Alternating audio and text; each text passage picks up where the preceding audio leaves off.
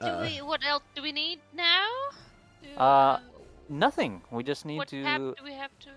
All of you should have your character sheet where you can look at. Yeah. All of you should be in Roll20. Mhm. Launch game. Other than that, we should be okay. Do I Don't have need to? that anymore. Okay. Do I need to have to do a tutorial? Why don't I see anything on the map? Yeah, you Ja. should be at a white screen. Unser letztes Game war irgendwie What? random. Wir sind total durchgefahren. Right now, you should all be irgendwie. looking at a white Ja, ja. screen. Weiß Yes. auch nicht. Okay. Oh All god. right. Whoever has So Henry you're on the Cavill. white screen, yes? Yeah. And we are all ready to go, correct? We are. I am think ready to so. go. All right. Wait, no. No? How do we roll then? Why do you need to roll yet? No, but I mean when we need to roll. Don't worry. Don't worry. There should be Okay. a chat box on your right. Everything will be fine. Oh my Okay. god, I rolled a You said natural there's 20. a chat box. Wow. Okay. So yeah, Fucking hell. we're gonna start well. That's gone, that's gone. Okay. Oh, I Josh, exited you the will game. also I'm be an my guinea idiot. pig. Fuck me. It's all good. It's all good. Okay. You can just All rejoin. right. Okay. Hey, Josh, So how we're you all doing? prepared. How you Good. doing, John? Josh. How can you I'm good. zoom out our pictures here? So on the Our- right, at the right of The your screen is a cogwheel. chat box. Above that is a top left. All right. You see like a 33% or whatever it is, your percent. You can move that in and out. Scrolls it in No, and no, out. the pictures. I think. No, right? I mean our pictures here. Our The cogwheel, and then in graphics, no, in audio and Wheel. video. In video display, there's a player video avatar size. You can set it to small or names only, whatever you want. It's basically these are not our pieces to. No. Cogwheel. Aufs Zahnrad oben rechts. Ja, okay, danke. Dann Audio und Video. Hogwheel. Video Display. Danke. Dachte halt, Player du Video weißt, Avatar Location bottom. Ah. No, sorry. Player Video Avatar size. Ah, And then names only would be the best, I think. okay, thank you. If you don't Got want to it. see the pictures. Ähm, Because our characters all look different. Sorry. No, you're fine. One thing I will say, Josh, I will have you Yeah. go first for introductions because Alright. this is everyone's basically first time. So we'll play off of each other and we will make things work. Okay? Alright. All right. I do not have a tavern set up for you guys because I didn't know until just now the inside of a tavern. But my friends, welcome to our first session together. This yes. Finally. is the town of Gaylok. Okay? Gaylok is a riverside town. River runs straight through it. It's a developing community. Okay? You'll see over there to the far right, which your characters do not see yet. Well, depending on wherever you come in, you will see whatever you see from which side of the town you enter. Quick question: my screen is still white. Is that supposed to be Yeah. the case? No, because I didn't actually pull you guys over. This Ah. Thank is you. Gaylok. Ah. It is a riverside town and community, which is developing. Okay? Oh, It's on the yeah. outskirts and fringes of any and all civilization. Okay? So what that means is there's very little law except for the law that the people make themselves. Or the law that the town has made itself. Okay? If you were to look around, you can find as many shops as you want. We'll roll for that. Don't worry about all of those details. But for right now, what we're going to do is we're going to take turns introducing your characters to the world. Alright? I said we will start with Josh. So what we shall do is, everyone, this is layer, token layer. This is Eva. Mhm. This A is little Josh. Big for now, but She is a little big. We're going to change it. Don't worry. I probably He's should have changed it small, before, huh? but I wanted everyone to She's see a it. giant. Okay. She is a giant. I'm going to crush this village. Let me- I'm actually the antagonist. I'm sorry, guys. It is all. Nice. that Oh voice, my God. Josh, and the picture of her face. I'm going to crush. All right. How do I give you control, though? I should be able to give you control, right? Yeah, right click and then right click on the token and then I think authorization or something. It's been a while for me. I Ah, quite remember, but it's somewhere there. of course, all of the small things. But I mean, I don't really need control of it because Oh yeah, I guess we're not really going to go anywhere. You can also just It- click. Oh, yeah. everyone, take a moment and click. You should notice that you can see things the like thing this. Yeah, you can hold your left mouse button. The thing about giving players control, When I click, I don't see anything like that. you have Hold to it, hold hold it. hold a button. Ah. So if you want someone, I want to know what this is. I want to know what this is. You know? Yeah. Ah. Okay. Okay. Okay. This is But what I'm looking at. what's a little annoying is that you can't put your mouse on the screen and just move it somewhere. So there's at the top left. Okay. Yeah. There's a little mouse, like a Yeah. clicker. You can Like- click on that, and then you can select pan view, and then you can drag anywhere you want to go. Okay, With thanks. right click works Okay, usually thanks. normally as well. Okay. Uh-huh. All right. Oh. So, Okay. since I cannot figure out how to give you control right away, what side of the town would you like to enter from? Yeah, I don't think we need control because if you give players control over their avatar, it's kind of chaotic most of the time. It's best that because you are at the end of the day deciding where our characters actually can move. Okay. If Okay. we say something, so I think it's fine. So where would you like to enter from, sir? I would enter the village from wherever is basically the entrance from the main road. I don't think she would Then you shall like be take right a there, sir. shortcut or something. All right. So, walking into this small, fine village, you see a little halfling with kind of these flowing. Not a giant halfling, not a giant halfling, but a little a halfling. rather small halfling, with these white vestments that almost look like tattered monks' robes, that have seen some travel. So you see some damage, some stains that have been cleaned out, maybe the one or other hole that has been repaired over time. So she is wearing that and that alone. She's also, as is halfling style, of course, bare feet, just walking into this town. And yeah, she only has her traveling gear with her and has a probably optimistic look on her face. So we have an optimistic, travel-weary halfling, which has approached the town. And as she approaches the town, she is met by this man.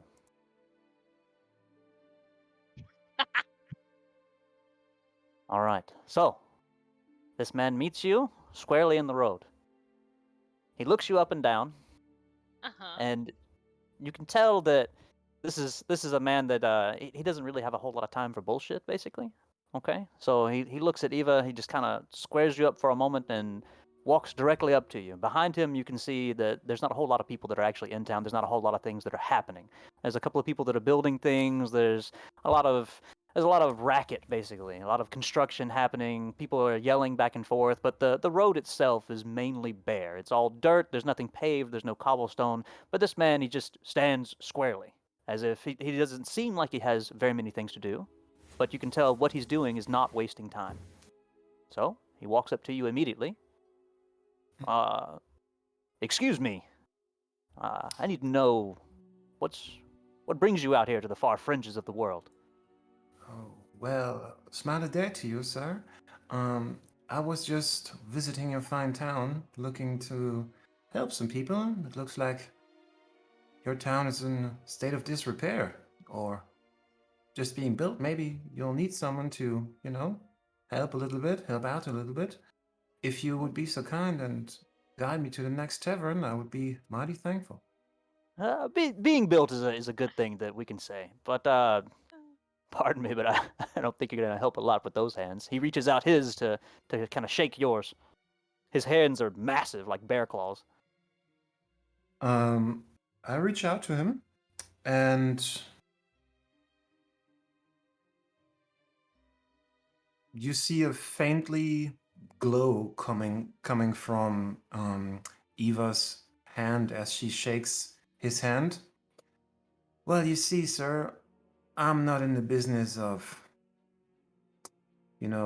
working with my hands, but I can help guide your people or heal them up. You probably have some injured people. I mean, construction work can be dangerous.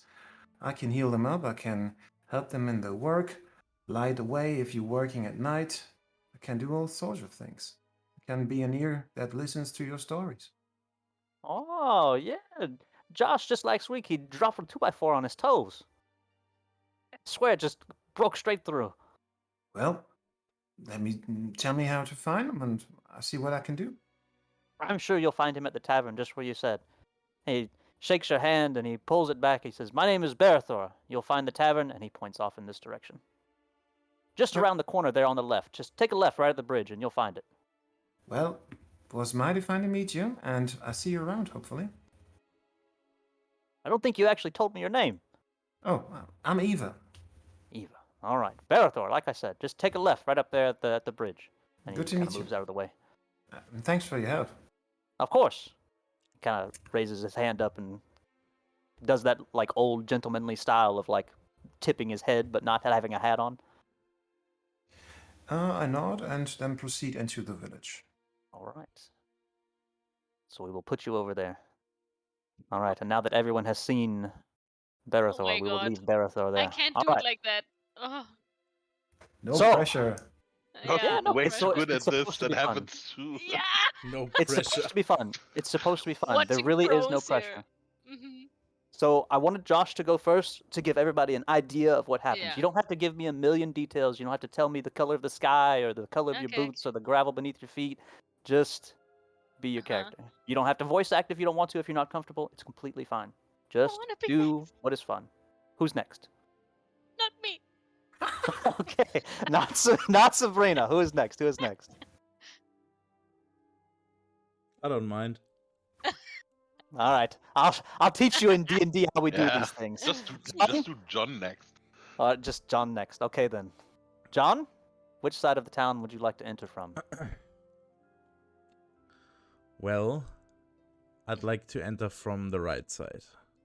Enter from the right side. Okay. Now, as Thuglin Steel Fury enters from the right side. One moment. Wow! This massively overly chiseled dwarf. And handsome. Dwarfing all bushes at his side. I don't see him, actually. Me neither. Oh, is he No, not I there? don't. No, I don't Not see yet. it. Layer. Token layer? Maybe should you're be on here. the GM layer. He shouldn't be that small. What in the world? Layer. Map layer? No, layer. Still don't see him. Token layer? This is so strange. I don't know why you wouldn't be able to see him. It could be that. Wait, is he actually a rogue? He's invisible. It could be that your map is actually not on the map layer but on the token layer, and you need to move the token Could up. be. Could be. Could be. So you can right click them and move to the top. Oh, the Move map to is the on the map front. layer. Alright. But If Josh, the- your southern accent was if the token quite it was mighty fine. charming. Quite If the charming. token is on the token layer, we should be able to see it. Quite charming. We should. Oh boy. For some reason, he is not here, though. Is he opaque? Well, what Is do we that what's do going now? on?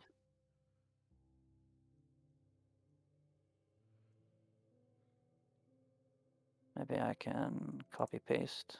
Do I get two? No. Yeah. Well, Ah, of course. Okay, let me just.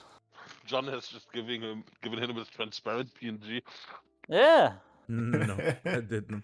try upload the graphic again. Maybe it's That's not what in I'm your trying library. to do now. Dad But boy. I was stupid and deleted all of them, so. Just didn't want to Oh. be seen. Sabrina practicing her fucking accent. There it is. Got him. Yeah. Sabrina, I thought you would do a Scottish one. Yeah, no. Far away from that, I guess. Alright, open link. Save image. Desktop.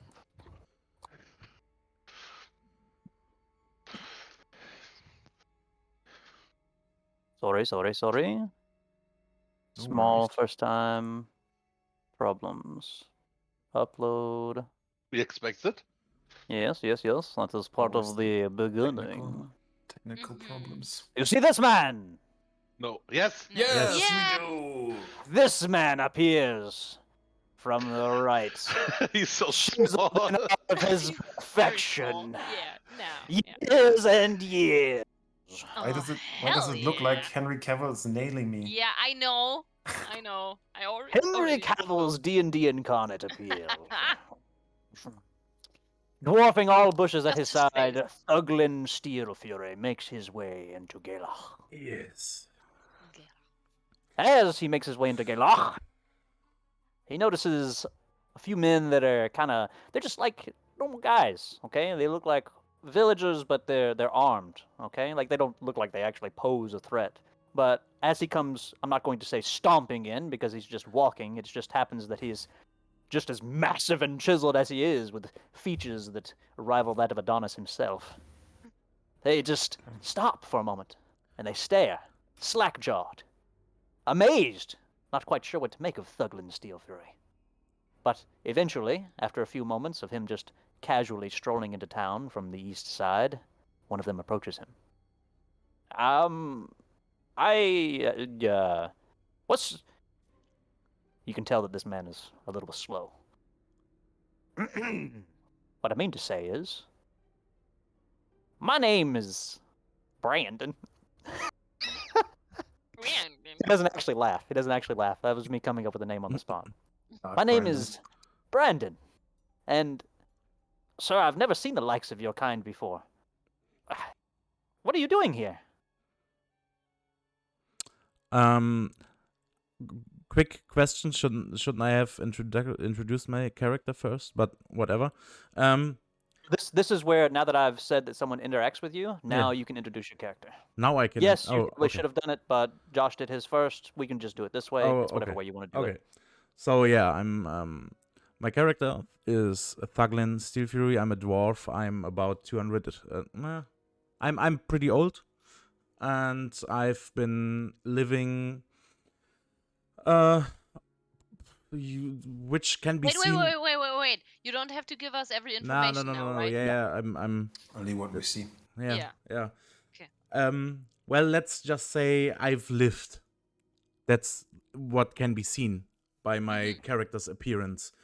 I'm a pretty buff, but barely clothed, like barely clothed in the sense of I have a fur coating across my shoulders and a little leathery thing on my chest. Oh, it's a loincloth.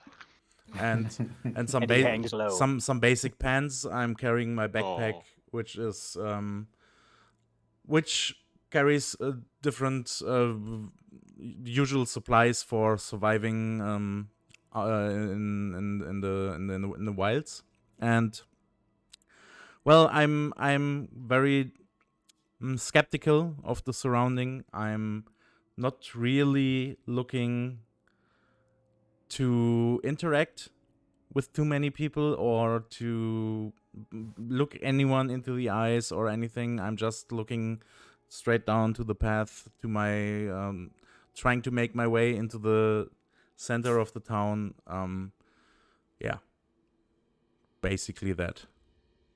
And Okay, so how do you respond to Brandon? and yeah, I would just respond with an raised eyebrow, giving him just a very small, basically glance, and just like, huh? My name's. I didn't mean any disrespect, sir. Please. So the man is obviously frightened of you. You are the most muscle-bound man that he has ever seen in his entire life. You definitely are more muscled than old Pappy that raised him, okay? Yeah. Please don't hurt me, sir.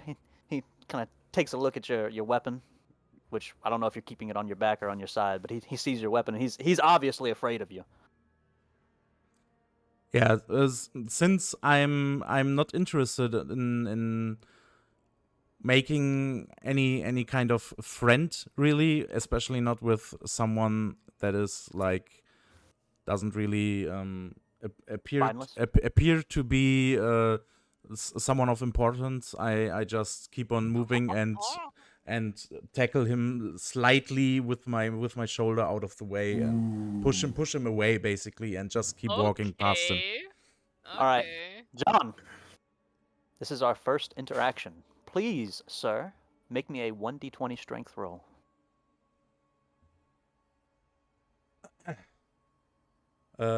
This. Wait. / roll 1d20, and then we'll add your modifier, which I should be rolled a +3. 3-dimensional dice onto the map. I don't know why. I actually don't see it on the map. I just see it in the chat box. Yeah, That's fine. okay. But you have rolled a 15, sir, Yes. because your strength What? modifier is 12. +3. So, Yes, okay. but his strength modifier is +3. Okay. So, ladies and gentlemen, this is how dice rolls work. Yeah, okay. So you will Got roll it. your dice, and then your modifiers will affect your dice roll, good or bad. Mm-hmm. So I know what his modifier is. He could add it in there if he wanted to, if we want to make it easier. Right now, no one knows anybody's modifiers. Eventually, you will. So the total score that he has gotten is a 15. So you may have meant to nudge him out of the way with your shoulder, but poor Brandon, he wasn't prepared. Oh. He takes a step back and he loses his balance and he just lands on his butt, skids a couple of inches backwards, or we'll call it a few centimeters, a few centimeters worthy in that direction. And the man that's next to him runs over to him. Oh my gosh, Brandon, are you okay? And Brandon's kind of looking up. He's, sir, I meant no disrespect. And he just kind of watches you walk by. Do you just continue walking, or do you stop? Or I continue walking, and all right, I just say, go ahead, say. Yeah, don't take it personally. And I just keep on moving. Continues on like the fucking Giga Chad. All right, so as you continue walking, do you see, I mean, you can see everything in the town. This looks more like an apothecary. This is more like a smokehouse. You can see the bridge. I mean, everything is in plain sight, especially after you make it to here. You've already seen a very nice looking house over here that you've passed by. Yeah. I mean, over here is more like a slaughter pit. This is more like the smokehouse. You can see everything as you go in. Is there anything that catches your eye? Do you want to know about anything? I mean, you're able to tell across the street this looks like a tavern. You can see everything through open windows, Is that where you're trying to go? It's I'd say, is there usually these towns have like some kind of board where people like put things on? Is that just a Witcher thing that I know from the game Witcher, or is that actually the thing that happens? You know what I mean? So we can say that. We can say that. It actually looks like this. So what we'll say is these are like oars and different tools for boats, okay, that they use for fishing. But we'll say that this is like an announcement board that's over here, okay? Yeah, I'm kind of looking for that basically, and making my way to that over there to that. Making my way downtown, walking fast on our way to the announcement board. So as you make it to the bridge, there are a few people that are on the bridge, and you've drawn stares from everyone, not because that you've knocked over poor Brandon, but it's about that time that you see the man that was with Brandon run sprinting past you, all right? He's moving quick. Like, he sees you, and he watches you, like, out of the corner of his eye. Like, he's scared that you're going to make a move at him. You've already knocked down his poor friend. I mean, the guy's ass is probably sore, as he's standing up. And he just sprints past you, Okay. All right. As you make it to the end of the bridge, you're stepping creak, creak, creak. Not that you're stomping, but just that everything is not made with the highest of quality, okay? This is a backwoods town. Yeah. All right? You are not overly tall, but again, you have some muscles, okay? People are reacting to the way that you look. They do not know of anyone in the town that looks like you, okay? All right. As you make the way over, you see the announcement board. It's just filled with a couple of different things, like the announcement board has things. I mean, it's an announcement board. It's not like a quest shop. You don't come here and there's just quests everywhere. All the announcement board says is, like Josh broke his toe, last week when he dropped the board on it. Different. Little Johnny's cat went missing, different things like this. But one of the things that you're able to find is directions and important things. So the important things that'll be on the announcement board is different things like apothecary needs this, apothecary has a restock of this. The shipment for medical supplies comes in, and then it gives you a date. We're just going to say that it's next week. You're able to know this.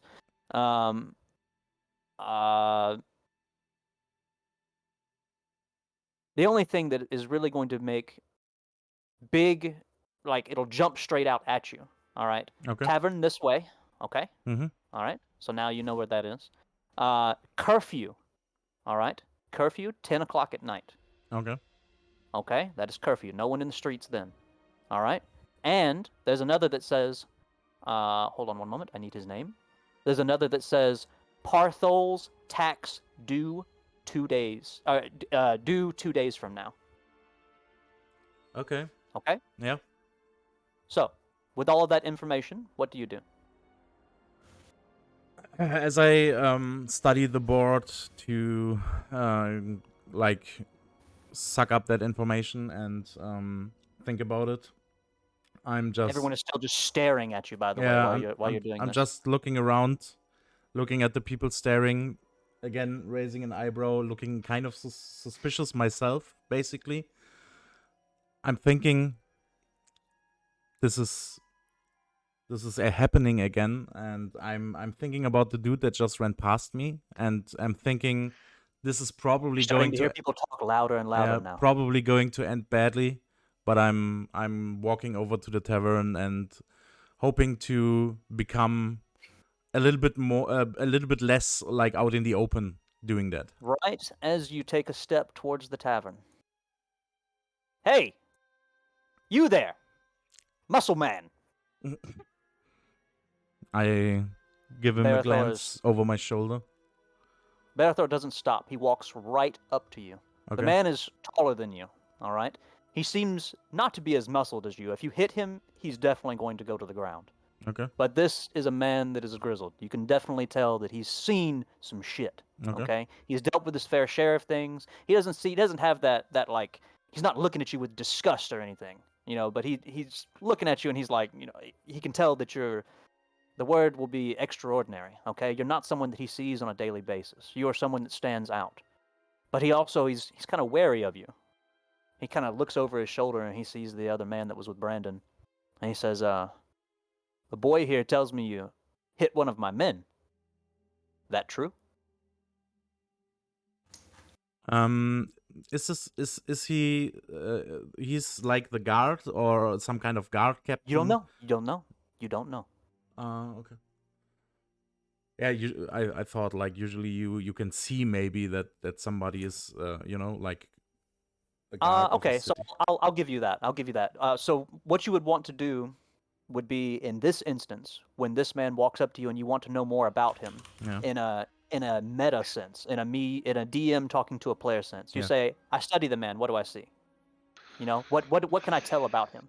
And then I would see. say, Yeah. well, John, you see that he's a man that is not quite as tall as you. He's not quite as muscled as you, but he can tell that he's extraordinary. He doesn't have anything on his person that denotes him to be like part of a town guard, but you can definitely tell that he's had formal training somewhere. Okay. This is a man that has martial experience. All right? I see. But he's a So it very, works. I mean, the way that he's speaking to you doesn't seem like he commands like massive respect, but I mean, someone just ran to this man, you know? They Yeah. came to him to tell him about the trouble. Yeah. So he says, he tells me that you hit one of my boys. Is that true? Well, if it were, what's it to you? What? He's kind of flabbergasted for a moment. Nobody's really talked to him that way, and then he composes himself and kind of wrinkles in his forehead, goes away, and he reaches down and he rests one hand on a sword that's too large to be a greatsword, but it's just firmly sheathed with a strap over it at his waist. He says, "What's it to me? Well, I kind of like to take care of everybody that's here. So if somebody comes along and they start hurting them, I might hurt them back." Oh, Well, look. I've had this kind of thing happen a few times. I'm not looking for any trouble, but I'm also not going to stay out of it if it happens to fall upon me. I'm just looking for information, and then I'm out of here He again. folds his arms. Is he listening to you? Yeah, and then I'm Information. out of here again. So I'll just be on my merry way, and then everything will be fine. So, tell me what part of information involves you hitting someone that you don't know. Maybe you'd care to explain the entire situation to me, sir.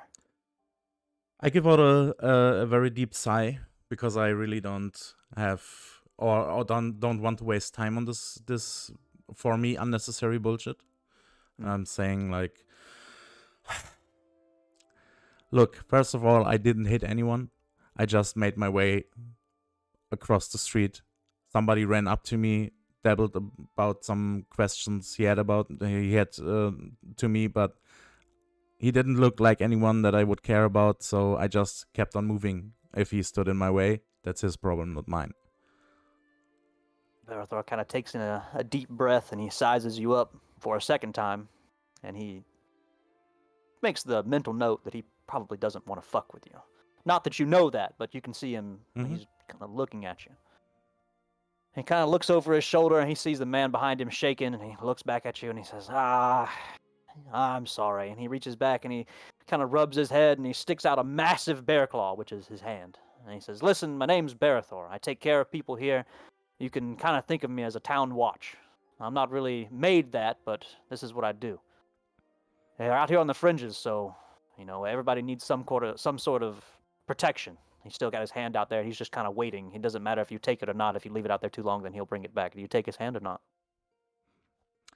I actually do take his hand, and I grip it very firmly. He kind of looks down at his hand and he squeezes back. And even if you were to squeeze insanely hard, you don't feel like you would break this man's hand. There's scars up and down his wrist. Whenever his sleeve pulls up, you can see that he's been through some shit. Okay, but you can see it on his arm. But he doesn't seem like he cares. He's just kind of laughing. He's like, "Oh well, you might be a little bit stronger than me. I guarantee you could probably lift that beam over there by yourself.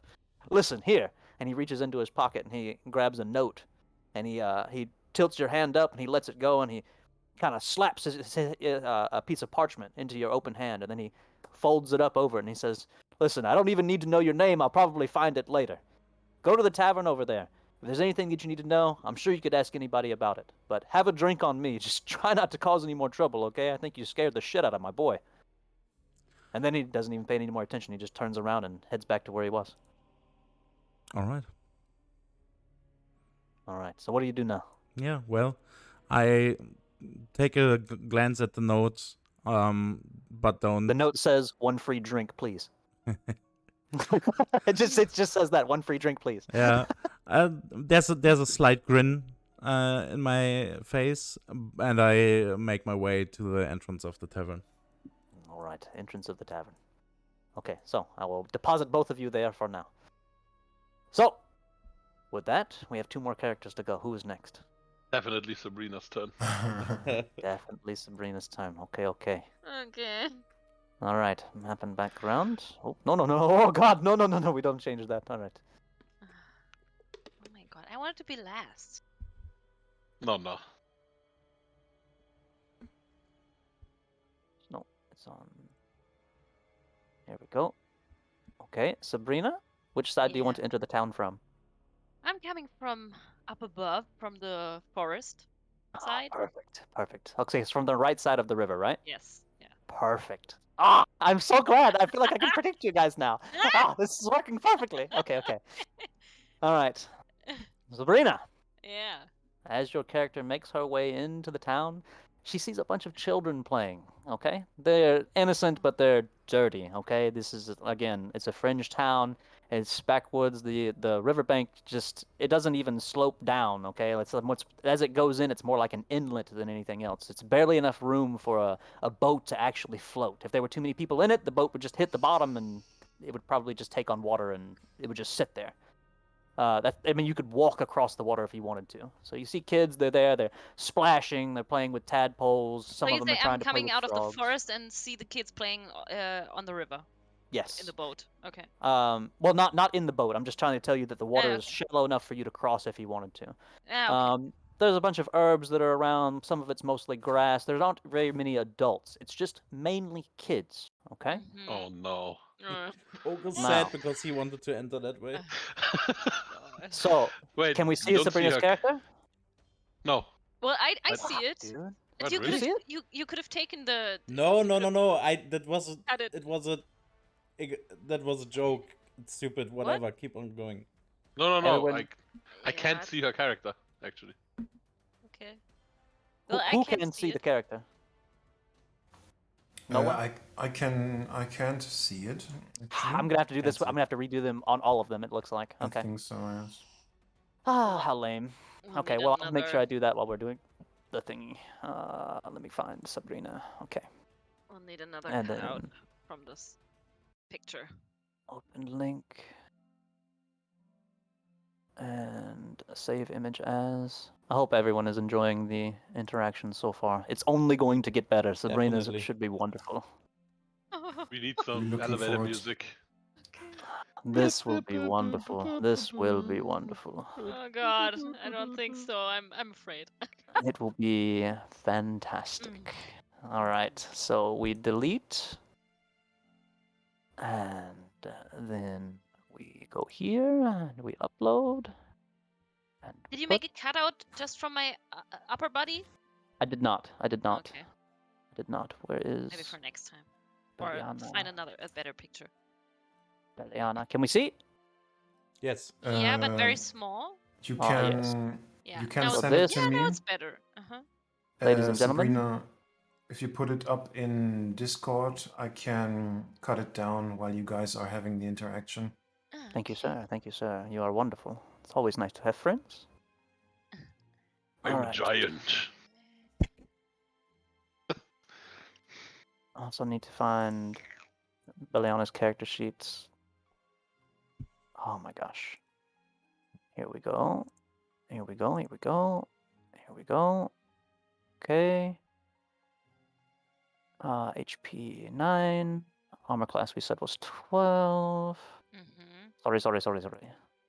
Okay, so again, children, lots of herbs, lots of dirt, very dirty, shallow water, and as Beliana enters the town, the children kind of stop what they're doing. They've definitely never seen a tiefling before in their life. It's elven children, it's gnomish children, all children, it doesn't matter. When your kids are kids, everyone is playing, everyone is having fun, but suddenly the fun stops when they see Beliana.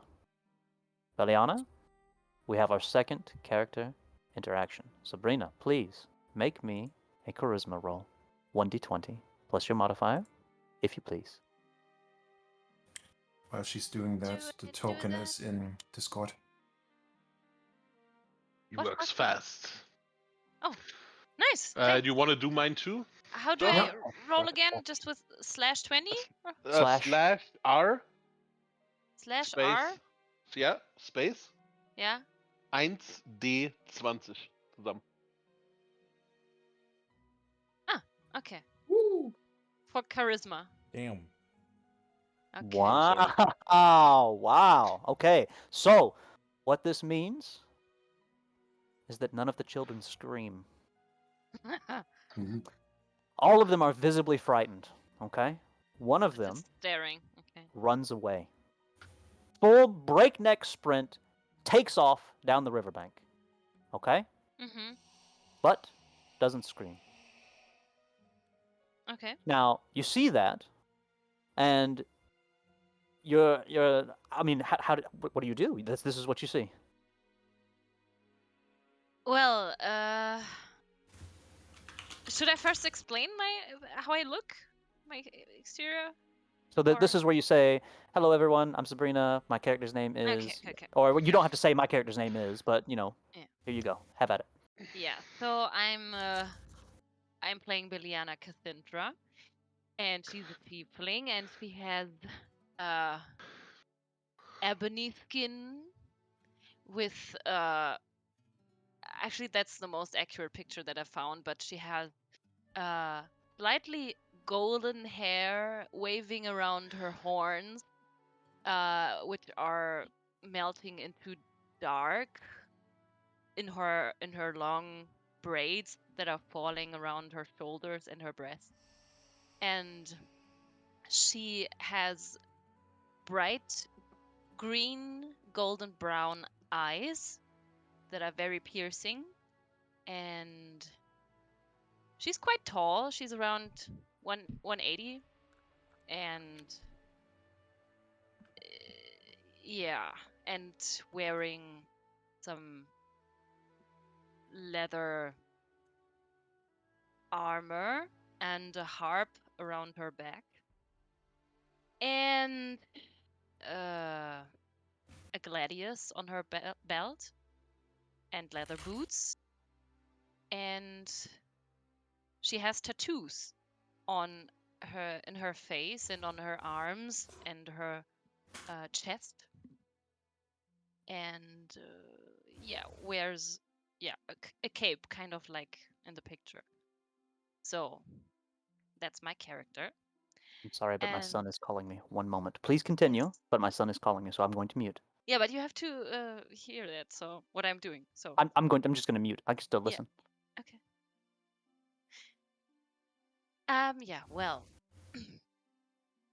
No, but that's not good. I mean, we should wait, right? I don't know.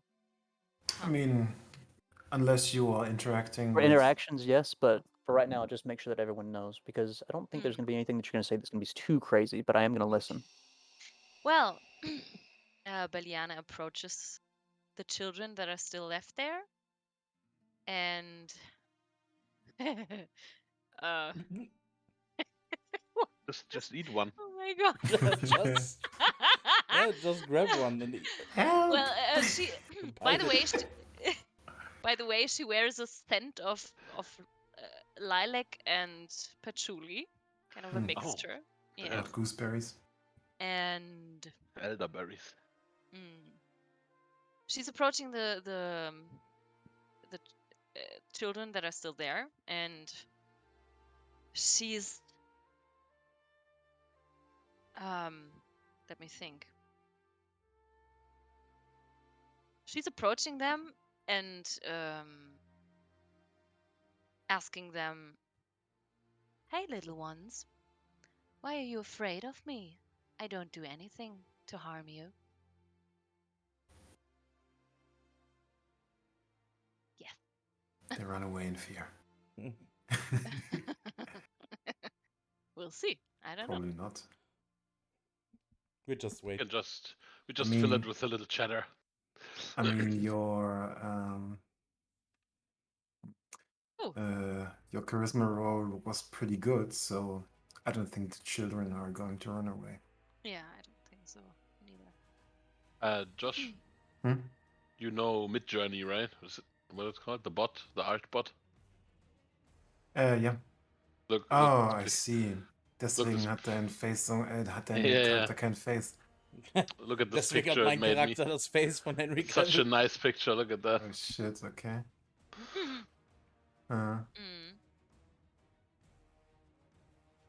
Ja, But yeah. die haben irgendwie Probleme mit Gesichtern, ne? Diese Bots. Löcher. Ja, für nächstes Mal müsst ihr das dann downloaden und verändern. Aber kann er das jetzt währenddessen noch machen? Nee, ne? Was denn? Das, Doch, kann er. den Ausschnitt Kann er, machen? kann er, kann er. Okay.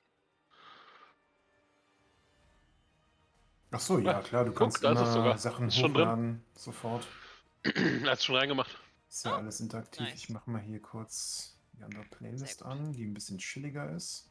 Ja, Kann ich den Ja. unmuten, den Bot? Ja. Battle Playlist. Ja, ich habe jetzt halt eine, die ein bisschen durchmischt ist. Auf die Schnelle, aber.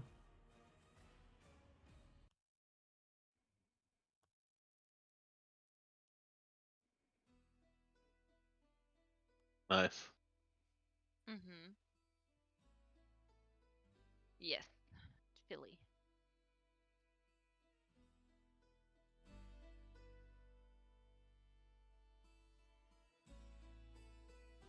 Hm.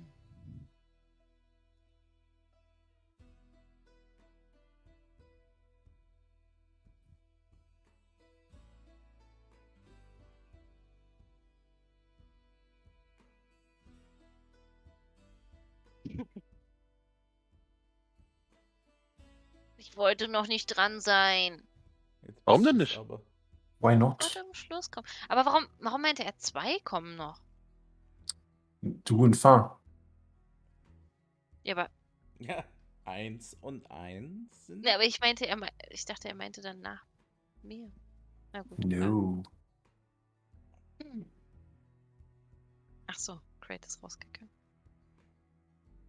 Tja, ey, jetzt hast du 4 Viewer hier auf deinem Stream. Und es geht nicht weiter. Ja, es ist halt, ne? Ja. Wie es ist. Okay, so, Leute, geht gleich weiter.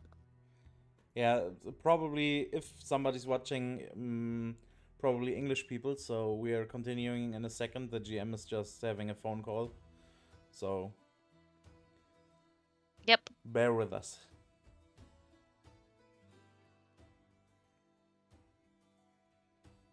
Why did your name have to be so complicated, Sabrina? Beliana Sintra. Because she's a bard. Extra. Bards are extra. The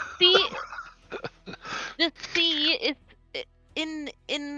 das geht in Richtung Cthulhu. Weil böse und Heritage. So, Heritance, glaube ich, heißt es. Ja, weiß ich nicht. Ich habe ewig überlegt. Beliana ist jetzt aber auch nicht so kompliziert. Okay. Darf ich dich Bello nennen? Nein. Schade. Nennen Sie einfach Baby. Baby. Baby. Okay. I'm so Okay. sorry. Welcome So back. sorry. No worries. No Yeah, apparently my problem. mom has COVID, and we're trying to do a bunch of stuff that was on Monday. I have to make sure I go Yeah. get my son. Anyway, real life things. Okay. All So right. you already got No my worries. picture. Nice. Yes, I was trying to work on that. In the meantime, I was going to make Mhm. sure that you guys could actually see it. So now we say goodbye to this picture. Goodbye, Yeah. picture. See you. Hello. Thank new you. picture. Okay.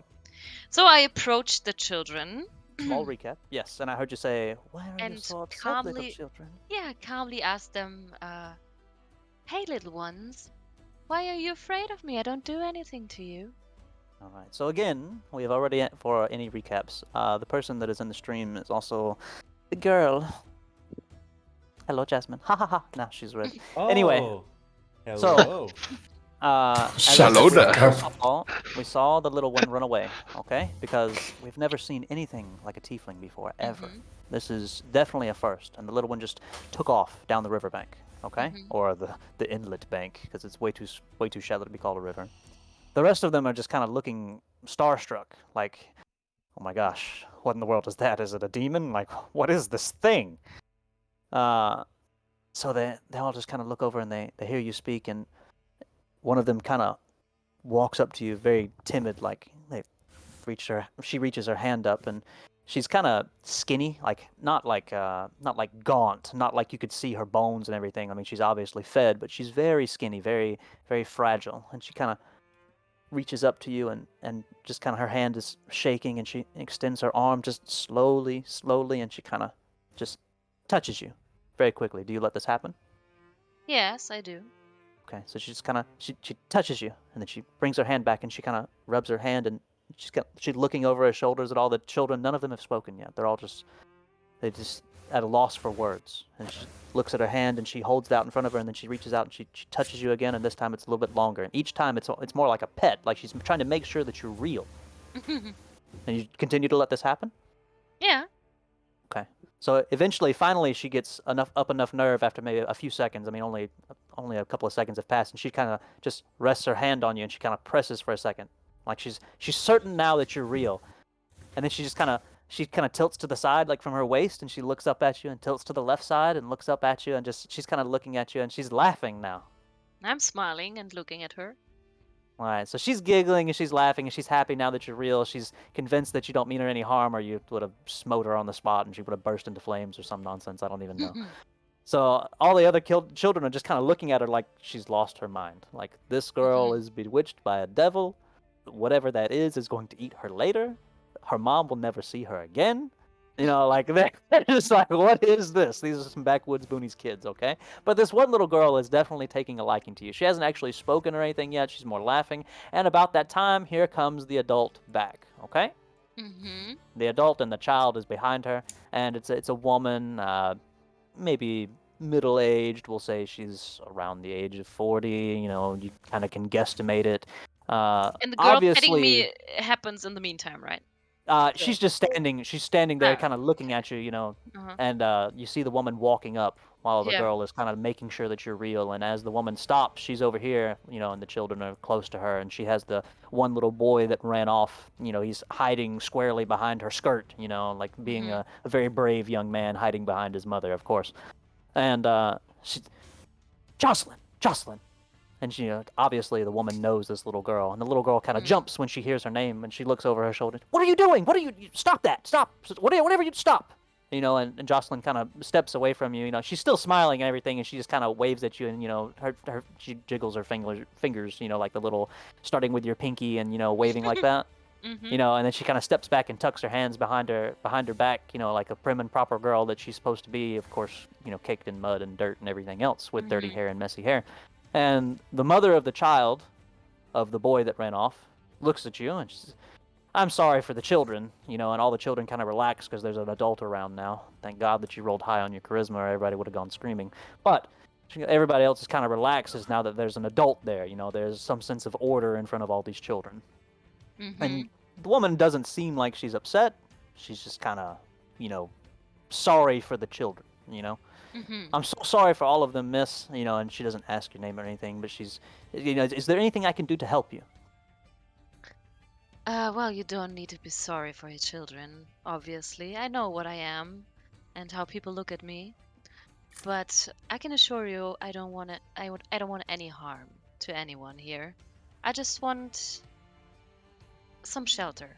So, I'm on my way to the village and to get any rest because I had some rough days behind me.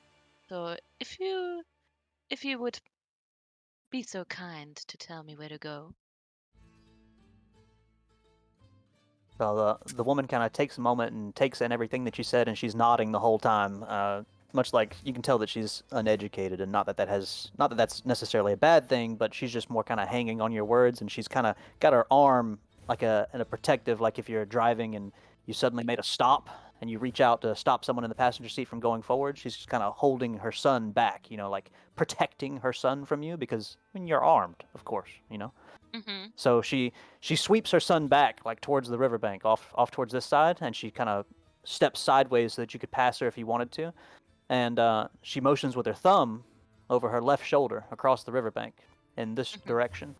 She says, "Well, if it's shelter that you seek, it's just across the bridge. You'll have to follow the road into town." And she kind of points in front of her body this way, just in front of the houses and just in front of the apothecary shack. If you just head this way, and then it'll be your first right across the bridge, and then take another right, and now she's starting to get nervous because she's talking, and again you're armed. She doesn't know if she's going to upset you. I mean, not that you know that, but she's nervous. Just if you head that way, you should find the tavern somewhere over there. And she doesn't seem like she remembers that she pointed earlier, but again, her thumb goes over her shoulder this way. You can tell that she's obviously pointing towards that building. Mm. Well, I tell her, thank you kindly, madam. I will be on my way. So thanks With that, do for you just start walking? Sorry. being kind to me and yeah, enjoy your day. Well, with And I that, start walking. we're moving, and all of the children, like everyone's head, as you're walking, is turning. Every single person, even as you pass in front of the what you call it, the houses, Houses. the little construction that's happening over here for another place, the apothecary shack, all of the people that are around this side because it's more busy. This is like the blue collar side of town. Everyone's like skinning their animals, hanging their meat. Everyone is looking. No one has ever seen a tiefling before. Okay, like, so they're just all kind of looking. So you make it to the bridge again, same thing. It doesn't matter even that ogre's muscle-bound Henry Cavill man. The bridge creaks as you step across it. It's just one of those things that you notice. Okay. Do you just continue walking to the tavern? Well, Is yeah, there I'm anything? taking a look around. Um, mm, But As you're taking yeah. a look around, you notice, I mean, no one, it doesn't seem like there's any, like, quote-unquote aristocrats around. Again, this is a backwoods town, okay? Hmm. Everything is, I mean, there's different, like I won't call it the repair job, but the building job, the construction job is kind of shoddy. There's not that many people that have really glued things together. There's holes between some of the buildings that you could just see straight into it. For the most part, everything is well put together, but again, this is a backwoods town. No one has any fine clothes on. It smells just like outside. Okay, you can smell the mud. You could smell the water, the not dirty water, but like the salt from the ocean way out. I mean, you can smell everything. Okay, and we just continue on. But both Josh and John, they're already in the tavern, right? I Or will are they say standing that outside? I will say that Josh is inside. I will say that Yeah. John is at the door to it. Okay. Yeah. So I guess as you approach, you see this massive man. Well, I approach this massive man that I'm Alright. still With- taller. With Yes. that, we will cut that part, and we will hold off on that one as you Okay. approach him, Okay. because I want to make sure that everyone has a chance to get there and introduce their characters all at the same time. Okay. So our next, which I will have to delete unfortunately, and then do it again, because of all things. Delete. But at least with this, I can put Josh's claim in here. Open. Save as. What are you? He approaches out of the water like a Navy SEAL. I was actually thinking about it, just like I knew it. appearing under the bridge, like Right next to out the of the water. water. People playing rogues are very predictable. Frogman appears.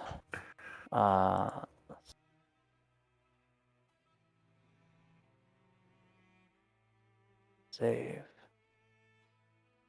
And upload. We see this man.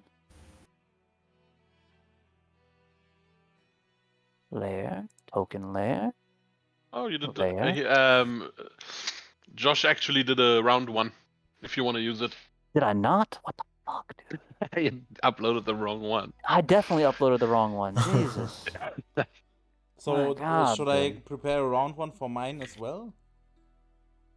I think yours is perfect. I think yours is perfect too. Just a think square it's little great. dwarf. That's kind I of think true. it's fucking great. Such a square boy. What?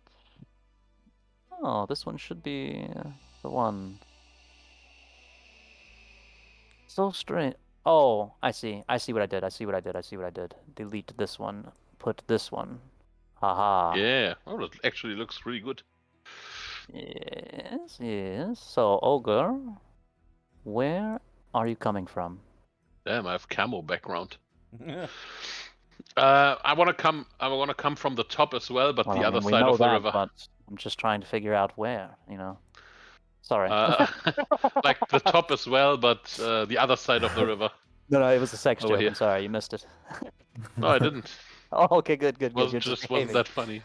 I see. Thanks. I'll remember that. Oh, D20, save versus death. Well, the problem is Far's a power bottom, so. Yeah. Now, as you approach from this side of the river, again, on the opposite side of the river, you can see some kind of starstruck kids that are over here. They're all like just, I mean, they're going back to playing, but you can tell that they're unnerved, and there's a woman that's with them now, and she's kind of stroking a child's head, like trying to comfort him. But on your side of the river, it's completely empty. There's no one there. You see a few animals that are out this way. There's a couple of guys that you can see that are way over here. They're like tending fields that aren't exactly that big. It's like a little small miniature farms. Wheat maybe not quite ready to harvest, but maybe waist high. Gentle breeze, yada yada. But here you are. You have appeared. Once again, same description. You can tell that this is shallow. You could walk across it if you wanted to, but there's no one directly in your way. It is a clear shot straight into town this way. All right, so I'm playing Zaga, which is obviously not his real name. That's the name he gave himself. I'm a hooded figure, green cloak. Under the cloak you can see like countless amount of pouches on his belt and stuff. Looks like a stereotypical like ranger rogue kind of character. Actually has a face, not like the picture portrays, and he just has like a grim look on his face because he really hates walking and just makes his way into the town. All right. As you make your way into the town, sounds are progressively louder. There's a massive amount of construction happening on this side, and it's about where you get right here that you notice a bunch of people are carrying things that are way too big for any of them. They're all struggling. They're sweating massively. Most of them are pretty well muscled, but beams on their shoulders. Some people have 2 pails in either hand that's completely full of water. A lot of people are just they're busy. Like this is where things are happening. Okay, this is where all of the noise in town is coming from, and I mean you can tell this is what's being built right here. As you move along, we will get you used to a interaction. The only reason I didn't do this with Josh is because it's not his first time. He understands how this goes. So, Ogre, as Saga makes his way into the town, it's where he gets to about right here. And the first thing that happens is one man carrying 2 pails bumps directly into you. The water itself goes up into the air. One pail gets dropped onto the ground. The other, he goes completely off balance, falls into the other pail, and this pail is now airborne, coming at you. What do you do? I do a quick sidestep to dodge the, what was it, pail? Yes, the pail of water. Yeah. All right. Now, as a quick sidestep, I will say, please, Mr. Saga, if you would not mind, and you would be so kind, I need we'll call it acrobatics. Please, make me an acrobatics skill check. Wait, it's at 1d20? That is 1d20, and your modifier is +4. All right, so with a 9 and your +4 modifier, that puts us at 13. And you said you made a quick sidestep, correct? Yes. All right. Do you do anything for the man, or you just move? No, just move. Okay. So you just move, and as you do, the pail goes straight past you, right exactly where you were. You would have immediately gotten soaked. But it goes forward, clatters to the ground. The water goes all over, turning everything into mud. The water was completely thick. And you see in front of you a man with his ass squarely in a pail, large enough to fit his gaunt frame, stuck in a pail next to you, his head waist high. He's looking up at you. He's completely soaked now from neck all the way to knee. And he's embarrassed. His face is completely red. Sorry, I kind of lost my footing. And he kind of puts his hands on the pail and he's trying to like get his ass out of the pail. You know, he's actually stuck.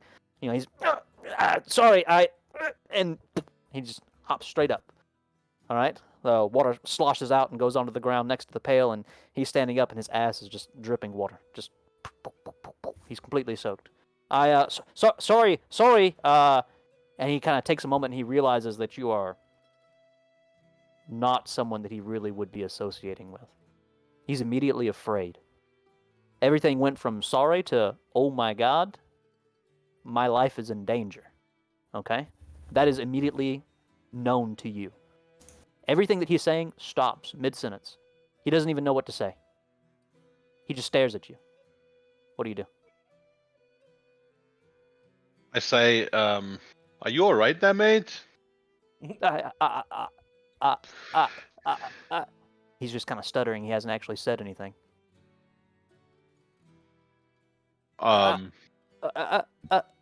You can say something. He's stuttering. Did you hurt yourself? He kind of turns around and sees everybody, and a lot of the people that is working like you, suddenly all the noise is quiet. There's no more hammering. There's no more nails being driven in. There's no more people yelling across each other. All of the men that are at the construction area are looking directly at this man that is soaking wet, standing in front of you, who is scared, basically shitless. So he hears you. It's apparent that he hears you. And after a moment, he kind of comes to his senses. I'm fine. I'm fine. Hey, and he's kind of trying to think of a way to say it while being diplomatic. Like he's searching for words. You can tell that he's searching for words. Say, tell Parthol that I'll make sure I've got his taxes. Okay, you're not here to collect, right? No, man. I'm just traveling. Immediately, the second that you say that, when you say no, it doesn't matter if you're saying if he believes you or not. This man is fully on board with the fact that you're not with Parthol. Thank God, just relief just washes over him, and he seemed to realize that, like, he remembers that he's wet. He's like, oh, and he starts like patting himself down. He's like, oh, I'm fine. You kind of scared me for a second. You're traveling, huh? Where are you going? And he's kind of patting himself, and then all of a sudden all the noise comes back. All the people start working again. They realize that he's okay. So. I'm just on the look for a nice little cold drink. Oh, you didn't have to be funny like that. The water was pretty cold. Yeah. So the tavern's this way, and he sticks his arm out, and as he does, like, water just flies everywhere. He points towards the tavern. Water just shakes off everywhere. And it's over that way. And he kind of leans down and he grabs his pail, and he reaches over and grabs the other one that's turned over, and he pulls it back to him. So I walk up to him and I get really close to his face and smile at him. He immediately, as he stands up and he like goes to his full height, and you get really close to him. How close do you get when you say really close? I really get in his face. Okay, like centimeters away? Yeah. All right, he falls backwards. He falls backwards afraid. Immediately he's afraid again, and he falls backwards into the ground. You can hear his ass hit the ground. Hey! Okay, I'm a little surprised there, and I tell him, and watch where you're going next time, and just start walking past him. He doesn't really know what to think. He doesn't know what to say. He just watches you as you walk off, and he points with his other hand towards the tavern, and he's kind of looking over his shoulder at the guys at the construction, which don't pay him any more attention as you continue on. And as you make it towards this way, you can see a extremely tall, muscle-bound Henry Cavill. You can see a tiefling, which you know this to be a tiefling. You are worldly, we'll say, so you know that to be a tiefling. And you see all three of them at the door. Basically, only one of them can go in at a time. Do we just say that we all file in, or are we all talking to each other? What are we doing? Can I just... I'm extremely tall for a dwarf. Just saying. Okay. Well, I am taking a deep look at everyone, and but pretty neutral, not offending in some way or anything. Just Is this something that you want to make a roll at, or you just want to know general things? Well, yeah. I mean, I kind of want to read the atmosphere, so I don't remember what my possibilities are here, but It's all right. yeah. We'll move it along and be quick, and we'll say that you can see Saga approaching. You don't know that is his name, but you see Saga approaching. You can see Thuglin at the door. He's kind of trying to make his way in. He hasn't quite stepped in yet. He's kind of got one hand on the actual door frame, like he's using the door frame, to balance himself as he's going in. And he's not like a giant. Okay, he's just very muscled. I mean, he's really only 5 feet or so. So what, 2.5 meters, 2 3/4 meters. I mean, he's, well, maybe not 2 3/4 meters, but we'll say 2.5. That's 2.5 meters is like very big. Well, I mean, so he's like 5 feet. I don't know how this goes towards. Yeah. It's like 1 meter 50 or something. I'm for. Okay. So I'm taller. Can I? Are we talking about me? Yes. I'm 4'9". 4'9". We all know the America system, right? Yeah, no. I know that 6 feet is like my height. Yeah, so, same. Yes. Okay. So John, just say your meters for them, since you're all. I know how tall you are, so just say your meters for them. Wait. Calculator. I'm 1.80 meters around. I'm about, let's say, 148 centimeters. All right. Fucking imp. So, like I said, he's not a crazy tall giant. He's just very, very muscled. Okay, like this is a chiseled man, and he's kind of got his hand on the doorframe. He's trying to step inside. You can see everyone's weapons, like what they have. Everything is there. You can look through the windows as you pass by the front of the tavern. You can see that there are people in there. You see Eva. Not that you know that that is Eva, but you can see a white-haired gnome. You can She's see a standing on barkeep one of the inside, tables. dancing. No, not dancing, but she has probably kind of the people are kind of listening to her, but probably not able to hear it outside. All right. But that is Well- what you see. That is what all of you can see. So my character explain walks this to up to Thuglin and Beliana and says, "Who the fuck are you two? Are you going on an adventure?" And just tries to press past them into the tavern. Do either of you Well, respond? we don't know each other, so I just arrived here, and I just want to have a drink. I just like growl basically and don't really pay any attention to that. So my character answers, "Well, a drink sounds perfect. So can you get out of the way then?" Well, I'd suggest we all go inside now. And I just like push through the door basically and go And I follow. go inside and take my seat and basically if possible at the side away from as many people as possible if possible. Okay. As we all make our way inside, Eva is already there. She has a crowd. Basically, they've all come to see her because she's come to see them. That also means that it's very easy to find a place that's out of the way. So if anyone wants to sit alone, they definitely can. At the bar, we see a man that is not easily impressed, but that is our bartender. None of us know his name because we haven't talked to him yet. I know his name, but when we talk to him, maybe we'll find it.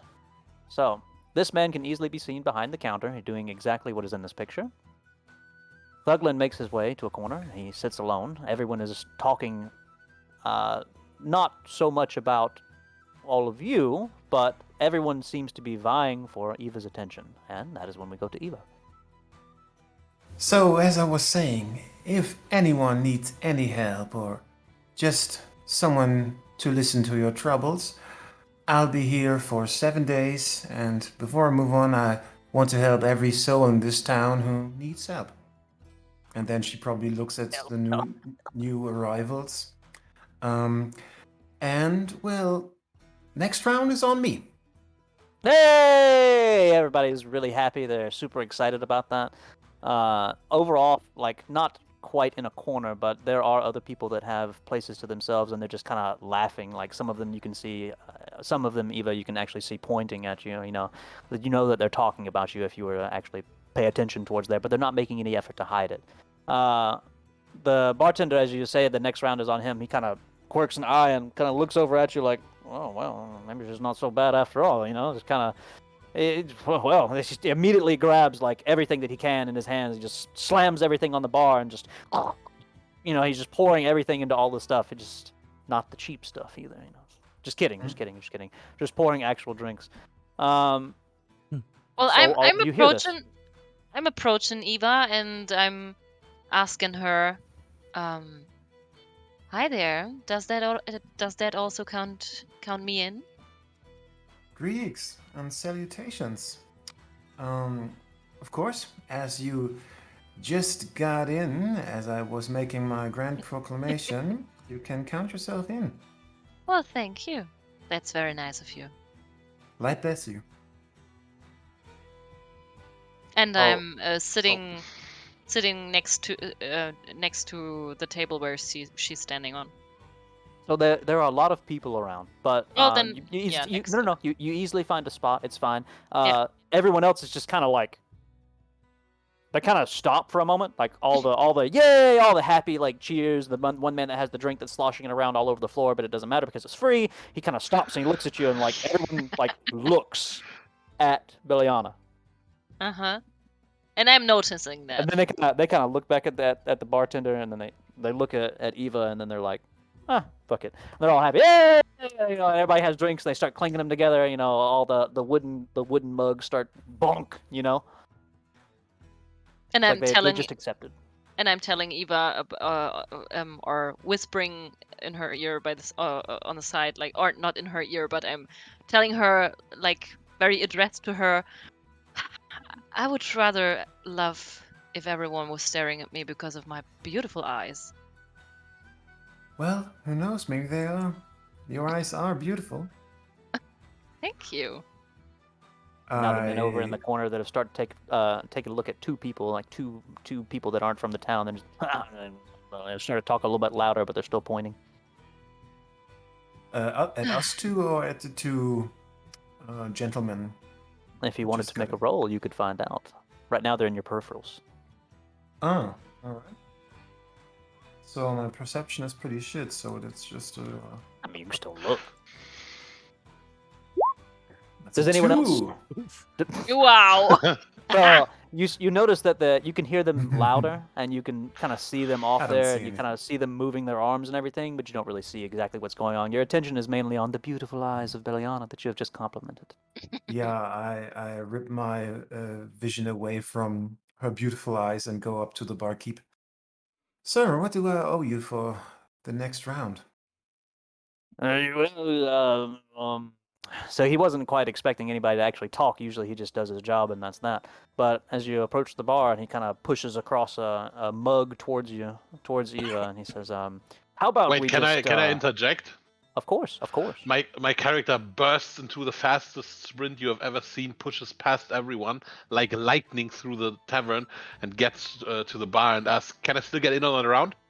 Yeah.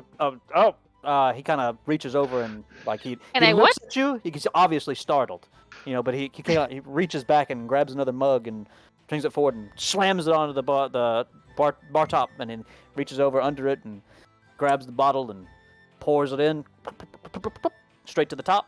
Bam! Cork goes inside. He puts it back under. This one's yours. And he pushes it over to you. Kind Yeah. man, do you have ice for that? Kind of looks back at Eva and he looks back over at you. His eyes Wait. kind of narrow, and he's like, "Nice." Reaches back under the counter. Go ahead if you want to do anything. Grabs a chest and slams it up on the table and licks it up and sticks his hand directly into the ice. Grabs a handful and just, and all the drink kind of bubbles over the sides as he adds the ice, and he closes the top on the ice thing. Studs it back down there. Water everywhere. My character grabs the drink and he walks into a back corner of the tavern and sits with his back to the wall so he can watch the whole commotion going on. Right. But And okay. go ahead. No, I mean, is there some special connection between the two of them? Because You don't okay. know. Yeah, okay, we'll see. You don't Okay. know. You'll have to Uh-huh. find out. Okay. The man kind of he watches Saga walk away, and he's just weird man. I've never seen anybody. Oh, and he kind of looks back at Eva. His attention refocuses. Well, Well? money. Yes, money. I like money. Yes, I do. And he remembers that he said that out loud. Claps his hand over his mouth, and he lowers his hand back to the bar top. He says, That drink's yours, miss. I think you said your name was Eva. I appreciate that. That's very nice of you. But why don't we worry about money after everyone's gotten their drink? You know? He kind of smiles, and you can see his teeth. And you're just kind of like, kind of gross. But Sure. If that's very more good, to very your good. liking. Everyone, make sure that you get your drink. He kind of hears you talking, but he's trying to make sure that everyone actually gets it, so he can tally up how much you're gonna pay him. Oh, that means me probably. So basically, while I was sitting at the back corner of the tavern and putting my backpack down, basically laying some stuff onto the table, I made my way to the bar, but on the side, really, not really where everyone else is standing right now. So a little bit to the side, and I'm just waiting for my drink basically to be put there so I can take it and head back to my table basically. So the barkeep sees I'm sorry, but I'm going to keep referring to Thuglin as this muscle-bound, chiseled man, and then after everyone understands just how muscled I believe your character to be, then I'll stop. Okay. So he kind of looks down the bar and he says, "Oh, you're a big one." And he kind of looks around and he says, "You need a bigger cup. Bigger cup means more ale. More ale means more money. This one." And he reaches down under it. He grabs a big one. I mean, you could actually put your fist into this entire cup. It is a huge cup. And he kind of looks at Eva as he sets it down on the bar stool, and he's just smiling. I mean, you can see all of his nasty teeth. Okay. And he reaches down back under it, grabs the bottle, and no, really better. And he just takes the whole thing. You know, it's completely full. Okay, it's like I said, you could probably put your arm in it. It would go halfway up your arm. This is a massive mug. Okay, big as your head. And he kind of here, sir, and he picks it up. You know, and you can tell that he's not really struggling with it, but he's like, you know, walking. He's so happy. You know, Yeah. sets it down in front of you. Is there anything else that you need? Is there anything else that you need? I'll just take the cup and I slide over the piece of paper that says one free drink, and make my way back to the table. He kind of reaches down and he grabs it. He already knows what it is because he gets these all the time whenever fucking Barathor. He just kind of he whips it up just right there, just rips it up. Fucking free drink, and give him the big fucking glass. And he walks back to Eva and he "Oh, miss, is there anything else that you need?" Just complete 180. He's back to a super nice guy that loves money. No, I think I'm good. What's your name, sir? I'm so glad that you asked, because DMs love it when you ask for character names. I'm Durthan. I'm Durthan. I've been serving drinks here for and he kind of gets lost in his own head for a moment. He's trying to think of just how long that he's been here. Well, ever since the tavern went up, I've been here. Probably one of the first people here, actually. All right. So, if you don't need any help, you know it. I'm here. Oh, this is the only help I need. And he reaches into his pocket and he pulls out 1 gold coin and he just starts, like his thumb and his index finger, he's just kind of rubbing either side of it. This is the only help I need. All right. And then Eva probably gets into the back of the bar because I need to go AFK for a minute or two because the child just woke up. Understood. So, All see you right. around. Yeah, Eva then, makes her well, way I to the can bar. go on the toilet. So do we all take this as a quick 5-minute break? Yeah, Maybe. Yes, we can. I Okay. think so. Then we shall be right back.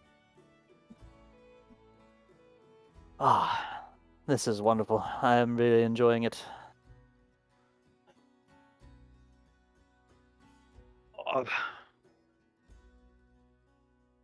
I'm back. Welcome back. Now, you can continue to interact as long as it doesn't involve other people. I don't mind still role-playing things out for you. That's what this is for. No, that's fine. I was just, I wrote in the chat BB. Yeah. I was on the toilet as well, so. So the only things that you missed was... No, I heard everything. Okay. I brought my headset. Oh, good. Yeah, you were actually fucking nuts at this. I It's have crazy. roleplayed for a very long time. Not D&D roleplay, but I have roleplayed for a very long time. I love doing stuff like this. I love writing. I love doing things like this. I love making characters. This is a passion of mine. But hopefully this is very fun, and it's not all this slow. I understand that this session seems like it's also going very slow, but that's how this is supposed to be in my head. But if there's anything else that you're worried about or want to ask about or know about, I had please my ask. favorite teacher in the world look at the stream. Mhm. And she was like, I don't understand this game. Huh? It seems very slow. Yes. Nothing is happening. No, I mean, Yeah, no, so I there- remember that from Pathfinder. Actually, it was the same. And actually, at some point, you were wondering like how long should you sit there until anything happens? Actually. Yeah, but it's all kind of obvious that you need like the character arcs. Yeah. It's like for Yes. me it was super fun to hear everyone's like initial like meeting other NPCs and shit. That was super fun. The first 10 minutes I was laughing my ass off muted.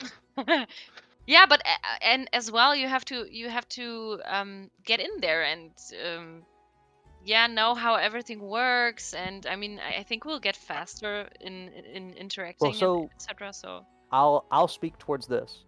This is how things go in my sessions, and it won't always go this way. Sometimes it'll be different, but I enjoy times and we'll have days where nothing really happens in the roleplay besides characters interacting. Okay, because Sorry. basically the next thing that will happen after this, after we all have this night or whatever, we all go to sleep, we'll kind of speed things up. I'm not going to roleplay you every single day, okay? That's not what's going to happen. I'll be like, all right, 2 days pass. What do you do in those 2 days? And then we don't interact at all unless you guys say that you interact, and then we'll say like, Thuglin and Saga, kind of hit it off because they're both loners, so they're both just roaming around the town together, alone until this happens in the next 2 days. We'll speed things up, but we'll have slow sessions like this, where we'll all be together, role playing, interacting, dealing with different events that occur while we're interacting. Okay, then we'll have time sped up proportions, where like if we're traveling, I don't say it's going to take 7 days. Let's role play out 7 days. I don't do that. I say 7 days pass. This is what happens in 7 days. And then we'll have other times which are combat interactions. Okay, and combat interactions will also take a very long time because you have to go through each turn, you have to say what each person does, but there's not talking. There's, I do this, I make a roll, So there will be slow times like this, which is supposed to be the fun, goof around, really enjoy, really get to know each other's character. This is where if somebody steps on your foot and you want to hold a grudge or, whatever else, that's when this happens. And then there's sped up times where I want to shop for 2 days. What do I find? I want to relax for 2 days. I want to make a weapon for 2 days. I want to pick herbs for 2 days. I want to interact with the town for 2 days. And we just speed that up, and then I tell you what you learn. And then there's combat. So after this section will be when we do the speed up portion. Well, I mean, I am still very insecure, or I feel insecure because I still don't know my possibilities, or I don't have them on my mind all the time. Basically, it's really simple. I don't know if I'm doing a good job, but I just treat it as real life. Yes. Just Yeah, treat but it as a no. I character mean, that you want yeah, of course. But I mean, with the spells that you have, I mean, real life. You can use them anytime. Like your cantrips that you have, you can use them anytime. Yeah. I know, but the thing is, I don't have them in mind all the time, which I can do. That's my problem. So that's one of the reasons that I wanted you to have your character sheet in front of you when you play, so that you can just kind of look over and be like, these are my possibilities. Yeah. Yeah. Well. All right, well, I see.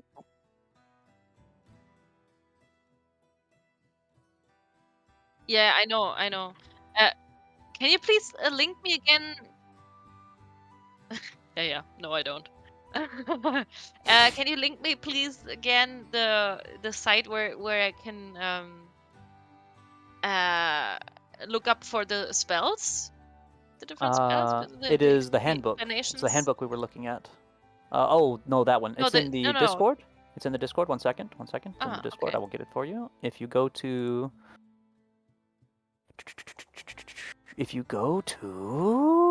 where is it? DM, the channel DM. Scroll all the way to the top. I will actually pin it. That way everyone can have it in the pin. Okay. And it says 5 tools.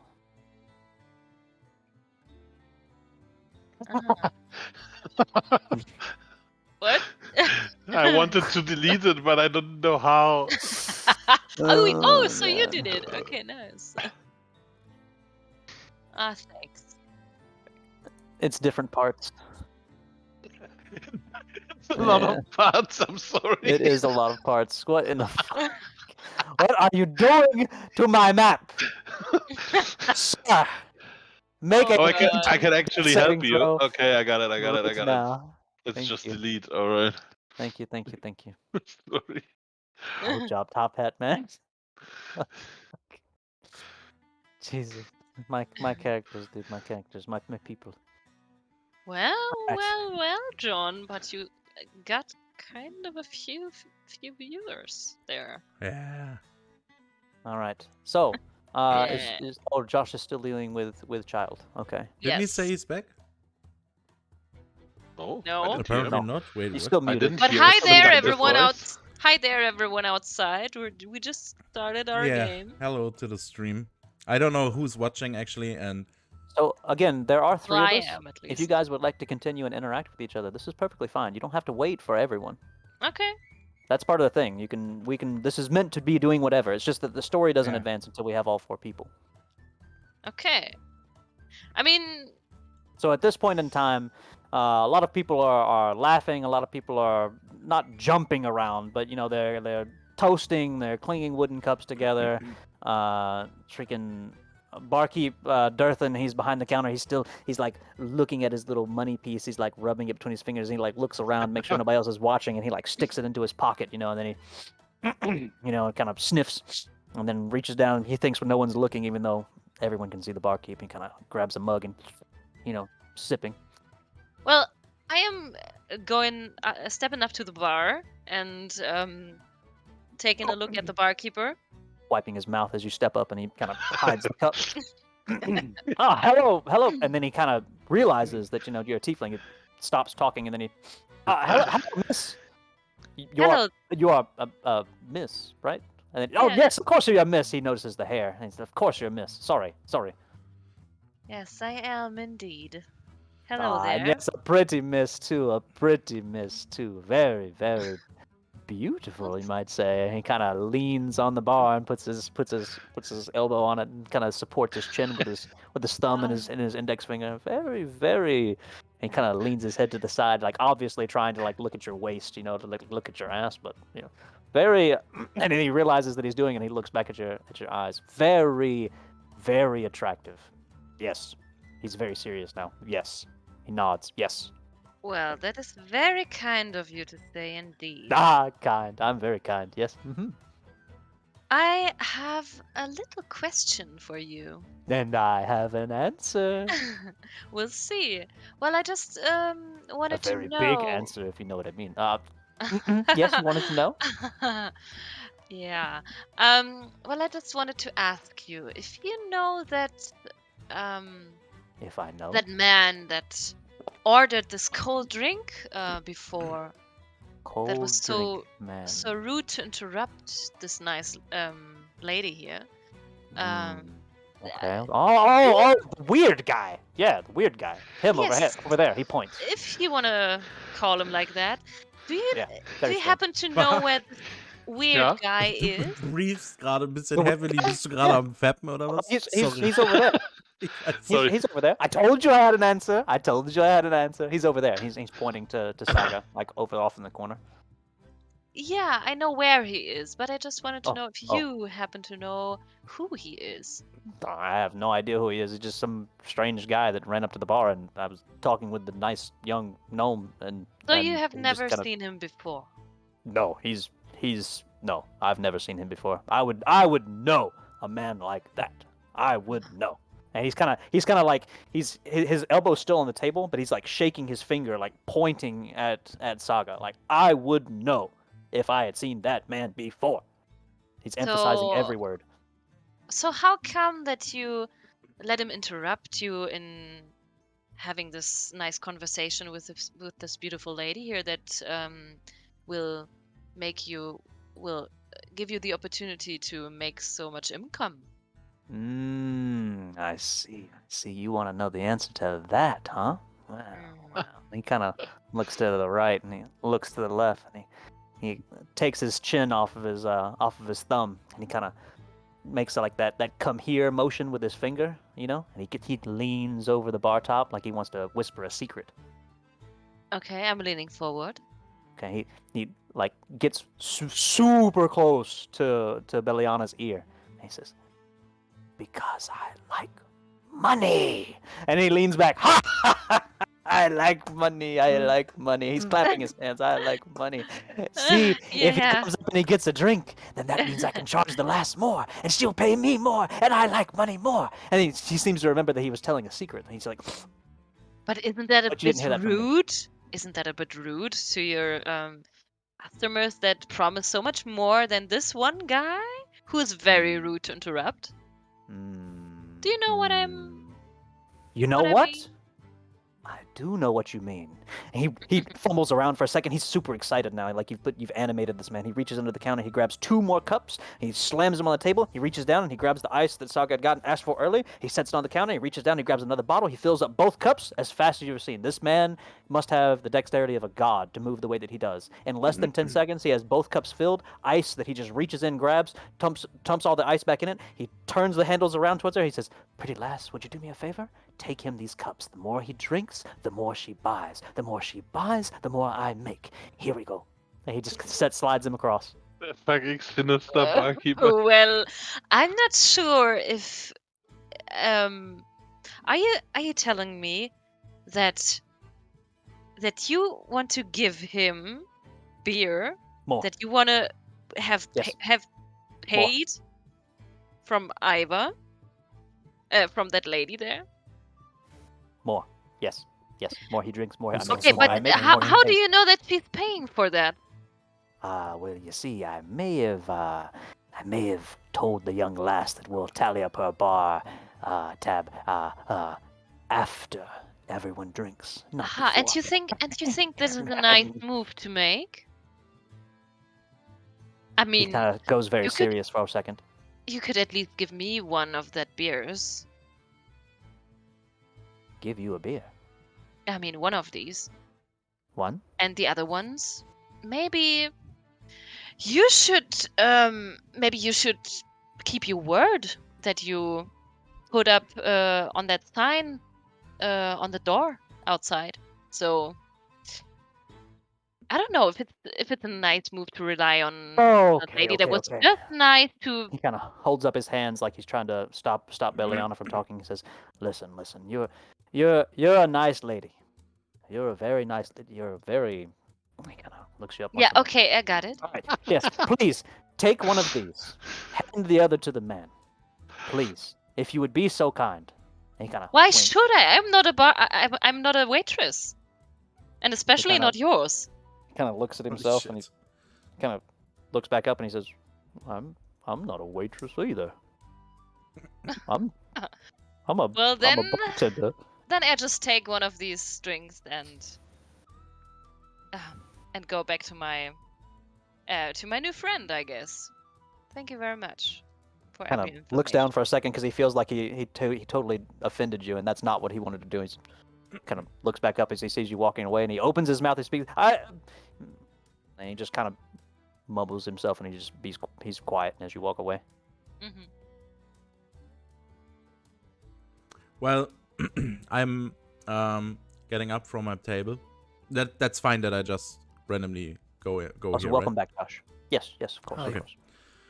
I'm getting up from my table and going up to the barkeep, since nobody apparently seems to be standing there anymore, and I'm kind of like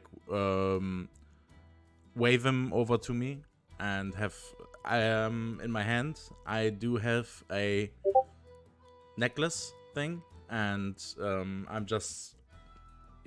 I'm waving him over to me. The barkeep sees you, and he kind of snaps back to life, and Durthan is. You can tell that he's obviously distraught. He really did not that Douglin knows why the man is distraught, but he puts on a brave face again, and he walks down to muscle-bound Henry Cavill, and he's yes sir. What can I do for you? Have you ever laid eyes on something like this before? Anything you could say about it? And I hand him basically at it. the necklace. Holds out his hand, he takes it, and he kind of lifts it up, and for a second he almost puts it to his mouth, and like how people make sure that something's real when they bite it and try to do it, but then he realizes that it's someone else and he has no idea where it's been, and he kind of leans back and looks at it, and he checks it out. He's kind of looking at the insignia for a moment. Nope, I can't say that can't say I know exactly what this is or really what it is at all. I just looks kind of important, kind of like it came from some kind of noble or something. But I tell you what, I bet you our mayor would know, or that damn man that gave you that note. And he kind of composes himself for a second. He passes it back to you. Can I kind of like somehow make sure that he's telling the truth, that he knows nothing about it? Yes. Yes, you certainly can. Yes, you certainly can. I'm so glad that you asked. So, what we do for that is we would make an investigation check. So, if you wouldn't mind, sir, as I get to your character sheet, Yes. would you make me an investigation check? So that basically these See whether or checks. not What? this tells you whether this determines whether or not he is telling the truth. That's what you're trying to do, right? You're trying to make sure he's telling the these truth. checks all always refer to a d20, right? Yes, always Okay, refer to so a that d20. means I just roll a d20. Yes, you roll a And d20, it's and 19. then we. So it's 18 Yeah, I mean, it doesn't. plus 1 and. This man is 100% telling the truth. He is without a doubt, he is telling the truth. All right. He doesn't know anything more than what he told you, but he's certain that the mayor would probably know, or that if the mayor didn't know, that Barathor would know. All right. Well, I hold my hand open, waiting for him to hand it back to me, and yeah. I see. So, like I said, he's handing it back to you, and he's kind of, you can tell that he can't stand that you're actually getting a free massive mug of his beer, but that's all he says. He hands it back to you. All right. I just nod upwards, basically, like as a thank you, but without saying that I'm thankful, but just like, And I take the necklace and look at it closely, put it into my two hands, and walk back to my table, basically looking at it, and yeah. Okay. Sit down. So, it is at this time that I will now ask: is there anything else anyone wants to do? I wrote you a GM message. Did you see it? Yes.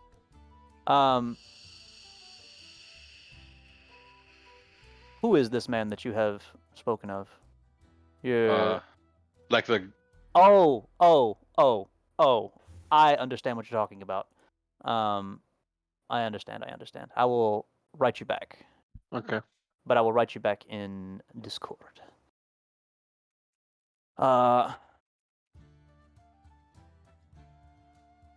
Is there anything else that anybody else wishes to do, or do I need to answer this question? Okay. It depends on your answer. Okay.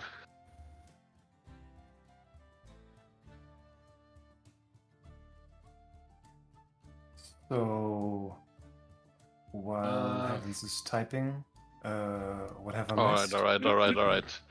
So, yeah, tell him what he's missed, and then I'm gonna take my action. Okay. So, all we've missed right now is the men that are gradually getting louder as everyone else is doing their turn. They're talking about, well, I mean, you don't know exactly what they're talking about, but you have a pretty good guess as they keep pointing towards all the new people that are in town that are not locals. You saw John move to the bar, and I won't say what he did, but you saw him move to the bar and talk with the barkeep and then walk away. You missed Saga making a full sprint towards the bar, and the barkeep giving him a drink, and then him walking away. And now Beliana is moving over to join Saga. And that is all.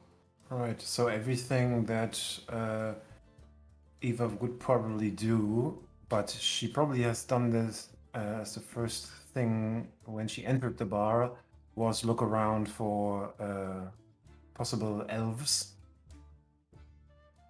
In the bar, there are many elves. It's an assortment of people. There are humans, there are elves, there are gnomes, there are dwarves. All of the common races. Everyone is here. Sorry, just to correct you, I'm not going to Saga. I'm taking the two drinks that he put on the table, and taking them and walking to Iva with them. Oh, back to Eva. Okay. Sorry. to I thought you were walking back to Saga. Sorry, you're walking to Eva. The barkeep had asked you to take him to Saga, so that's why I thought. I'm sorry. Yeah. No, but I didn't What do an it. asshole. Got you. Yeah, I was just looking for one particular female elf, and if she's not there, then I was just basically now I'm just sitting down, probably with a glass of some kind of beverage. Oh, you see elves, but you do not see any elves in particular that you might know. I put the drink that the barkeeper gave me. I put it in front of you, one of it, and the other one I drink. Well, that's mighty fine of you. Thank you. Well, you're welcome. While they're sitting down, my character walks up to the bar and We can safely say they make small talk. they make small talk. Yeah. He waves over the barkeep and just very dryly says, "So, Palithor," and looks at the barkeeper. You guys watching the massive frame shoulders that look like they could tear off the shoulder, the frame of the door. You know, as he stepped through, if he didn't bother to go sideways, he kind of looks down. And he's like, "Oh, the weird motherfucker." And he kind of makes sure that he's quiet again, because again, now he understands that this man could probably kill him if he tried. He's takes a moment to take in what you said. And he walks his way down towards the bar. And Pella who? Pella what? Pella who? Just like that. Oh, what would my character do? I'd say I just ignore him and walk over to the ladies at the table. Hey. And he kind of makes his finger like a come hither, like come back.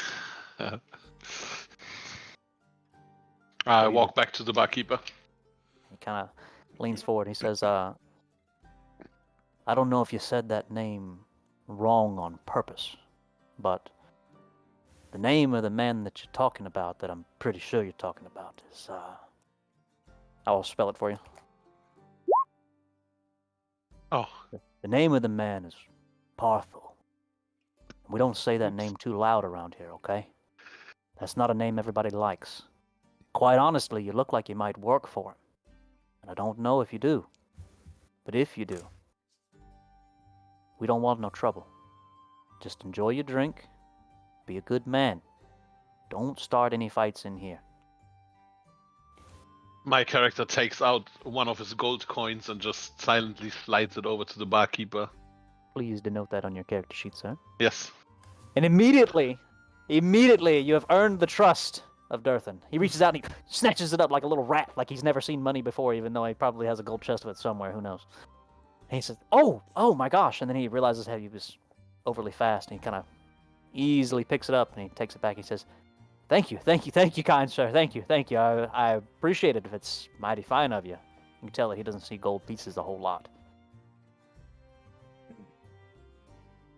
Beliana notices the exchange of the coins, by the way. Do you, though? Make a perception check. Well, I will. So I roll what?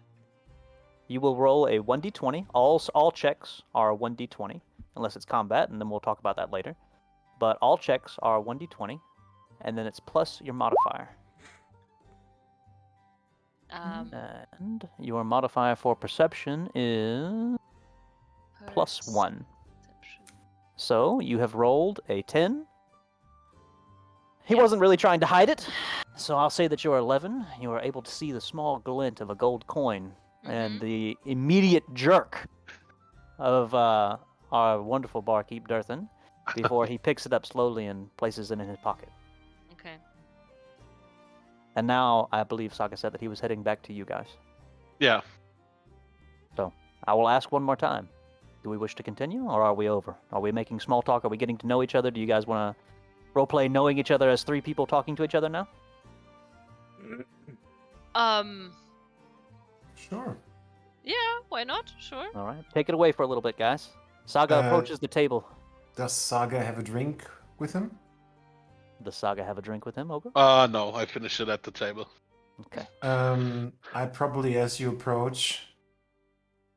Well, good day to you, sir. It just turns out that we have one glass too many. So, if you'd be so kind, and then... Well played. Then I just push over the glass that Beliana brought me over to his side where there's an empty chair and toast him with my own glass. Well, hello there, ladies. Thanks for that. And he looks at Beliana because he's a very perceptive rogue character. He says, "It looks like I get that drink after all, huh?" Well, seems like it. Enjoy. What are 2 fine lasses like you doing in a small town like this. Fine lassie. Never heard that before. I'm Well, eating this up, by the way. Please continue. well, just on my way through, and each town I visit on my journey, stay for a week and try to help out. Every town has its own problems, and trying to help out where I can. Starting by, well, taking over the round, and an extra drink for you, sir, it seems. By the way, my name's Ivor. Nice to meet you. Sorry. Saga is what they call me, and Ah. that seems quite noble of you. And he looks at her with a very slight look of disgust in his face. Well, that Disgust? isn't a modest name. Look over to Beliana. Like, are you going to introduce yourself or not?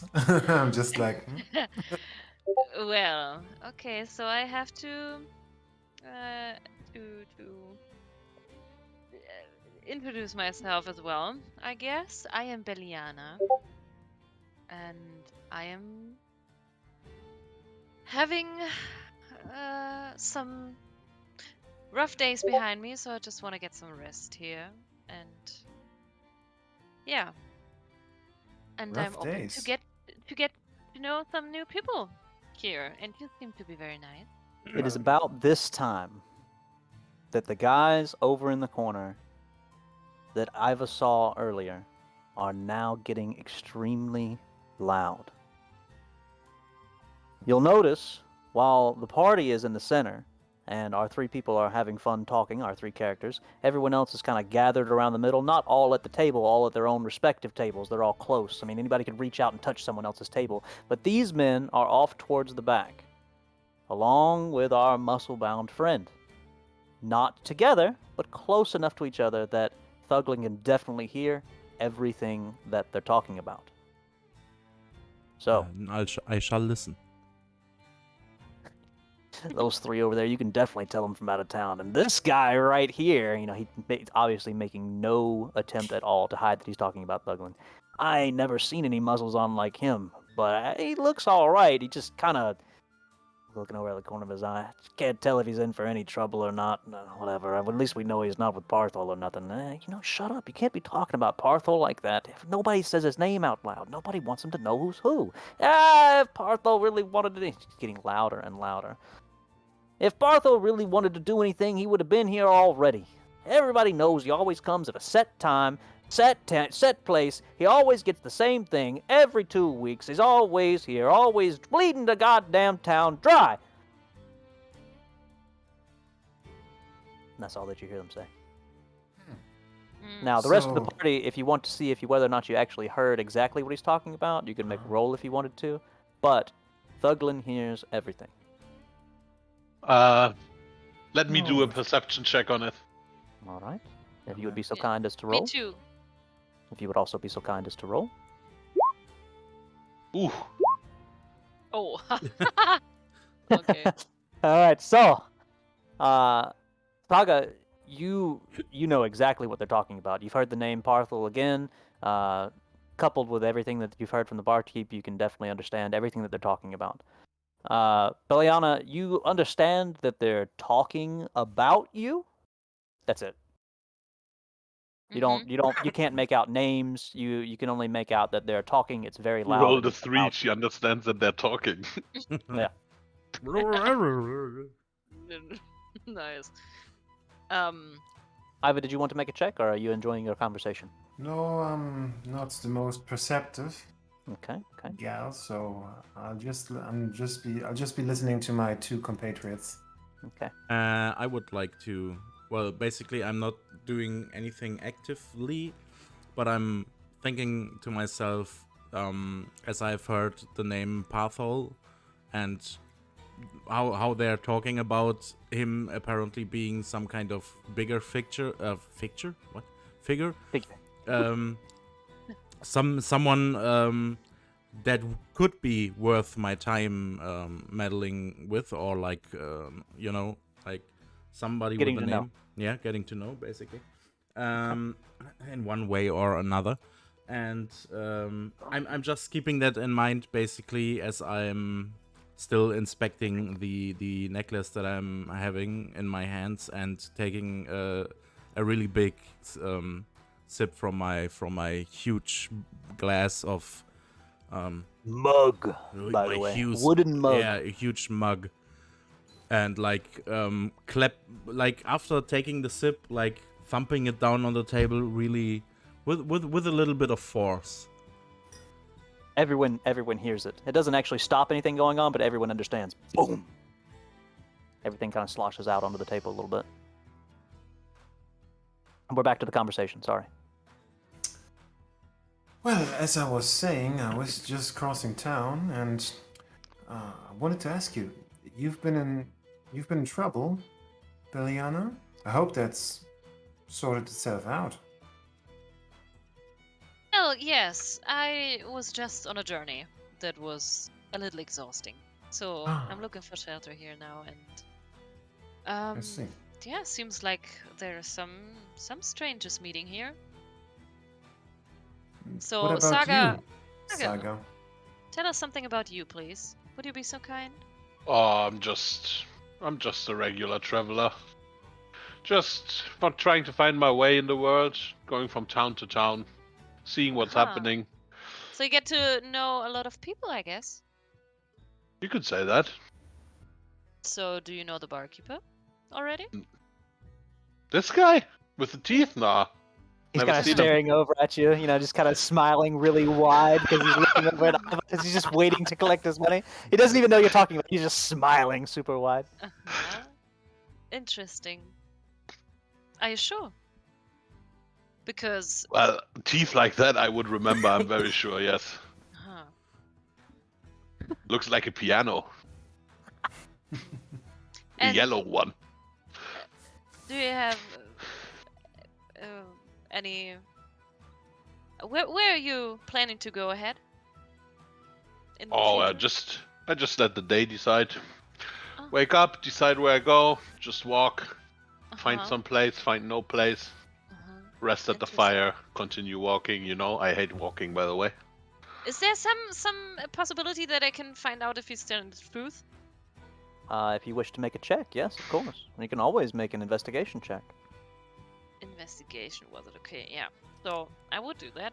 In such a case, does Ogre, basically Saga, have to do some counter check or something because he's a player character? Oof. I mean, it wouldn't matter at this point. Natural Okay, yeah. one. Wow. Okay, Okay. so if Ogre felt like Saga was actively lying, and Sabrina felt like Beliana was being told a lie actively, they would both make a roll. It would be combative, which would be Ogre would make a deception, and Sabrina would make a perception to see which came out on top. Okay. And then based on the varying degree, we would determine whether it was a lie or not, yada, yada, yada. Okay. I don't believe Ogre feels like he's actually trying to actively deceive someone. He's just making small talk. Mhm. But either way, whether he was or not, our investigation check hiding is a something. 1. Mhm. So, Yeah. now, usually what this will entail when you've rolled this way is I will say you just feel like I won't say your character feels like he's telling the truth. I won't say that. Only you can tell what your character feels. Yeah, I just All right, based off of anything. But what I will say is can't conclude anything. yes, you cannot conclude anything at all. You just you feel like everything that he's saying at face value. Mm. Saying something. Yeah. You can tell he's speaking. His Yep. lips are moving. You've heard these words before. Okay. Well, Well, He hates walking, by the way. I hate walking. who hates walking? Me. Saga. Oh. He just goes from place to place, from That's fire not- to fire, okay. from town to town. But he does hate walking. He hates traveling. He's just trying to move.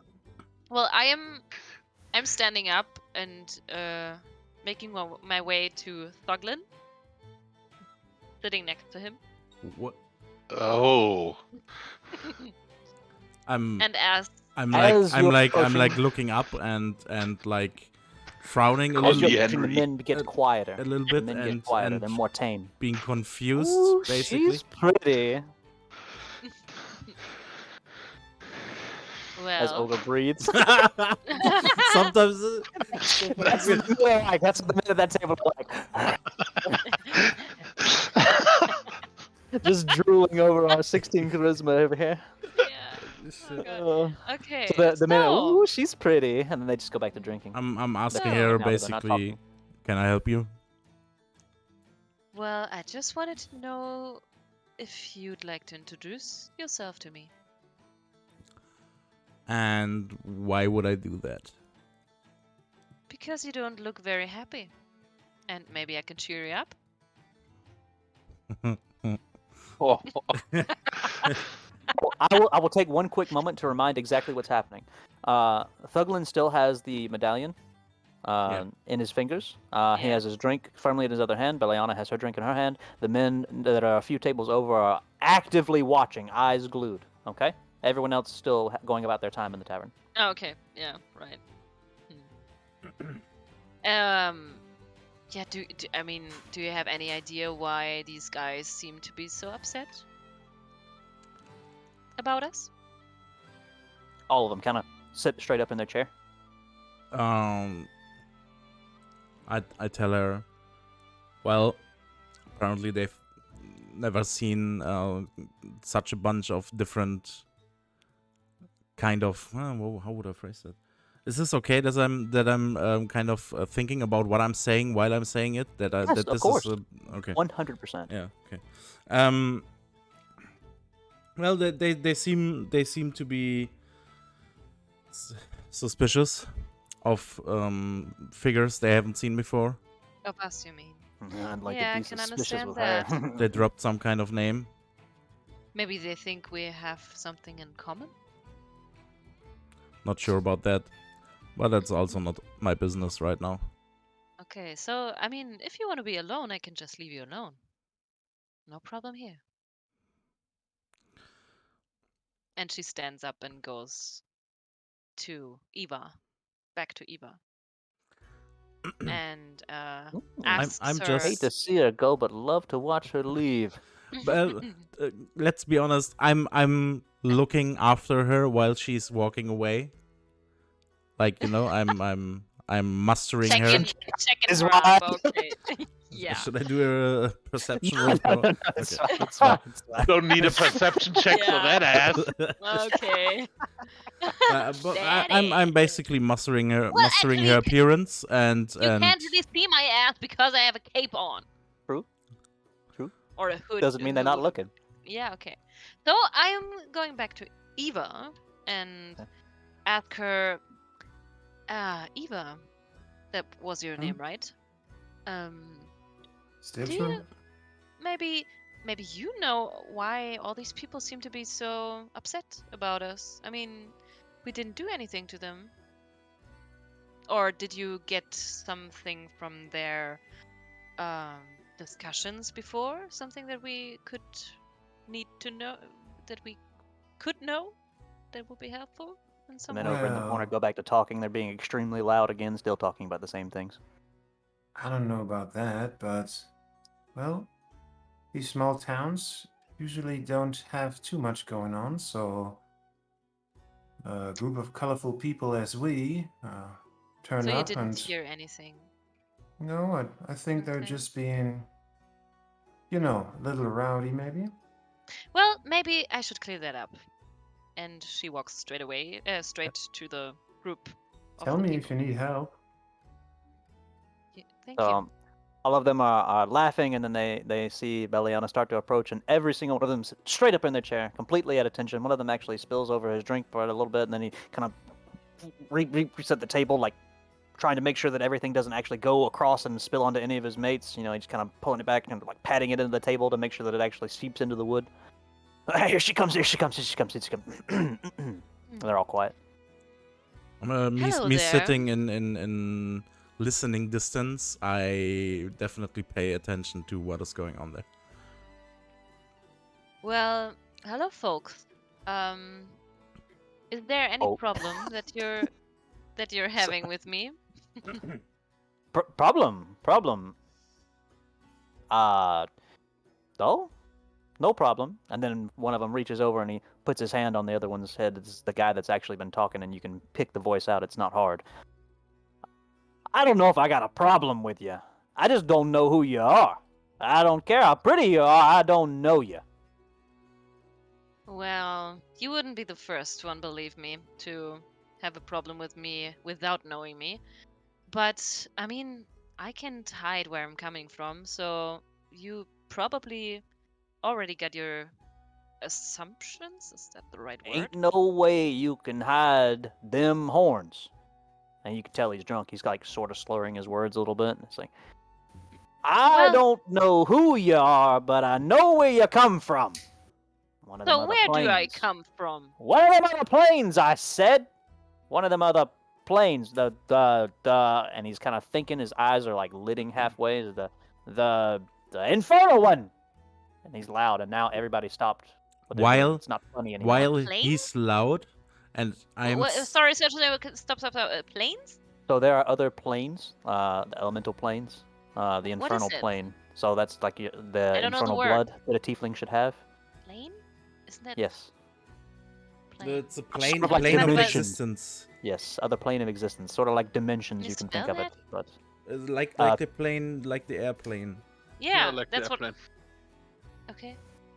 Uh-huh. what's the German word for it, for plane of existence? Ebene. Ah. Okay. So yeah, can you repeat, please?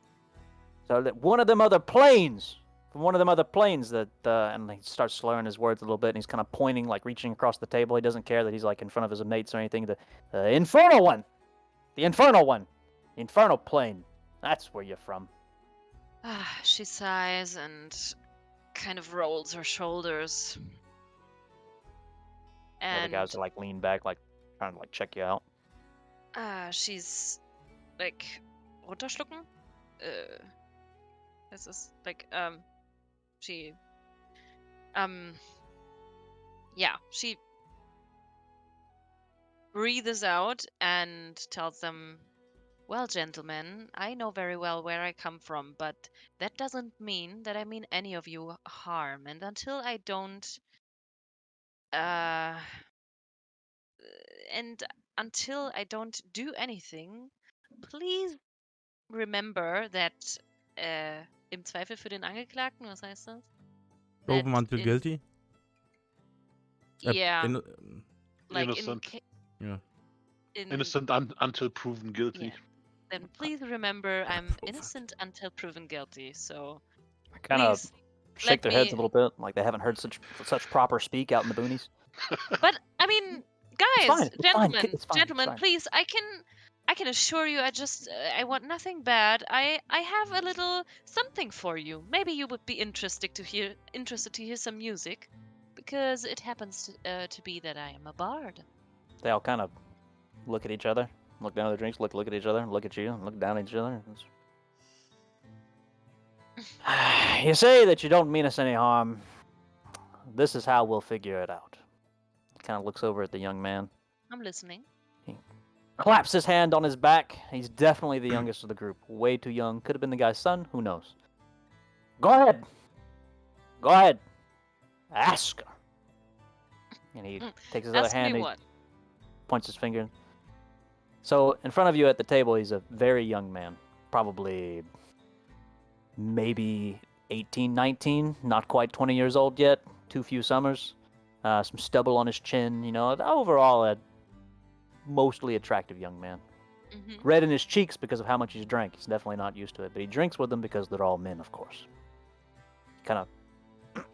Now he's embarrassed. He's on the spot. His whole face starts to grow super red. He kind of looks down at his drink and he looks over at the guy. Ask her! Looks back up at you. I'm staring at him. Miss... And grabs his cup again. Lifts it up. Whole mug. Gone. I was supposed to don't hurry. What? Says it just like that. He doesn't say it any louder. Come on! Come on, say it! You want to make a perception check? Yes. Okay, make a perception check. All right, with that, you can distinctly make out the words, "I don't suppose you are." I am what? Exactly? I don't suppose you're, miss, you're not horny, are you? Horny. The entire table busts out laughing. All of them are slamming their hands on the table. Ha ha ha ha. Everybody's laughing. Guffaws from everyone back in the whole tavern. They're all just laughing. They can't believe that the boy said it. Everybody's back to clanging their drinks. So many people are just exploding and roaring into laughter. Oh my god, I can't He's believe just sitting it. there, just completely crestfallen. He can't believe that he even said the words. Well, little one, no, I am not. The older man that put him up to it, he's like, because of your horns, you get it? Because of your tiefling. Very funny.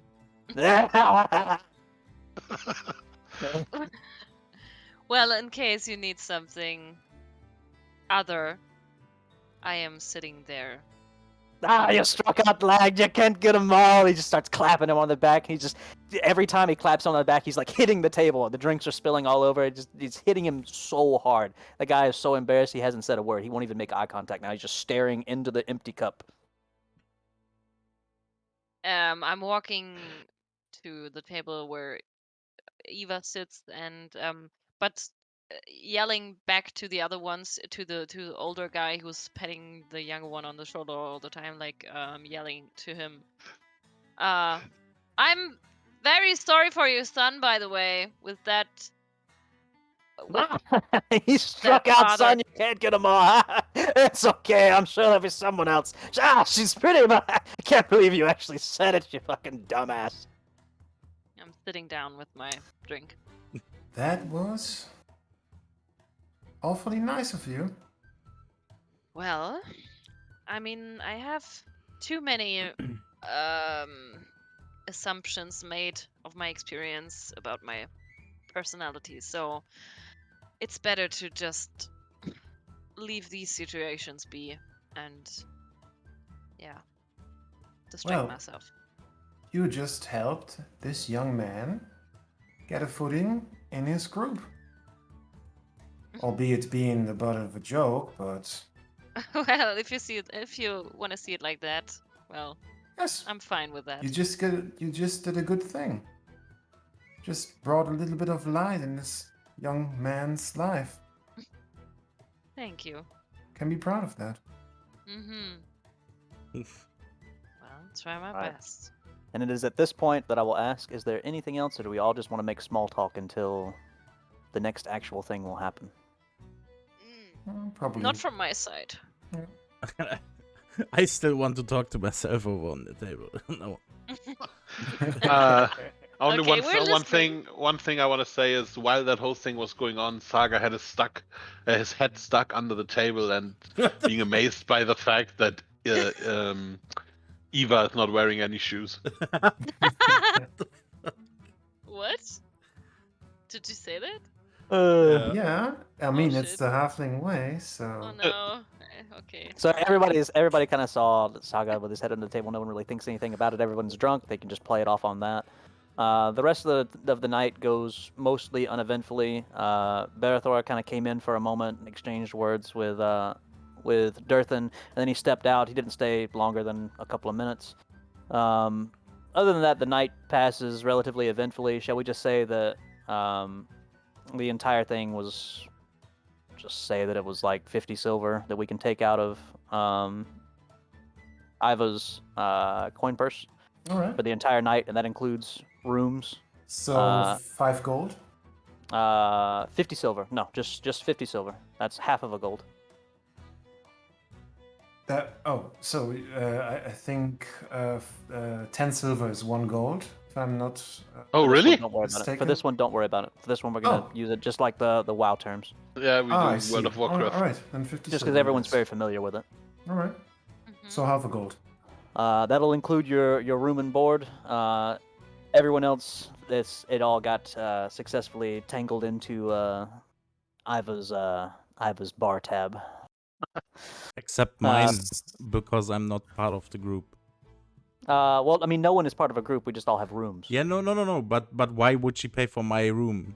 Ah, true, because you had the slip. Oh, thank you. -1 roleplay from me. Sorry, -1 point.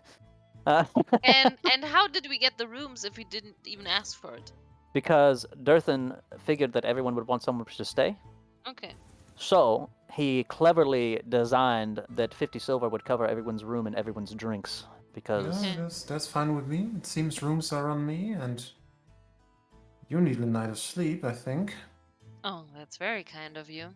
we will say that everyone has separate rooms unless they all want to sleep together. But I will Yeah. leave that up to you guys. Because the next day will pass. I will not do anything crazy. But does anyone want to look for anything like a shop? Does anyone want to do anything in there one day? This is the sped up portion of the roleplay where now that we've all met each other, now we have woken up our next day and we're all roaming around town. What happens? What do you guys want to do with your day? Are we together? Are we separate? What are we doing? Iva would probably get up very early and then go to the construction site and just help, just introduce herself, and would just use her magical abilities, her minor magical abilities, to help the workers like carry better and. Now, when you say minor, tell me exactly what you mean. She is going to ask every single time she's going to ask for permission, but if permission is given, she will kind of touch the worker, maybe on the thigh or something, and speak a few words and cast the guidance cantrip. So if they have to make any checks, they will get an additional d4 to like athletics checks or acrobatics if they have climbed something. Guidance is good. That was what I needed. So now, please make me a roll, 1d6. Oh no! Please don't kill someone. No. Oh. Okay. Yeah, So, on the d6, that's no, so it's fine. It's fine. So, all this means is that every time that Iva's going to each worker and she's casting guidance, that she's helping them with their tasks, most of them say yes. But the main thing is that Iva feels not upset, but kind of uneasy. Like there's a feeling in the pit of her stomach. She can't quite shake it. Nothing's wrong per se, not physically or anything like that, but this is definitely something that just doesn't sit right, and she can tell. She understands. She knows that that's not the way that this is supposed to work. Usually, when you cast this, everything is fine, but this time, it's not. And all day when she's doing it, it's not. It's the same feeling over and over and over again every time that she casts it. It just doesn't sit right with her.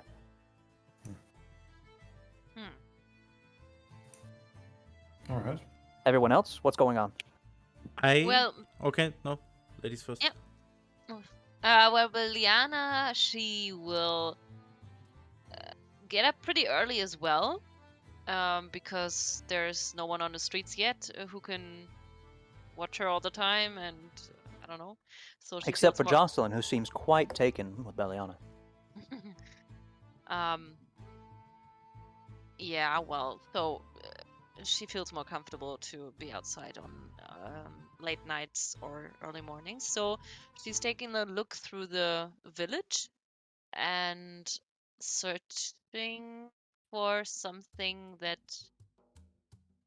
or taking a look for something unusual, maybe. And as the day goes on, she, yeah, knows that she needs to ask someone for a little job or something that she can do to earn some money. We will make 2 checks. First, for the unusual things.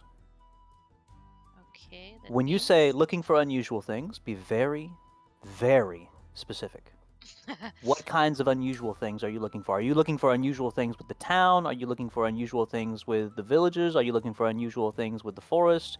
What are you looking for unusual Yeah, things? well, more like, yeah, if more like listening to my gut feeling, if there's something, if something feels off, or that if there's something that I should want to take a closer look at, or I don't know, if something. But this is where I will still tell you to be specific, because I don't Yeah. know your character's gut. So your Yeah. character would look at what? Yeah, she will look at the harbor and yeah, take some steps around the field, Okay. a little All right. around the village, and yeah, maybe even talks to some people that are frightened to her, but I don't know, like Perception check. if she maybe if she knows, if there's someone that she knows. Perception check.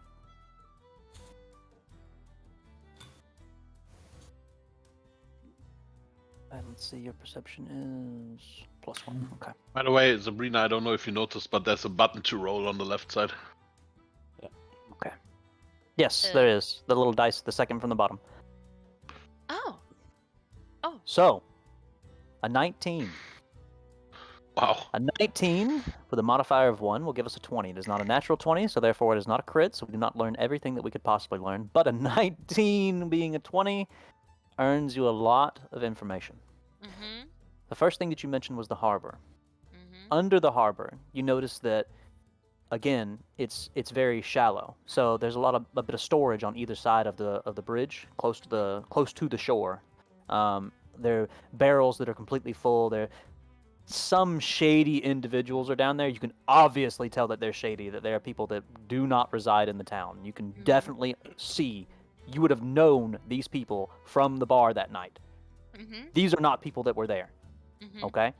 There are barrels, they're kind of looking at them, inspecting them, trying to make sure that everything is there. They're doing it with a purpose. These people are organized, but they're not people that actively belong to the town. Mm-hmm. Now, there are some people that do actively belong to the town. You can tell that they do. You saw them down there. They're dressed in nicer clothes, still backwoods, but obviously these are two groups of people that are not together. Does that make sense? Some of them with the Yeah. town, some of them not with the town. Make sense? Yeah. All right, and they're all going over the goods. There are more of the people that do not belong with the town down there looking. All right? It's obviously a very tense situation. That is under the bridge. All right? Likewise, as you're going around the town, Jocelyn is following you. Mm-hmm. The little girl from yesterday, she's following you. She's at a safe distance, but she's every time that you turn around, to see that she's there, she's just kind of peeking her head around, like giggling at you. She's like stalking you, basically. Not like stalking with intent to do anything, but just like, peeping on you. You don't notice anyone around the town that you particularly know. You don't notice anybody that looks familiar. Everyone from this town is just kind of here. Again, you are able to notice that this is where most of the construction is going on, that this is where most of the farming is at, that there's literally nothing over here, that all of the children usually play here, because that's happened twice in a day. This is the residential district. This is the kind of the blue-collar district. Over here, someone very important lives here.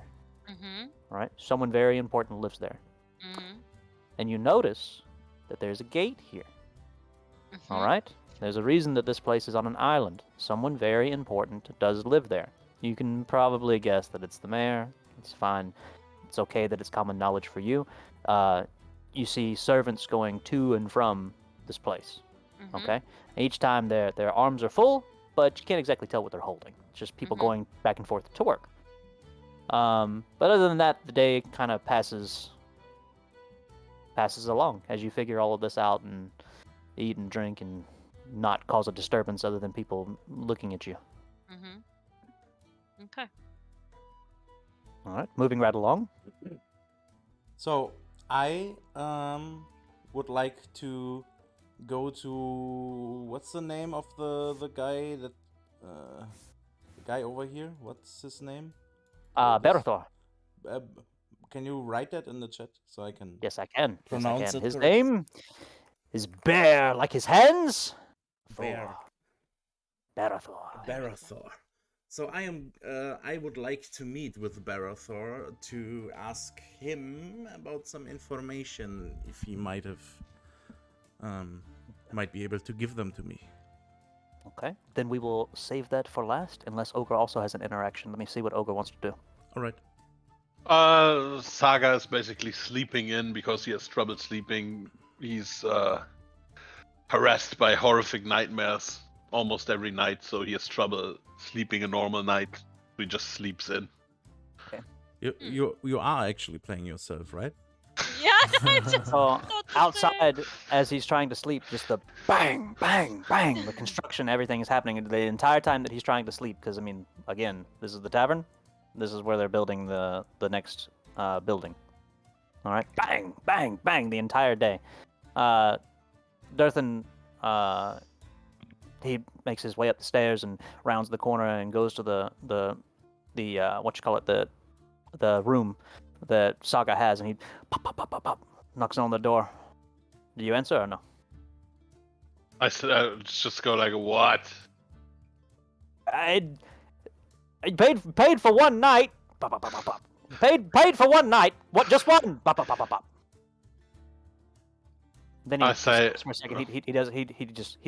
He stops. He doesn't rap on it anymore. Then he looks down at his pocket and he's like, "Oh no, never mind. I'll bring you food. Bring you food. Be right back. And he runs down the stairs and brings food up, and that's the only really interaction that happens because he remembers that you gave him the 1 gold piece. Yeah, nice. All right. So, unless you want anything else to happen, we shall move to John. Mhm. All right. So, John, what shall we do? We shall do an investigation check. Roll me a 1d20. We'll see how long it takes you to find Barathor. Ooh. You find Barathor very early in the day. Oh. As all important men usually are, they are where the important things happen.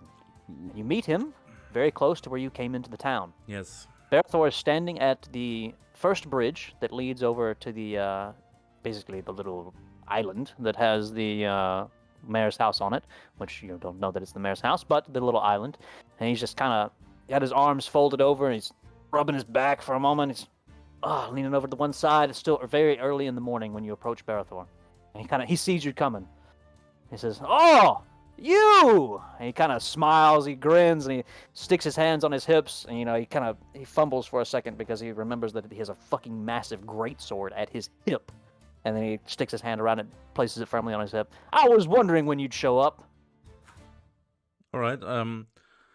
I'll approach him, and I'm actually greeting him like morning. And Now it's morning.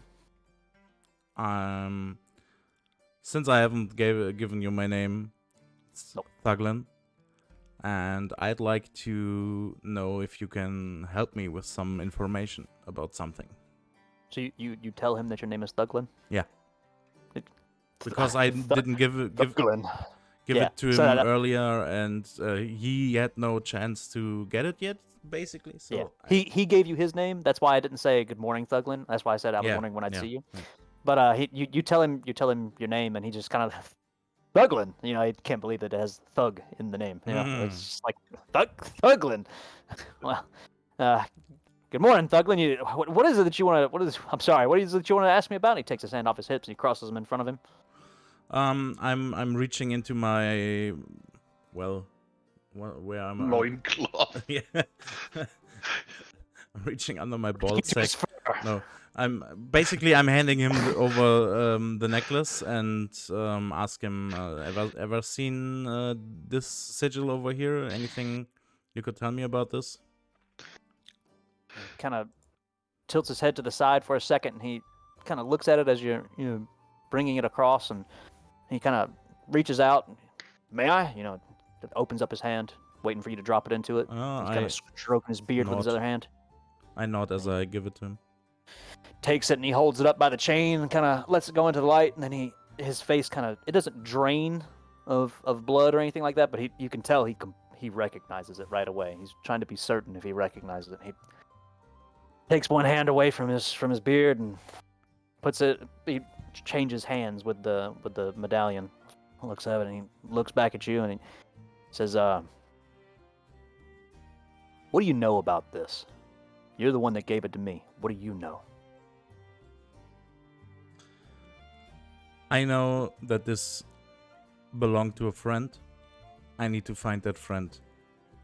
Everything Belong else to is a irrelevant. friend. Irrelevant? Afraid you got to use smaller terms. It's obvious that he knows what irrelevant is, but he's kind of being dodgy with what he's saying. Irrelevant? Afraid you have to be a little more specific than that. Look, He's just kind of holding it in his hand. all I want to know is where exactly it's from and how I can get there. He kind of sighs. His chest kind of heaves when he sighs. He's a big man. He's taller than you, but both of you have the same amount of muscle mass. Mhm. I mean, he's already said that you're stronger. Whether or not that's true, who knows? Listen, Thuglin. I can tell you don't know what this is, all right, but I do. Pretty sure I know what it is. I'd probably have to ask the mayor if he knows. He knows more about this stuff than I do, crests and whatnot. But this medallion, I mean, who doesn't know it? I find it hard to believe that you're putting this in my hand and you don't know exactly where it came from. Listen, this crest, and he kind of turns it over and he holds it out so that both you can see it and him can see it, almost like he's seeing it like, for the first time today. He says, this is an Omnic family crest. Do you know what that means, son? He stops what he says. Don't mean to call you that. You're just smaller than me. Not that you're...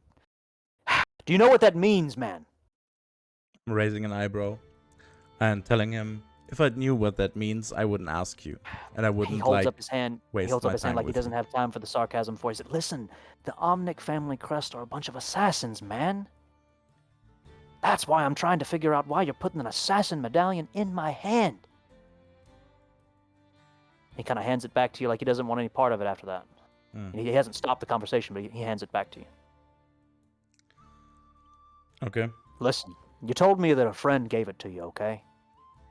If a friend gave you that, I don't know, either he's working for him or they laid a claim to him. I mean, Omnic's a big family. Everybody knows about him. Everybody that's anybody. Where I came from, they were big. I mean, they're not out here in the fringes, but... I mean... So where would they be if they're not out here in the fringes? Where would they be? They would be everywhere. They could be over there behind that tree. Not that they are.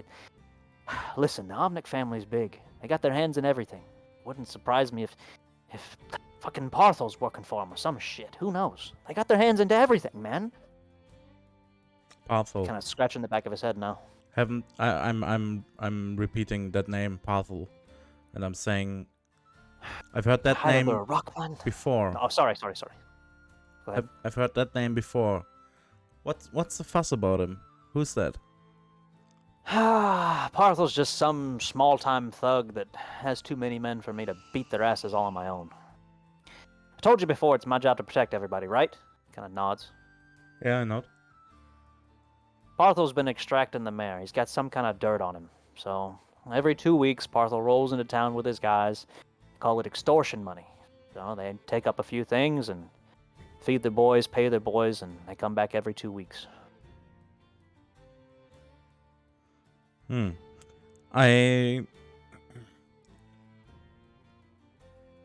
thinking about what I'm going to say. That's fine.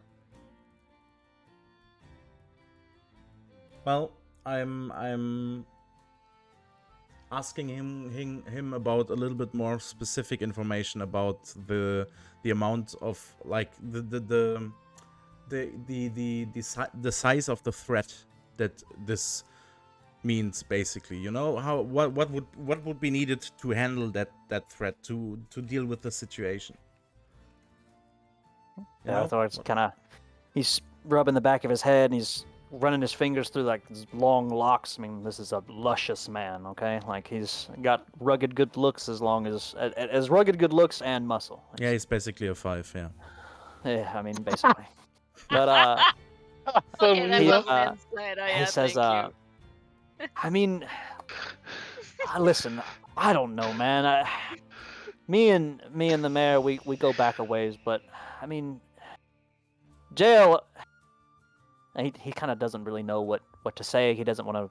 He's searching for words. Jail is kind of. I mean, listen. Jail's a nice guy, and he looks sideways and he points down towards the manor that's on the island down here. Mm-hmm. Jail's a nice guy, but he's got into some shit with Parthel. Parthel's got something on him, and like I said, he's blackmailing him. And Parthel must know something about the mayor. All I know, Jail asked me not to go kick his teeth in. So, I don't kick his teeth in. Jail asks me nice, I play nice. That's all. If you want to know more, you got to talk to Jail, okay? All right. Dale. What would it take to?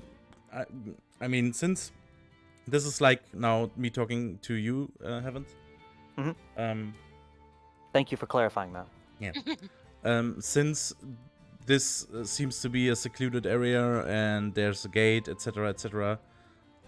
My thought process is now I probably need an appointment or something, or I'm pretty sure they won't let me just walk in there and talk to him. So now I want to talk to him. Okay. You should ask. Simply asking, okay, basically. So, all right, so what would it take for me to get an appointment with him to talk to him? Oh, with Jail? I mean, you could just go. And then he seems to think for a second. He kind of puts his hand on his head. Stupid. I tell you what. How about I tell him that you're trying to speak with him tonight? Is that okay? I nod and tell him, yeah, that would be fine. Okay. And he says, all right, just stay out of trouble, okay? Make sure that you don't push over any more of my guys. They're pushovers themselves. He's laughing at his own bad joke. I smirk a little bit and I nod. All right. We just pass time until then, yeah? Yeah, it's fine. Okay. So we pass time until then. The sun has gone down. It is late in the night, and this man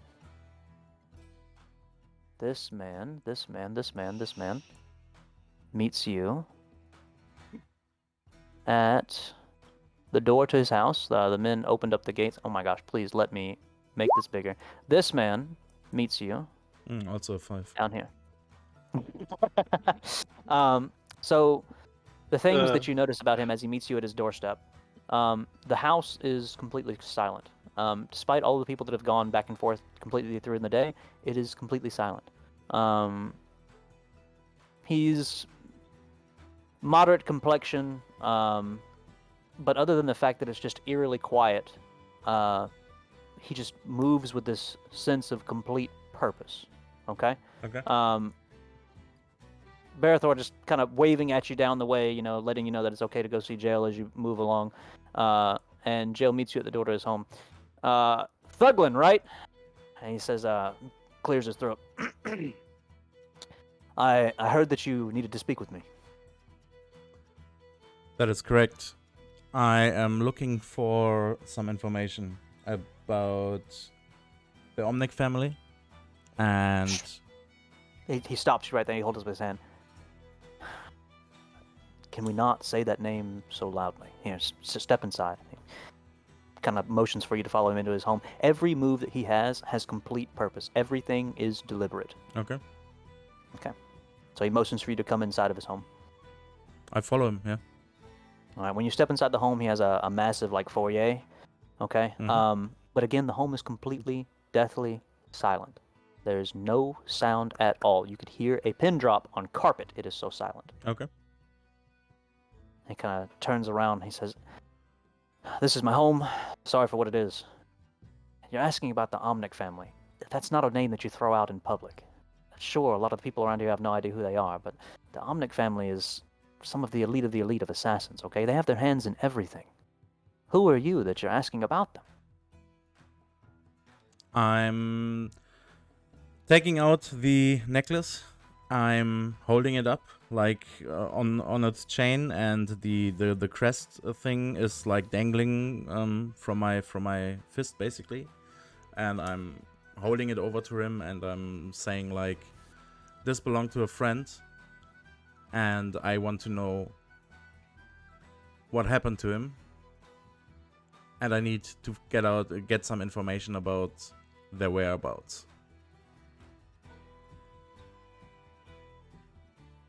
Jael kind of sighs for a moment. He looks at Medallion. I was hoping that you didn't actually have a real one. I wanted it to be fake so badly. If you have a friend that has a medallion like that, it's one of two things. Either they've laid a claim on him and they've taken him back, or, I don't know, he works for them, or he's affiliated with them in some way. It's hard to tell. I mean, the Omnic family deals with everything from slave trade to indentured servitude.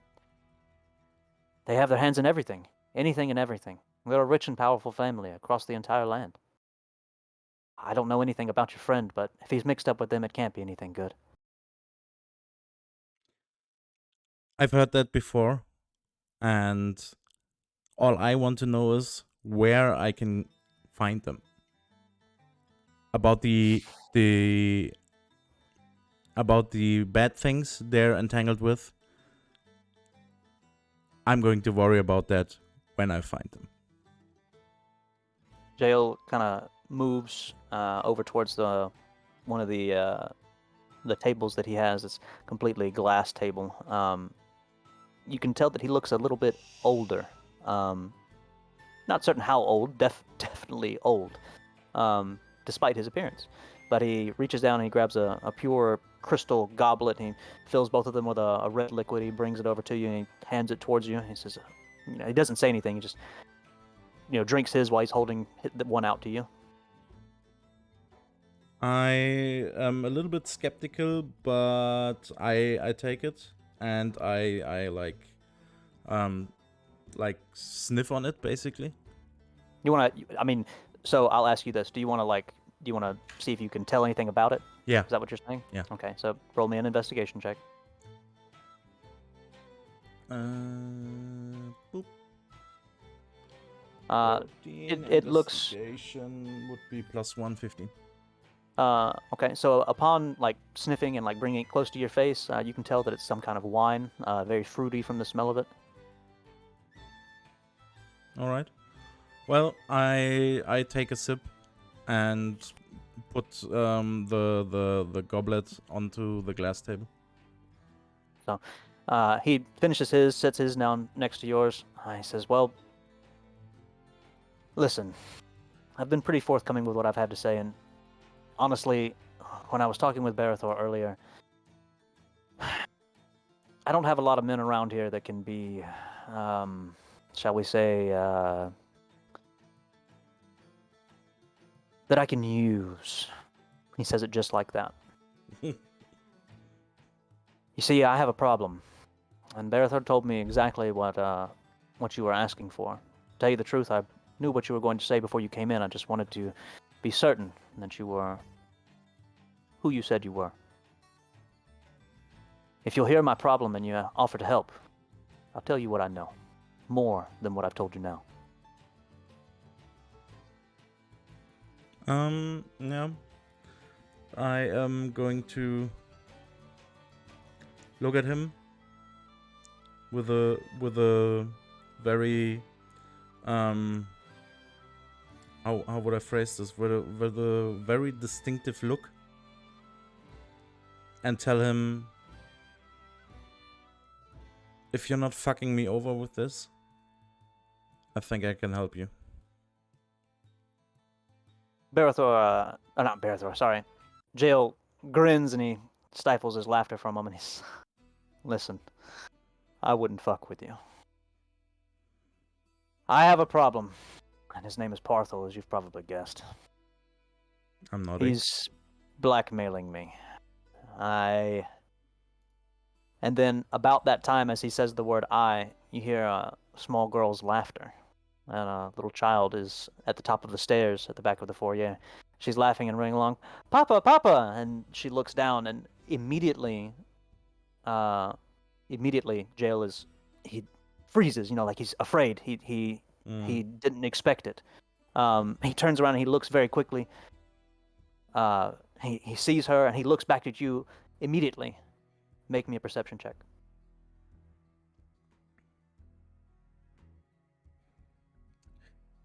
Yikes. The one thing that you are completely certain of, even though you're not quite sure why Jael is acting the way that he is that you notice the little girl that doesn't quite go over the tops of the railing. Her eyes are blood red.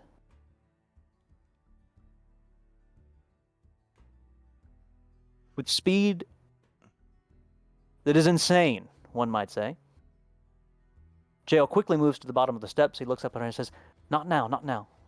Daddy's talking. And he motions her to go back. And without a word, she goes away Okay. and comes back to you.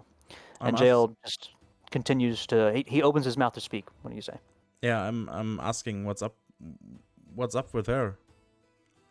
Like what's up what's with their eyes? Jael kind of rubs one hand over his head, and you can see that his brows are furrowing. He says, she has a condition. She has a condition, and it's difficult for her. Make me a perception check. All right, make me an investigation check. Sorry. 1d20. Ooh. You can 100% tell that he is not telling the truth. You know that this man is trying to change the subject, that he doesn't want to tell you everything. It's a blatant lie. I just told you to not fuck with me. Didn't I? Ooh. Intimidation. Jael goes from... I'd like to intimidate him Make me a roll. with that. It's a 16 plus 2. So 18. 16 plus 2. 18. Jael goes from rubbing his furrowed brow to... He suddenly hardens up, and what was an aristocrat in front of you is a full-grown, not to be messed with man. Okay? Okay. He is not intimidated. He understands that you are a force not to be fucked with, especially with what you just said. Knowing that and seeing you, as I've described you the entire last day before and this day before, this is a man that commands Barathor's respect. He is not intimidated at all.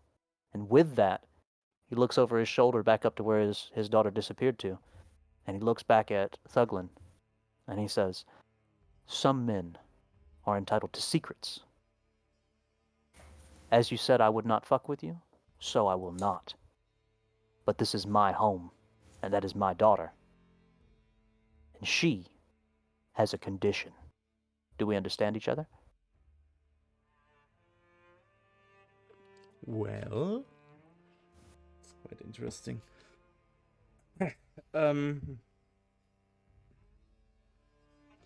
Yeah, I So not. before Thuglin responds, Yeah. he kind of nods his head as if he expects it to be over. And he says, "As you may have guessed, the blackmail is about her." All right, no. Is that satisfactory, or do you want to say anything? No, that's satisfactory. I mean, Okay.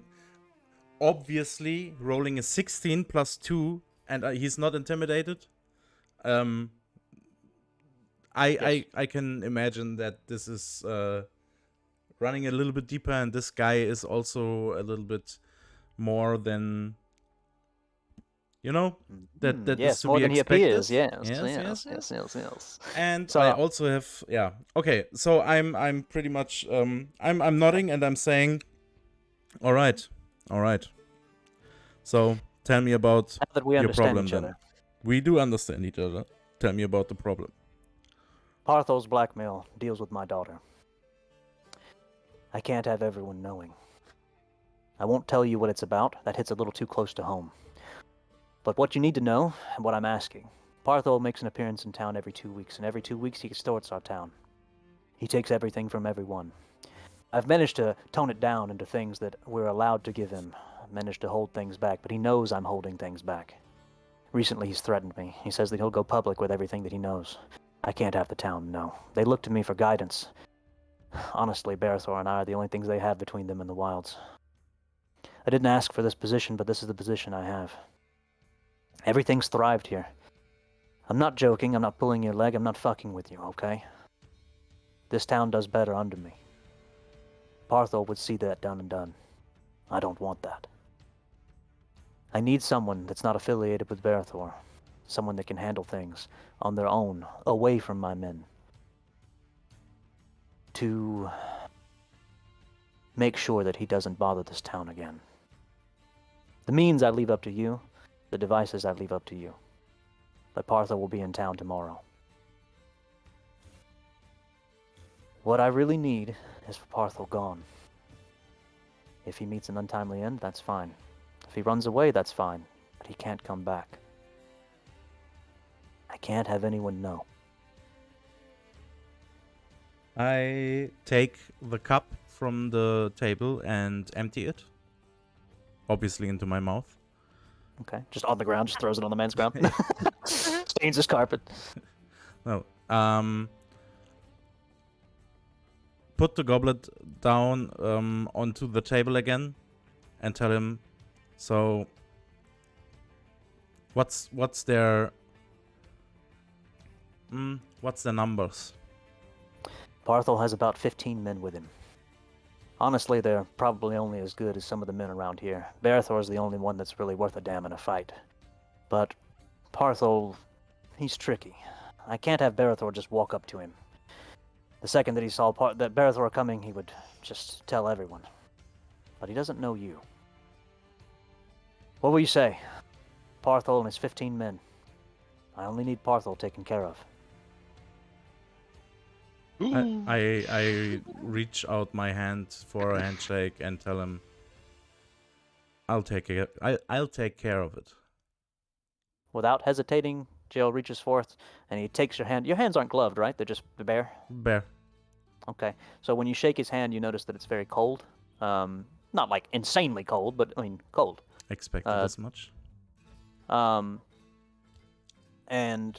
he says,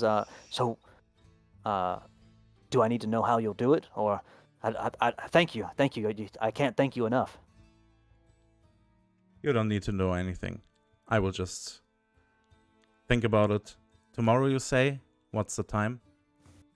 Parthol's always in somewhere around noon. He kind of lets your hand go, and he steps back towards the table and picks up both the glasses, and immediately a maid, she appears, and she takes the glasses from him. Not like insanely fast or anything, just a normal maid. Takes the glasses and takes the what do you call these things? The trays? The decanter of wine, and it goes back into what you can assume is where the kitchen is. Yeah. All right. You don't need to know how I'm taking care of it. It will probably be a little bit messy, and I cannot guarantee for damages, or for no damages, basically. He holds up both of his hands and he says, "All right, wait now, wait. Remember, you can't just do things in the town. No one in the town can know. He has to think you're not affiliated with me. You understand?" Okay, I apparently did not understand it. I see. All right. He can't know we're working together. I just need him taken care of. Then let me ask you one more thing. Do you have information about where he's coming from? I know about where he's coming from. I've had Barathor follow him a few times. Honestly, you could probably do the same thing. But I know he's somewhere to the north. That's where him and his guys stay. All right. Then It can't be too far away from the river. They then need water, after all. I'll take care of it tonight. Tonight? Wow. Okay. Yeah. Right. He nods. He says, "Tonight. That's soon." All right. I won't ask anything else. He says, I await good news. All right, I nod. And I guess I'm taking my leave. Okay. All right. So that is the final thing that we concluded for tonight. Unless, John, you are... Is there anything else we do? Are we all retiring to the tavern after we're all done with our days? Yes? Or no? I definitely would like that, yeah. Okay. All right. Everyone else? Yes? Josh? Sabrina? Yeah, Eva would probably get back to the tavern after a long day. And probably, if you went there, you find her somewhere in the back, unusually silent and gloomy, over a glass. Everyone is... the moment that everyone retires back to the tavern, this seems to be a normal thing. Everyone gathers at the tavern at night after a long, hard day of work.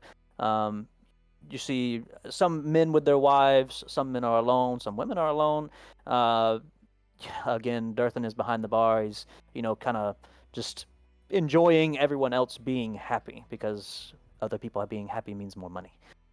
More money, Everyone, more happy.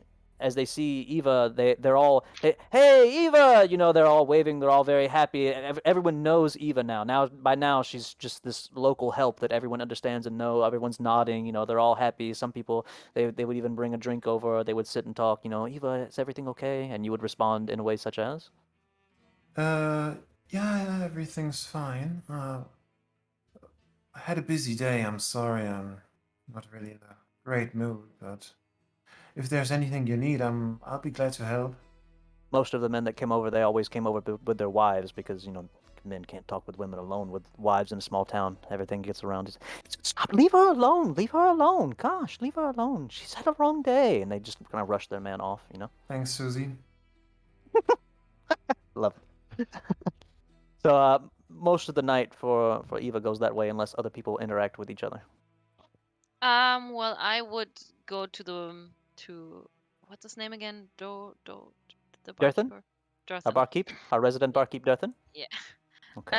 I'm going up to him and ordering a beer. Sitting down and asking him, Durthan. That's your name, right? Yes, lass. Yes, it is.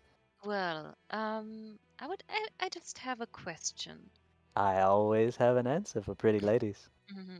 Yeah, as I know by now. Well, does it happen? No. Well,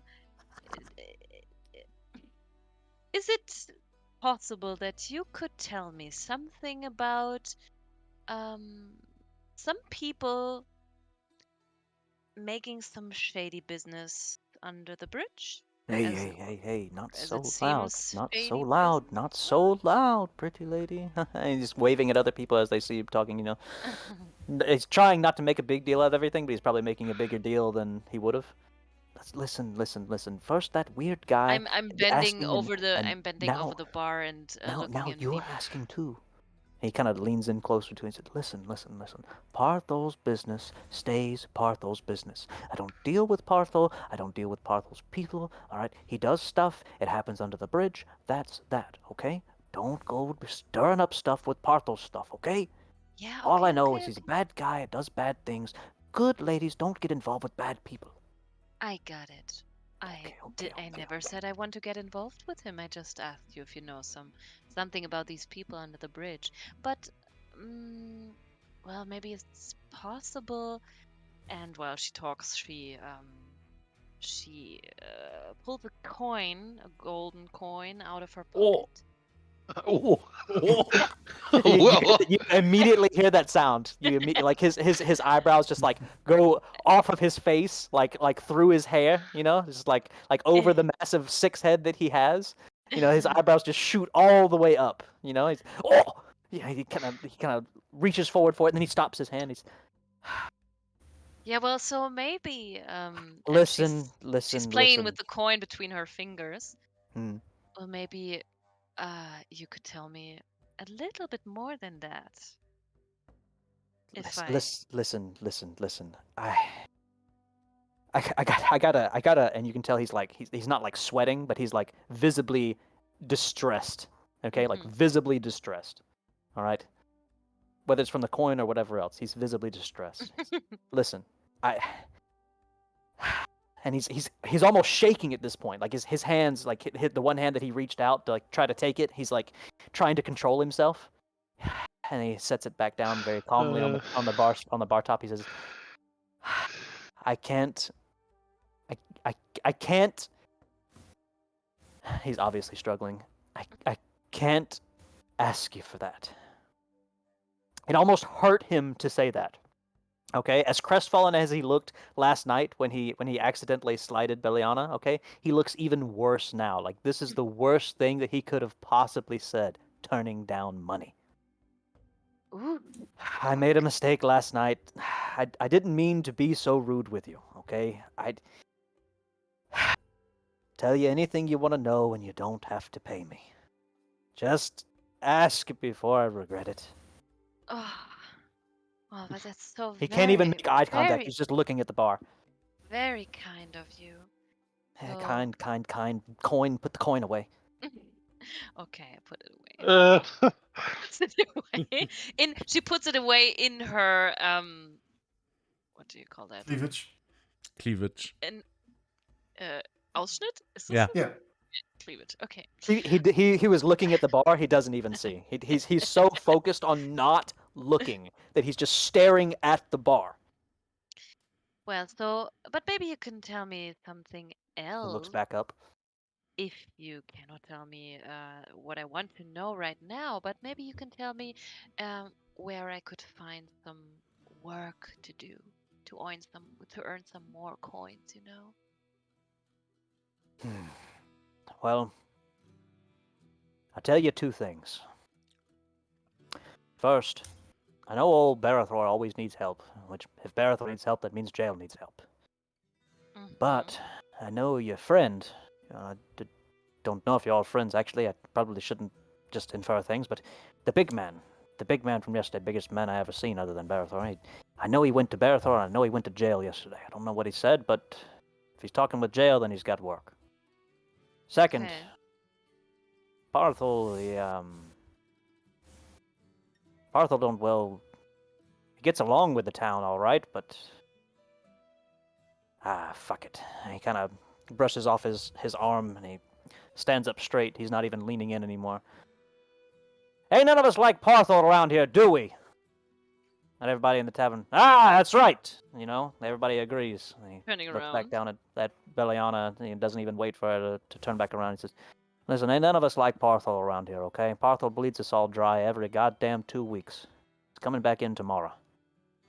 Well, My maybe money would they've- be on the big man talking with jail about trying to clear Parthol out or some nonsense, but knowing jail, other than clearing out the town, I don't know why he'd need to. Well, maybe I can give you a hand in that.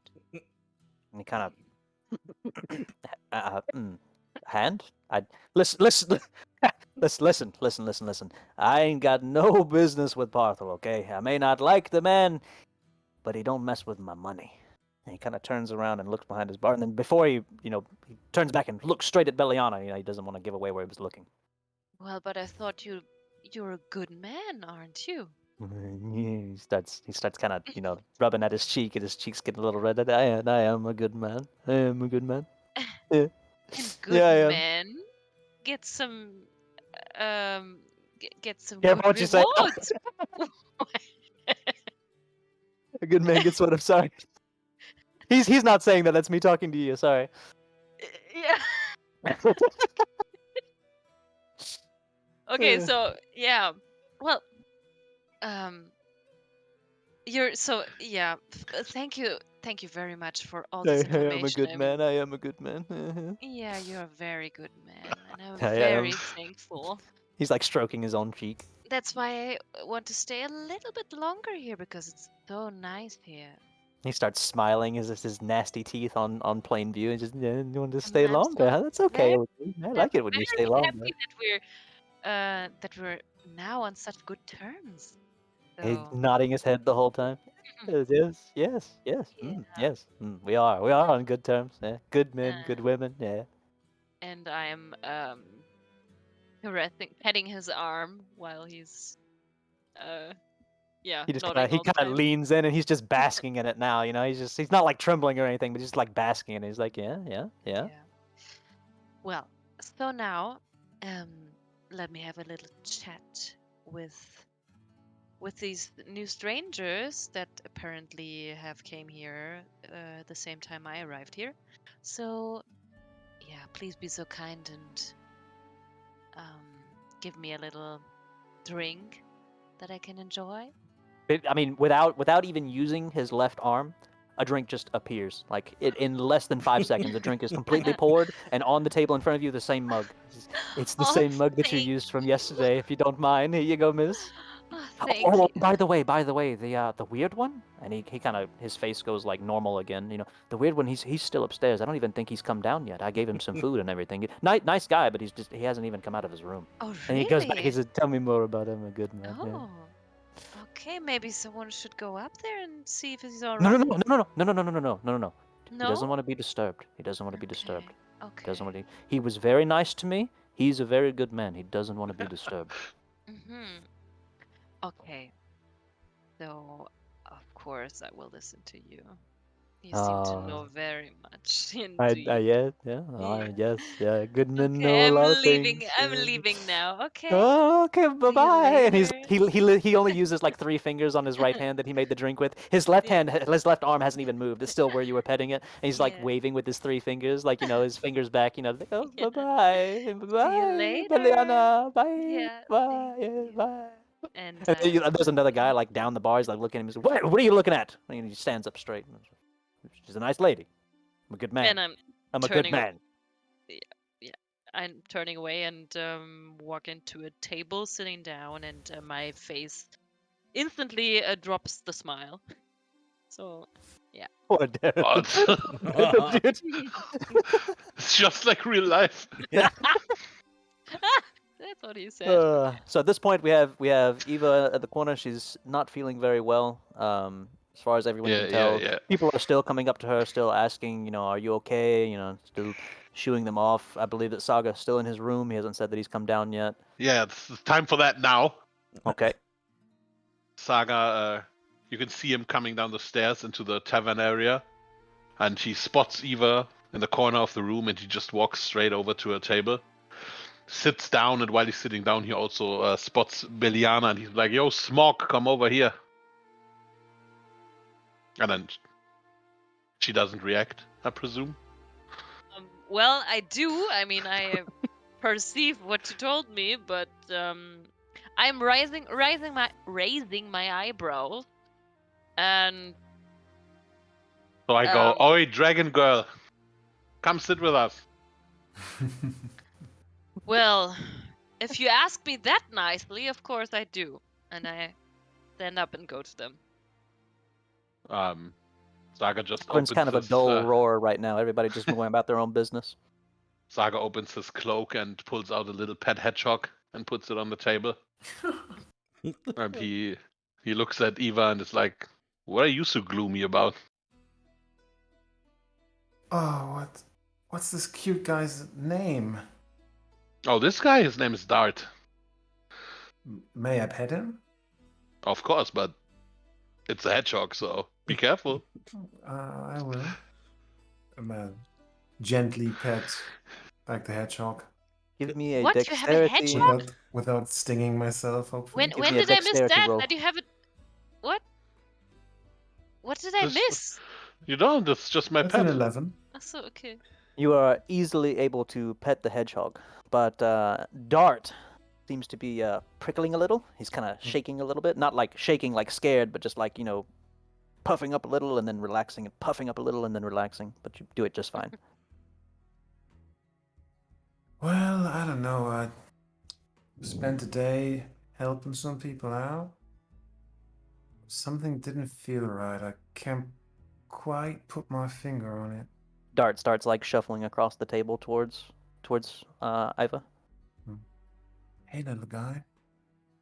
Like shuffles a little bit closer, very slowly, and just shuffle, shuffle, shuffle. Well, I had the same feeling today, I must say. That's why I just recently asked the bartender if he knows something more than I do. And he said something about a guy named Parthol, the name that I assume, heard yesterday already. So, The only one that hasn't heard Parthol yet is Iva. Oh, is he from around town or? I don't think so. I think he's a guy who manages things here in some ways. I'm not sure of which ones, but doesn't seem to be good ones, if you ask me. Can I quickly jump in here? Yes, where are you in all of this, John? Yeah, that's I'm not sure. Am I already inside the tavern? Yes. Okay, so I think then that's where you went at the end of the night. yeah. Okay. I am but I might just be coming in basically, you know. But yeah, You say that. You tell me you are just coming in now. That's fine. no. I'm already inside the tavern, and basically while they're talking about Pathol, yeah, and who's that, and what kind of dude is that, I approach their table and tell them Now, what as you approach their table, Yeah. I will say that unless you make a perception roll, I will not let you know whether or Oh. not they were talking about Parthol and whether or not you know. Okay. Yeah, well then I will do that. Sorry. Okay. It's okay. Fuck me. All In right. the So ass. as a 2, the dull Oh, roar shit. of everybody just talking, you're going about your own business. You have your own single-minded thing. You are going to go talk with them, and so the dull roar kind of drowns out what they're saying. It all just sounds like mundane buzzing Okay. until you make it to the table. Well, I see him approaching, and I'm looking into the eyes and showing him with my hand. see the hedgehog, by the way? Waving him to me. Yeah, I see the hedgehog, but I don't want to touch it. Yeah, I mean, Thuglin sees the hedgehog also. Sorry. Yeah. And I see I don't Thuglin, care and about the I'm hedgehog. and I'm waving Shuffling closer towards Iva. I'm waving him, Shuffle. and I'm giving him a sign that he can join us if he wants to. So I approach the table. I stand close to the table and basically introduce myself because the majority of people at the table don't really know me. So I'm saying, "Evening. Name's Thuglin, and I do have a proposal. I could really use some help with something, and if you'd like to, I will tell you about it." With that, Eva's smile brightens. I'd love to help you. What is it? Please tell us more. As Eva says that, Eva, make me a 1d6 one more time. Alright. There it is. It's a 2. Okay. All of these feelings that Eva has felt throughout. Is it Eva or Iva? I'm sorry. It's both. I mean, we can kind of. I want to say it the way that you want it said. We can settle on Iva. Okay. Iva. So all of these negative feelings throughout the entire day, the uneasiness that Iva has been feeling, it hasn't gone away. It's still here. Everything has just been a constant nagging depression all day for her every time that she's casted guidance. All right, it's not overpowering to the sense that it feels like she's going to explode or anything, but it's the most prevalent thing that has been on her mind all day long. And finally, that has culminated into a small but annoying pain in the pit of her stomach.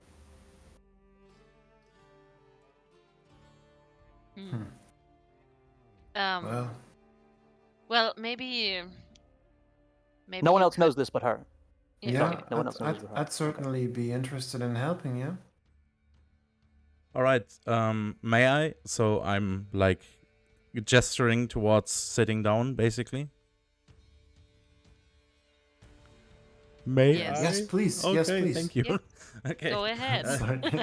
Maya shoves the chair out, sits down, chair breaks, No, grabs I'm- another chair, sits it down, sits in that chair. I'm setting Please down sit my down. mug on the table and sitting down and breathing once, like breathing out, like Sigh. yeah, like sigh. Looking up at all three of them. At And this point, Saga pulls out a gold-colored whistle and blows it, and Dart runs back to him and goes into his pocket. so fucking good. Nice. It's a cute trick. Again, I do not pay attention to the hedgehog.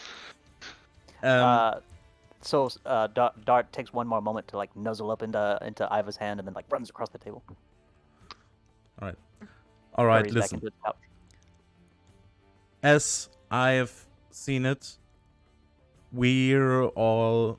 I don't know if this is something that I know or that basically I'm assuming. Okay, as I'm assuming, we're all not from around here. Well, that's true. Yes, you assumed right, I guess. And Well, I can speak a whole sentence, so obviously I'm not from here. God damn. And I don't know if you've noticed, but the villagers seem to be in a little bit of peril, as their village is being distorted by some guy named Parthol. And I don't know if it's really a peril they're in, but more like an understanding that they have.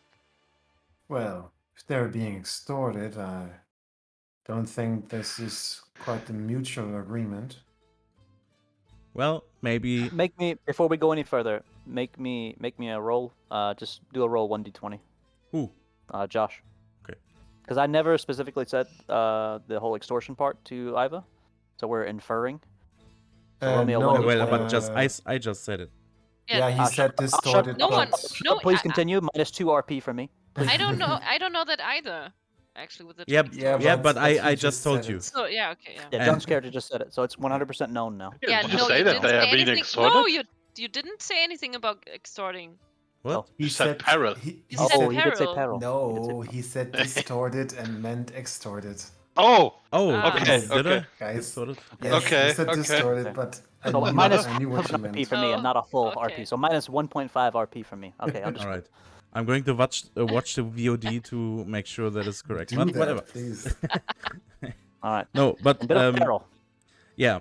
So Not sure if it's a peril. Please continue. Okay. okay. I've talking to Barathor, and I've been talking to Jail, which is the mayor of this town, and he needs some help. I do not necessarily know the whole details about the situation, but I've accepted to help him to get rid of the Parthol situation. The thing is, are you laughing? Like as Well, I the mean- character? Okay. Yeah. Okay. As a character. Continue, please. And even though I'm sure I could deal with the situation on my own, Okay, yeah. Continue. I raise an eyebrow at Beliana and stop for a second. Then I Like the continue rock. and say, I was thinking about recruiting some hands from around here, but as you have noticed, the town is not really that up to snuff when it comes to anything basically that needs any kind of skill.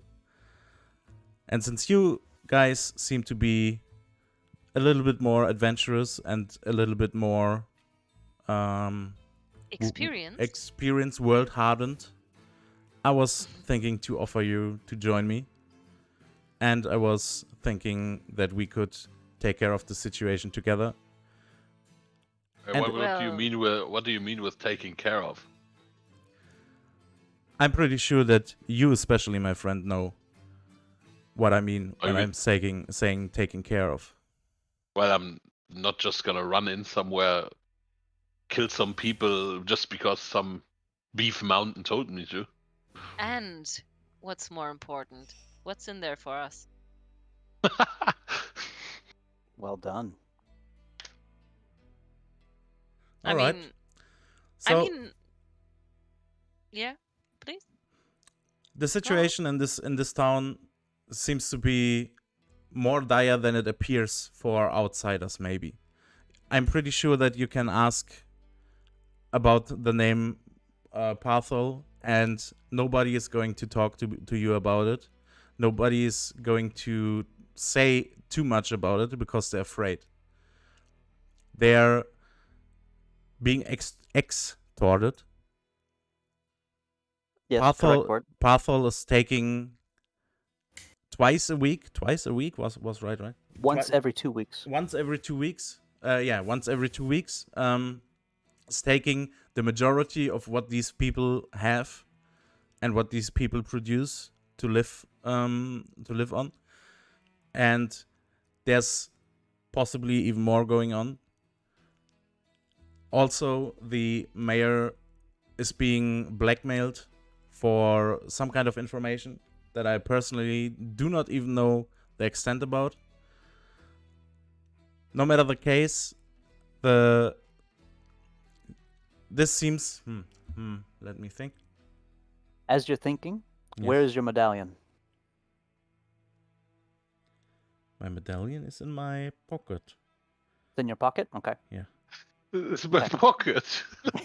What's in my pocket? It's in my pocket. Okay. Um. I was just making sure it wasn't around your neck. No. So I'm just gonna stop you right there.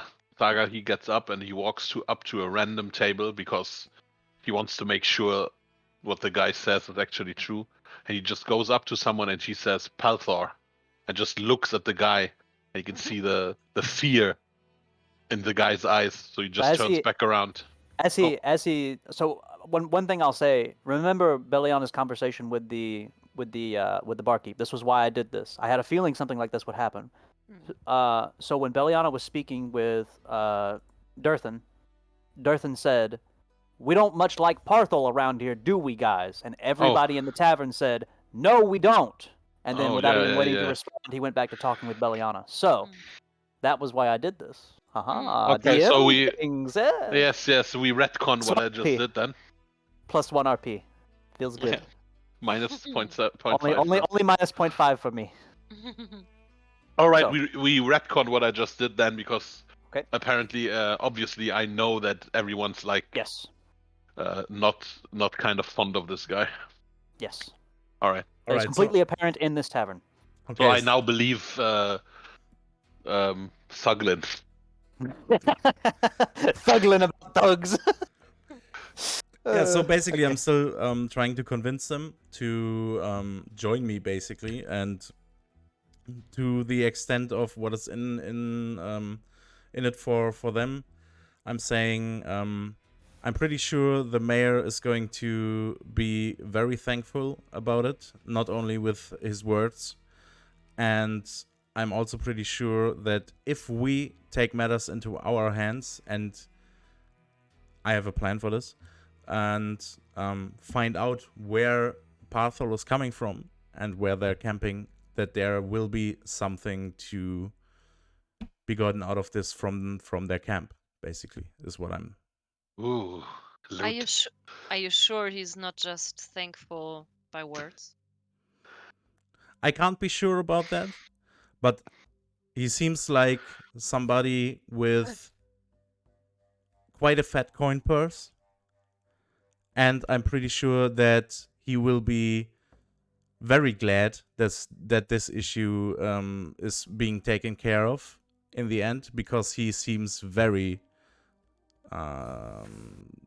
very set on this being something that threatens himself. You guys, please continue. I'm going to use the restroom really quick. Please continue. That threatens himself, that threatens his family even, and I'm quite sure that we can arrange some kind of what's the name for it? I forgot it. Why did I forget it? That we get some kind of arrangement. That we get something out of this. Well, more than just a nice thank you. Just to be sure, we could just say that, well, if the mayor isn't that financially thankful, maybe you could help me out then. In that case. Wow. I mean, I don't need much. I mean,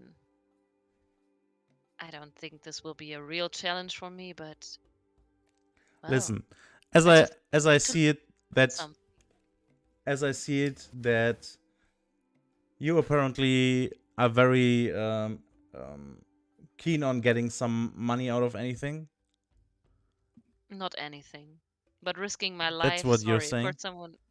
For someone that I don't even know or just know for a few hours. I just want to. If we're not getting anything out of this from the mayor, which I still sincerely doubt, every one of you will But- get but- from me 3 gold coins.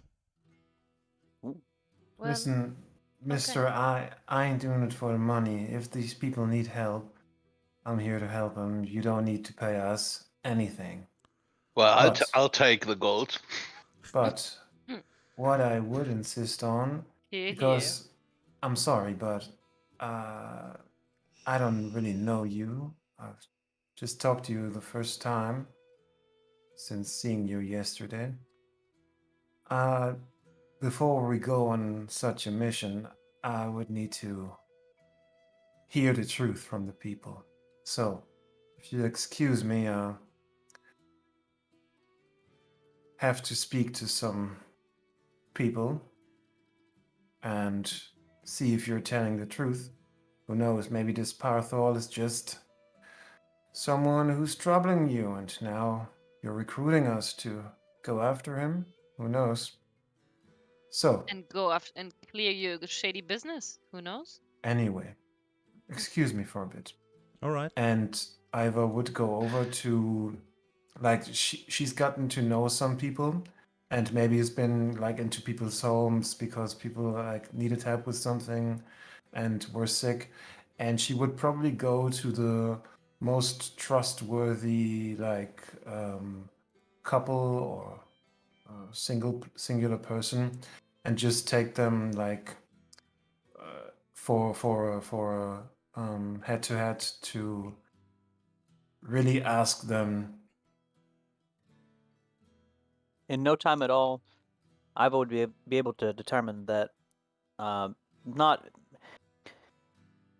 the guy can't really speak to everything that Thugland says, but on the idea of Parthol and his relationship with the town, it's completely toxic. He does extort the town. The townsperson doesn't exactly know everything that happens, but he knows that at the end of every week, someone is always there to collect something from him. And everything that he does, all of his hard work is all taken away. I mean, not all of it, but most of it. Where it goes, all he knows is that someone comes to town, that someone is named Parthol, and they take stuff. Well, thank you for your honesty. And yeah, I would probably return to the table and just Takes less than 5 minutes. yeah, after a couple of minutes I just sit down. All right. I'm in. Well, if the shoeless noblewoman is in, then I'll have to come to protect her. Sorry, ich habe das nicht ganz verstanden. Was? The shoeless noblewoman Ah. is in. I will have to come to protect her. My knight in shining armor. Oh. I wouldn't imagine you like that. Also, can I, watching her walk up to the table, can I do a perception check? Because it seems like she's off. Yes, of course. Of course. Oh, well, What's that's a your 7. let's see, your character? A 7? Thank you. Thank you, sir. Thank you, sir. Very Yes. nice. Getting the hang of these. All right. So as a 7, all you can tell is that she's off. All right, I keep that to myself. Okay.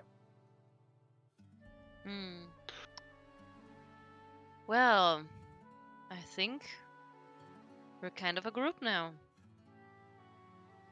How do we continue? All right, so here's the plan. Thugland. Thugland, the master planner. Let's hope so. Wait, what's your intelligence? Well, What are we up against? Too? Oh yeah, what are we up against? True. So I've talked to the mayor and he told me about where the general direction they're staying and that it's Parthol, and about 15 of his men, which are 15, which are comparable to the more experienced people you've seen living in this town, which shouldn't be that big of a deal. Well, but 15 of a number is quite considerable. That might be for you, young lady. Well, We will find that out. I'm taller than you, but I don't have that many muscle to run. Well, let against. me tell you, At that point in time, a stray beam of moonlight streams through the window and highlights a small, fresh sheen of sweat over finely chiseled, fur-covered arms. Almost in response to the word muscles, the moon seems to just glow over them. it's like in the Henry Jumanji Cavill's remake. avatar is here.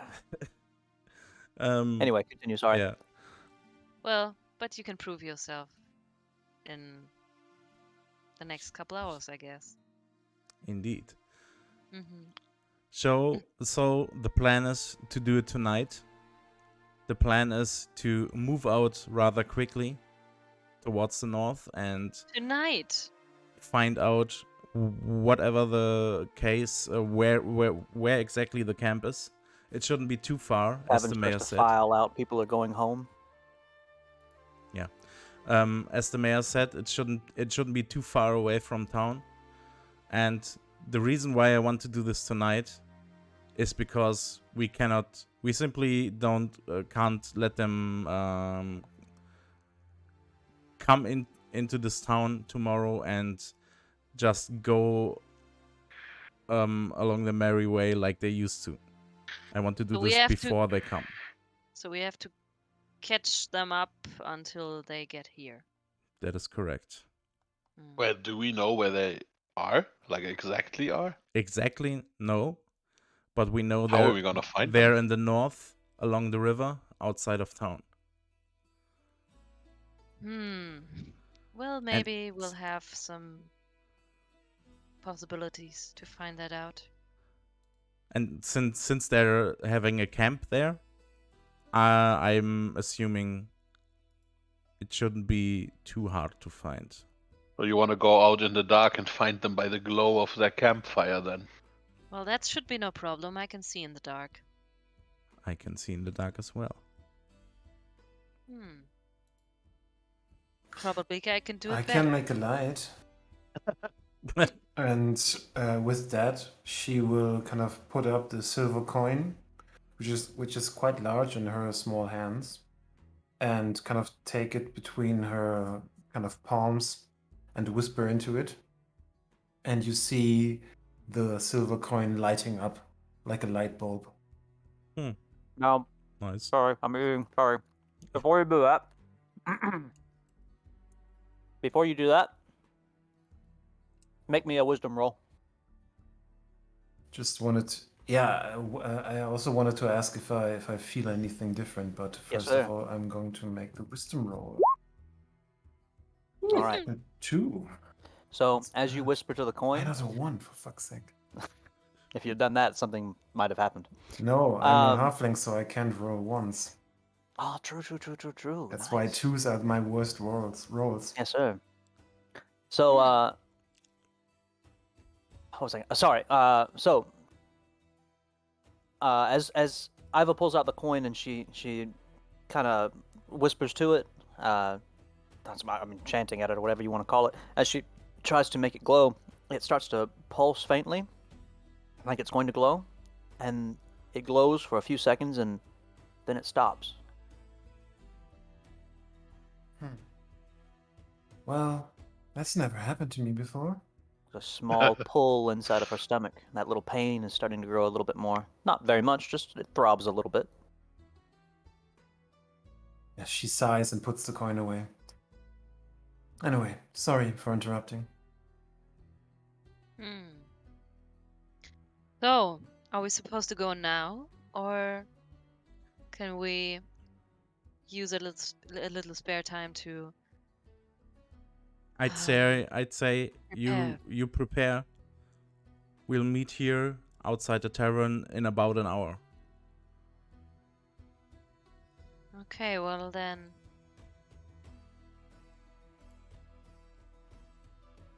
I will ask a question now. How much longer does everyone have?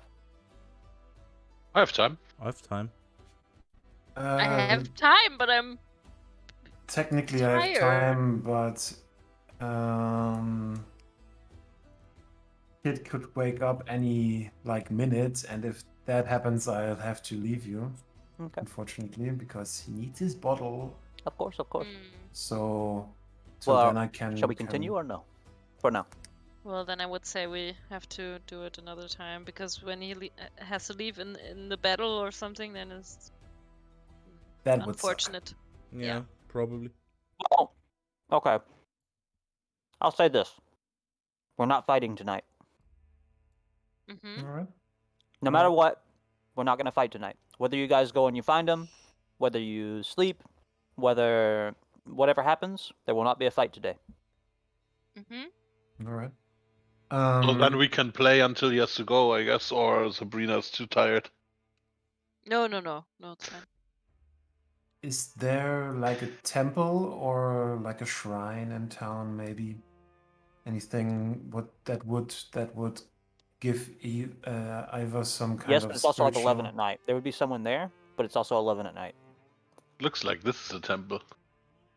Doesn't really matter unless the doors are closed. No, they would never be closed. Then she would just, instead of preparing herself with gear or something, she would just go to the temple or to the shrine, whatever it is. Okay. Everyone else, what are we doing? Saga just goes up to his room and grabs his essential stuff, like not everything he needs, like not everything he brought, but everything that's needed for combat and survival and stuff. Mm-hmm. And that's it. Just stays in his room. Yeah, Biliana's also going to her room and getting all of her stuff, because she, kind of doesn't know if she's coming back or whatever happens. I don't know. Just for safety reasons, she takes everything.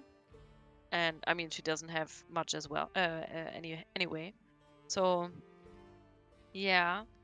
And until everyone is ready, she sits by the fire. And is there a fire in the tavern? Hearth, Yeah, sure, most likely. Yeah. So Sure. she sits by the fire and plays her harp. And I am also going into my room and collecting my things and making sure that I'm prepared. The second floor floorboards are kind of creaking, and everybody knows exactly where Thuglin's at. All right, so we will move over to Iva as she makes her way to the temple, because this will be important. Iva, Yes. roll me a d20.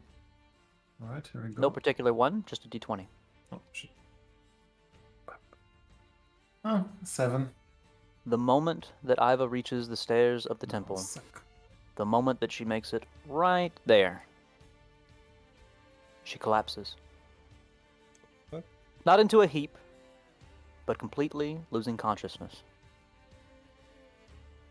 As Iva collapses... Sorry, I don't want to interfere with your yes. GMing. Yes, of Can you course. move her character thing up there, maybe?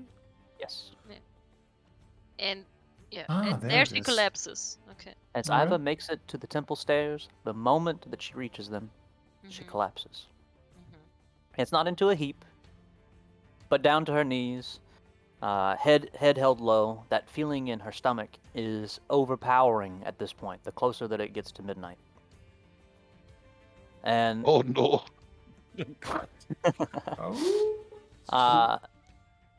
the moment that kind of like the sound is heard, a man, he steps to the front.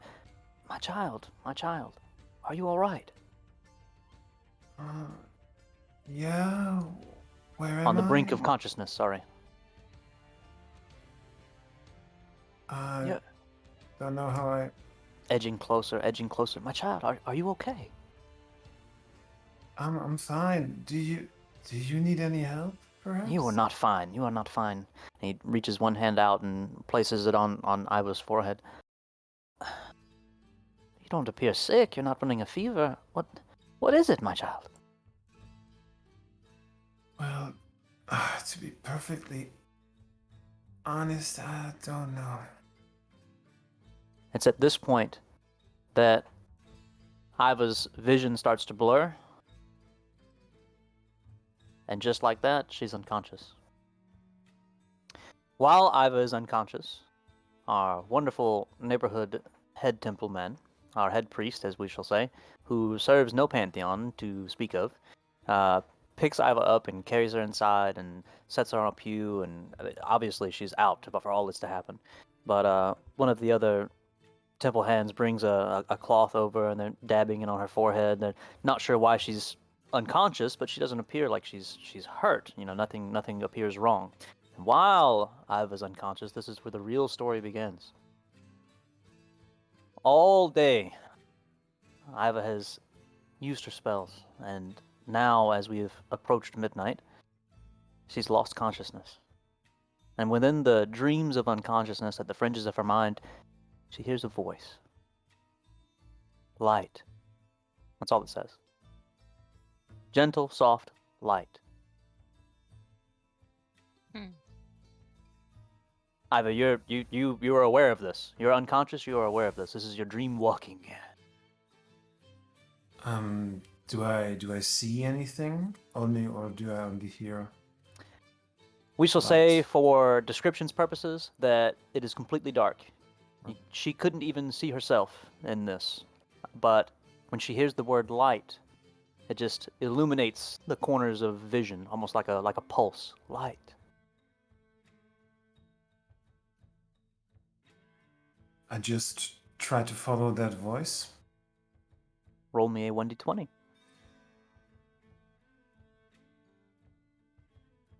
Another 2. Oh, God dude. damn. She tries to follow the voice, but it just continues to chant, light, light, light, over and over. And as Iva is lost in the darkness, looking for more, the feeling that she's keenly aware of, that nagging depression, that uncomfortable uneasiness that's been with her all day ever since she's used her spells, just starts to fade every time the word light is said. Do you wish to try to follow the voice again? Yeah, but this time she probably stops and kind of sighs in exhaustion, and then she kind of has an epiphany and kind of puts her hands under her cloak and trying to look for a holy symbol, if it's there. Okay. The darkness is so impenetrable, and when she looks, there's nothing there. There's nothing, not a body, not a cloak, not a robe, not anything. There's nothing there. It's just her consciousness.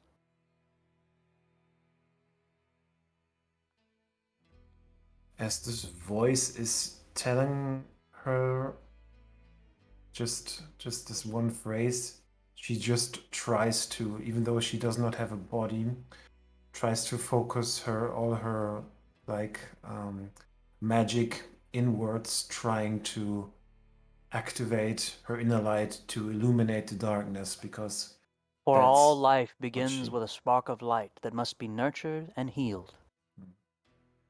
Light. And it's at that point that all of the blackness becomes white. Blinding white light. Illumination. To light the path of the lost and downtrodden. Does Iva do anything? She tries to kind of direct her light forward, seeking some kind of path. Protection. To shield them from harm and make resilient their bodies and souls. All of that feeling inside of Iva that she's felt all day fades away.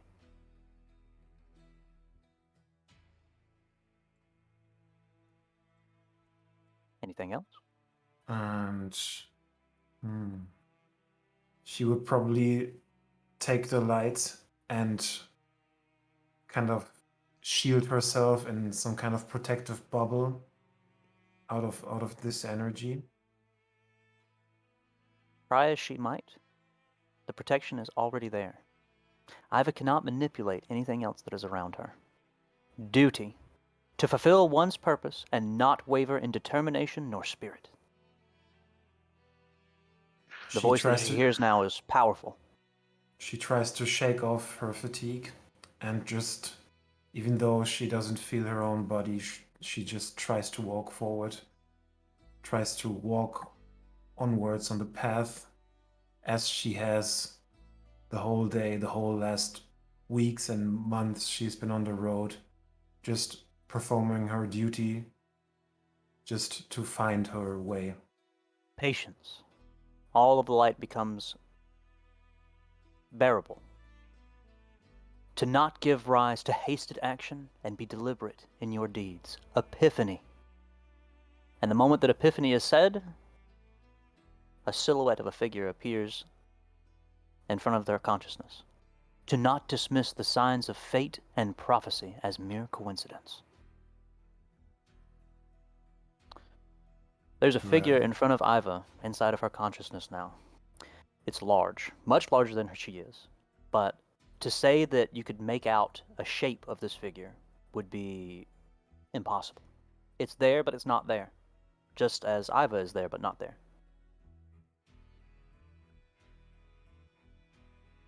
She's trying to speak to this figure, just trying to ask her, please, show me a sign. Where can I find you? The silhouette of the figure that is surrounded in transparent whiteness, that's completely transparent, you can see straight through it all the way to the edge of nothingness. It reaches an arm upwards. And where Iva's head should be, it taps one time and brings its hand back. And with that tap, visions flood into Iva's head. Those visions are of Thuglin, of Beliana, of Saga, of the people that she's helped, of the places where she's come from. I won't say that for everyone. I'll leave some spoilers away. Of the temple where she's at, of her body that is unconscious being taken care of inside of the temple. She sees Parthel's face. Not that she knows that it's Parthel, but she sees Parthel's face. She sees Jael's face. She sees Barathor's face. She sees all of these things, visions of fate and prophecy. She sees the person that she's looking for. She sees the parents that she had. She sees the people where she came from. She sees the temple where she was at. All of these things flooding into her mind. And finally, the very last thing that she sees is herself and a small darkness inside of her. And then, holy fire, for all ends with the tyranny of the dark that must be banished with flames most radiant. And that one persistent thought in Iva's head is that small darkness inside of her.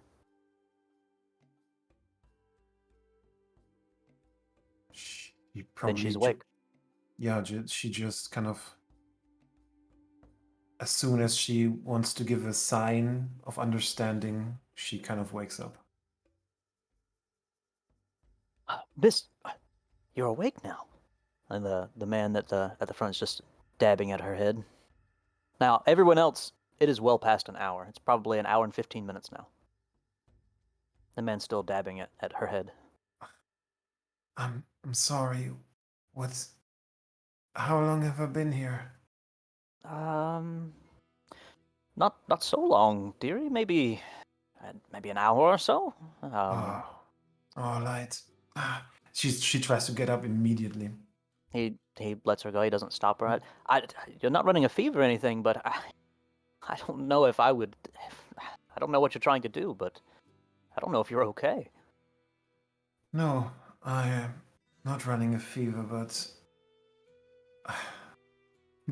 And she smiles at him and kind of takes his hands.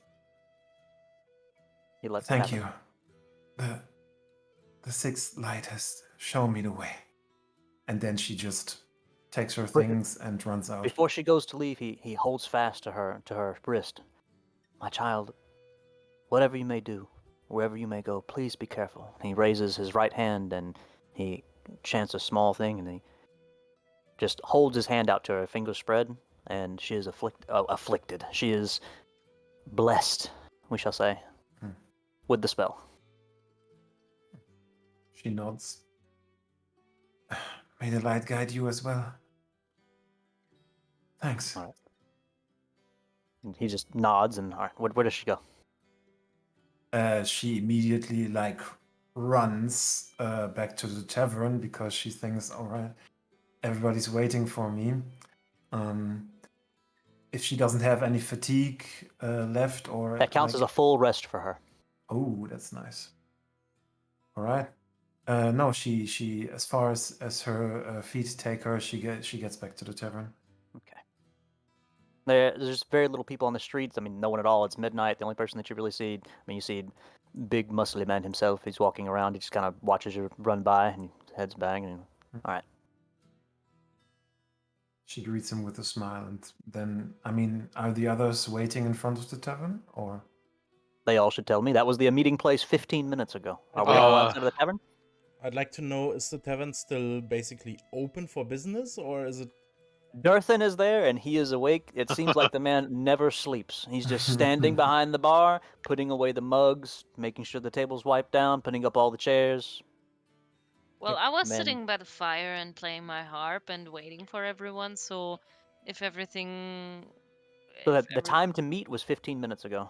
Mm. So whatever you do now. Saga is sitting there on the corner of the fence, playing his flute. Flute? Okay. I'm so sorry, everyone. I'm so sorry. I just wanted to go to the temple because I wasn't feeling too great, but I had Yes. let's just say I'm sure we're doing the right thing. And she just looks at each and every one of you like she's reunited with people she has known for years. Well, I don't know why that is, but hearing that from you, I would believe it other than from anyone else. Thank you, dear. Oh, sorry. Shall we? I probably look at Thuglin. Sorry again. I nod and say, nope, it's fine. Let us move and let's go. Let's head out. And then I guess we'll take out. Well, we're not done yet unless everyone else wants to be done. We can continue sorry, going sorry, until sorry. we're about to get into a fight. Unless it's up to y'all. No, I just wanted to start going up north. Okay. Yeah, following. Okay. All right. So, all of us, we take our time. We move further north. Saga, who's leading? In what order are we? Are we in a line? Are we all fanned out? What are we doing? Raglan is leading. Okay. Definitely not me. Just put Saga to the right side. Oh, okay, whatever. Saga's definitely walking like a good distance away from the others. Okay. Yeah, obviously. I have stealth. You do not. I mean, something like this. Yeah. Yeah. Okay. I think so. All right. So as we're continuing north through the woods, there's no But map for this. I'm more to the left from Eva. Ah, I see. Not quite Yeah, holding hands, huh? Yeah, no. Okay. So as we're continuing north, there's not really Sometimes you anything can hear Saga whispering that he hates fucking walking. We need horses ASAP. He's playing himself. So it's very quiet. It's just the sounds of the night, really. There's crickets along the riverbank. There's frogs croaking. There's nothing really like out of the ordinary happening. You know, you can hear owls. You can hear just miscellaneous insects. As we're continuing along, do you stay along the river path? Are you guys going more towards the forest? We're following the river because we said that the river was where they weren't too far from, right? I'm following Thuglin, so. Okay, Thuglin, what are we doing? We sticking close to the river? So, I'd say we need to kind of find some kind of indication of camp of a camp in some way, and I mean when we leave outside of this, sure, we don't have the map for have a map for this basically, but after traveling a little bit alongside the river, what exactly do we see? I mean, like, is there a path? As we are traveling along in the river, or excuse me, aside from the river, the moment that we leave town, I will consider us in the quote-unquote world map, Yeah, okay? yeah. The world map is not made, all right? So Okay. whatever for the world map. We can use our imaginations for this. But what I will say happens is we are looking for something specific, and we are in the wilderness, Yeah. okay? So, that being said, I want people to make like a, I would say like a wilderness check, quote unquote, which we'll say a nature check is what we'll say. Your ability to Survival. find your way through the woods, basically, and find something that you are looking for. Oh yeah, we can do survival check. Josh is right. We can call it survivor, we can call it nature, we can call it whichever one we Nature. want to I call would it. say nature. Oh, For that me. actually is a nature check. Then- Wow. But I mean, As I'll have a suggestion. Okay. Mhm. Talking as Biliana, no. Thuglin. Yes. Yes. die beiden lieben sich. They love His, each other. his muscles just flex uncontrollably for a moment. Just yes. It's just Do flex. do you actually know where we are going now? As I've said, we don't know exactly where the camp is. All Okay, I know so- is it is north of the town alongside the river. We have planned. We go. Okay, If it so bleeds, we can kill it. but I mean, Please, can you kill it. said you can see in the dark, so I would just rely on you, strong man. As she's saying that, I'm going into into a squat basically, and feeling my hand over the ground, and I want to do a survival check. Before you do that, Yes. Iva would step up behind you and touch your shoulder. Remember, be deliberate in your deeds. Take your time. And I make- she gives you guidance as she touches your shoulder. So if you roll survival, you can add an additional d4. Ooh, Damn. buffed. Now, as If it works. Thuglin reaches down and he touches the ground with Iva's help, let's say assistance, Thuglin has spent a long time doing this. This is not difficult for him. Thuglin, please make me a survival check, you said? Yeah. A survival check with advantage. That means D4. That you roll twice, we take the highest one and we add d4. exactly. Okay, so 2 d20s Along and with 1 your d4. Yes. Well, I would like to do a nature Yikes. check. Oh, Okay, so we Yikes. have a one second and we'll do After your that- check. Yeah. And the d4. So we have Yay, a- yay, yay. Okay, and then we also need. So we have an We 8, and I also have I have 2. I have to see your survival thing also, really quick. Thuglin, survival +2. Okay, so and wisdom is 0. So we go here. We say it is 7. Is +1 and is 8. +2 is 10. So before I say what that means, Beliana would like to make a nature check. Nature check, yeah. What are you making a nature check for, Beliana? Yeah, to see if there's or to feel if there's a path that is often walked over that we just don't see right now, or if there's some So I hints. can, when we make a nature check, and Yeah. you say, I want to see if there's anything different about nature, I'll take that. Mhm. But if you want to say that you're looking for a hidden path, I'm going to say that's like investigation, you know? Oh, okay. So if you want to check nature, we roll a nature check. But if you want to say, I want to look for a hidden path, covered up by something, then I'll say investigation. Well, then I say investigation. Okay. That would I mean, be also we could just roll both of those if you want to look for both of those. I mean, yeah, but yeah, okay. I don't know. Okay, so which one are we doing then? Investigation. All right. So make me a 1d20. Mhm. So it just And your investigation is plus Okay. 3, I see. So and intelligence is plus 1. well, it's just the investigation plus that we're yeah, doing okay. because you don't have the guidance addition. So we're at 13.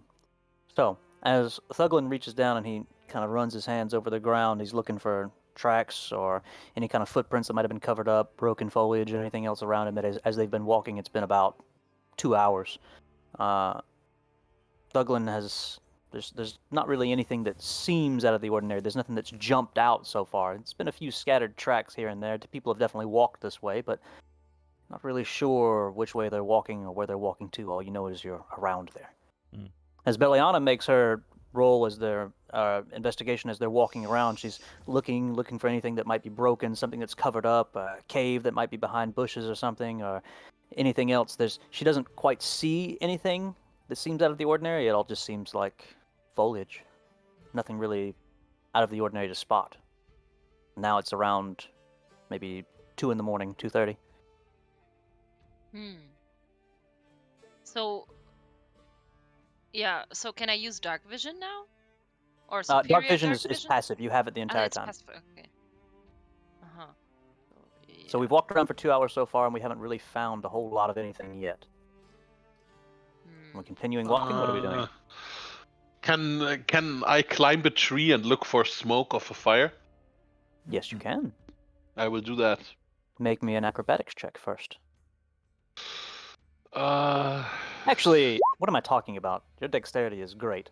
You easily climb a tree. No problem. okay. Now make me an investigation check because we're looking for smoke. I rolled a new one. Meanwhile, do you say anything to the group about what you're doing, or they just see you climbing a tree? They just see me climbing a tree. I love it. I'm just disappointed with the results, so I just climb a tree. Well, so they haven't told you anything. You just realize that no one has found anything yet. Yeah, so I rolled a 5, and that's what did you say? Perception? That's plus 2.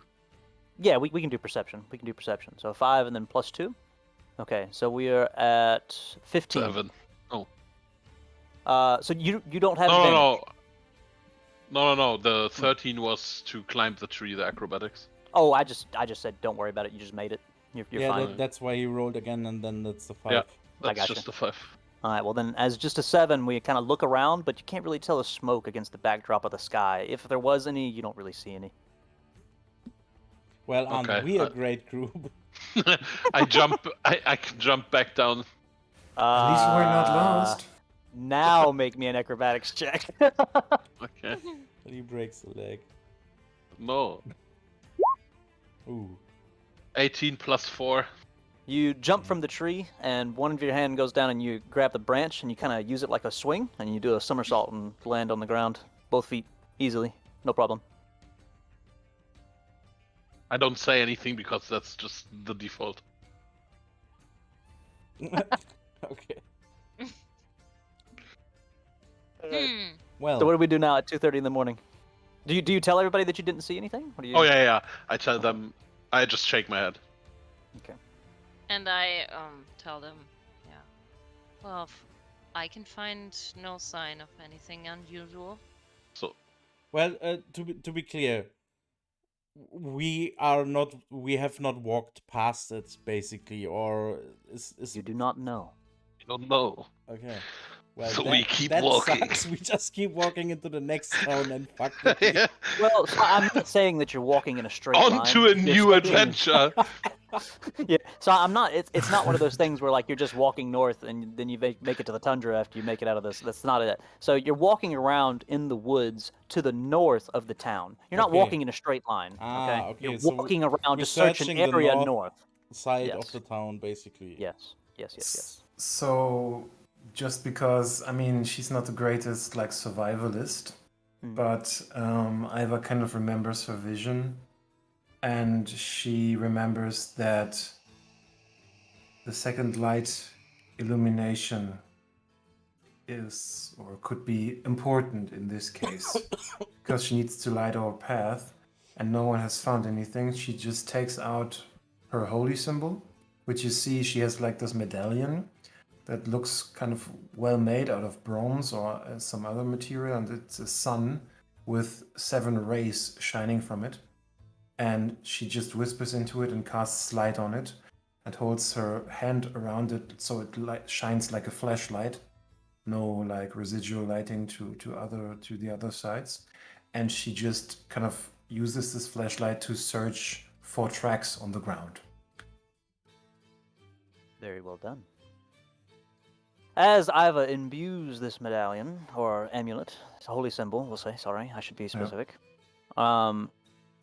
She shines it towards the ground to look for tracks, and immediately, without anything else, you can tell indentions in the ground that kind of faintly glow, almost like an eerie ghost footprint, you might say. And you can immediately tell that they are headed west of you right now. Mm-hmm. Wow. Thuglin, I think I found something. Look at this. I go over and check it out, and yeah. To light the path Yeah. of the lost and downtrodden. Well, I will say we are not lost. Well, basically, she tells me that they're to the west, or do I see it now as well? Yes, everyone can see this. Okay. All right, then, yeah, then I check this out, and I'm saying, all right, we do have a trail. Let's move on a little bit onwards to the west, and maybe we'll find their camp. Maybe I should light a torch for you that you can see a little better in the dark. I deactivate the light. I'm glad you said that too. That was for Thuglin, actually. I just like with closed teeth say, I can see in the dark as well as you can. Oh, do you? Didn't see that. Dieses Arroganz hat auch nicht didn't see it.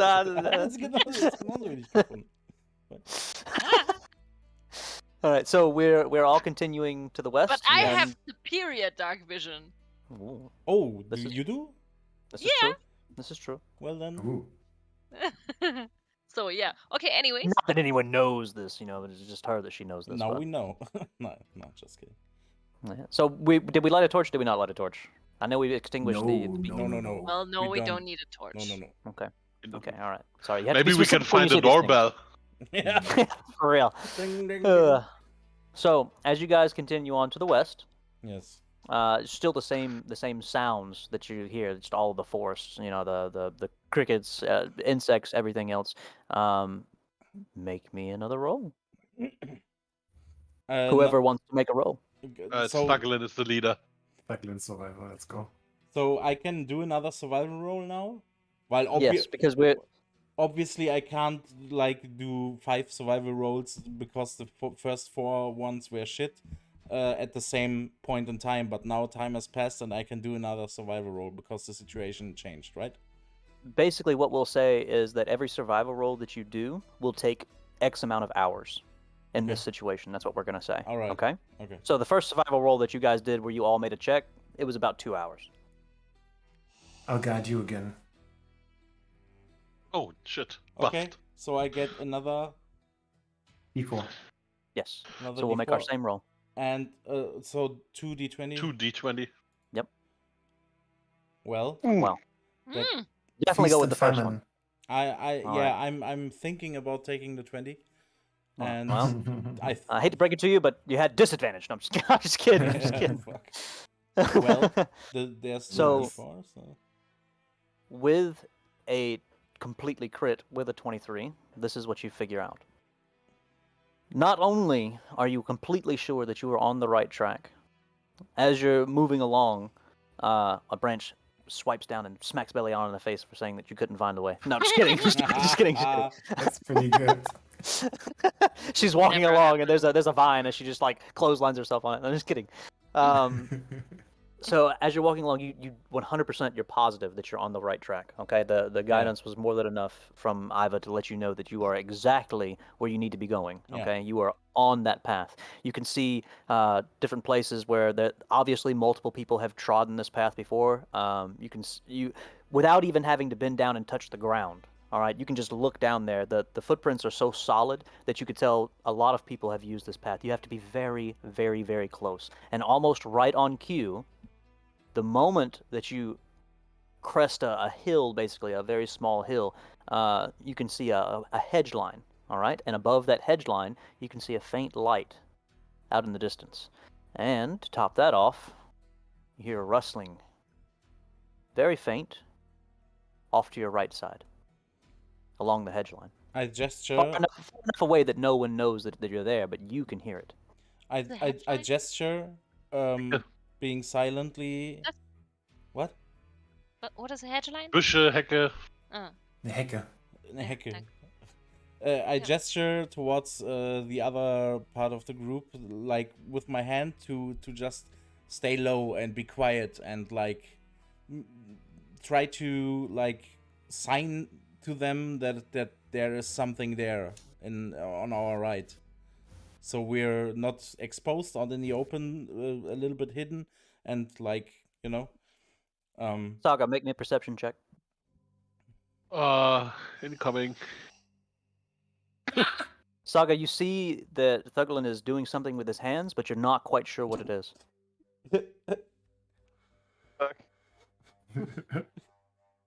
I mean, what do you do? He's making a motion with his hands. Do you do anything? 'Cause everyone else is getting down. I just look at him, puzzled. Thuglin, what do you do? The rustling grows closer.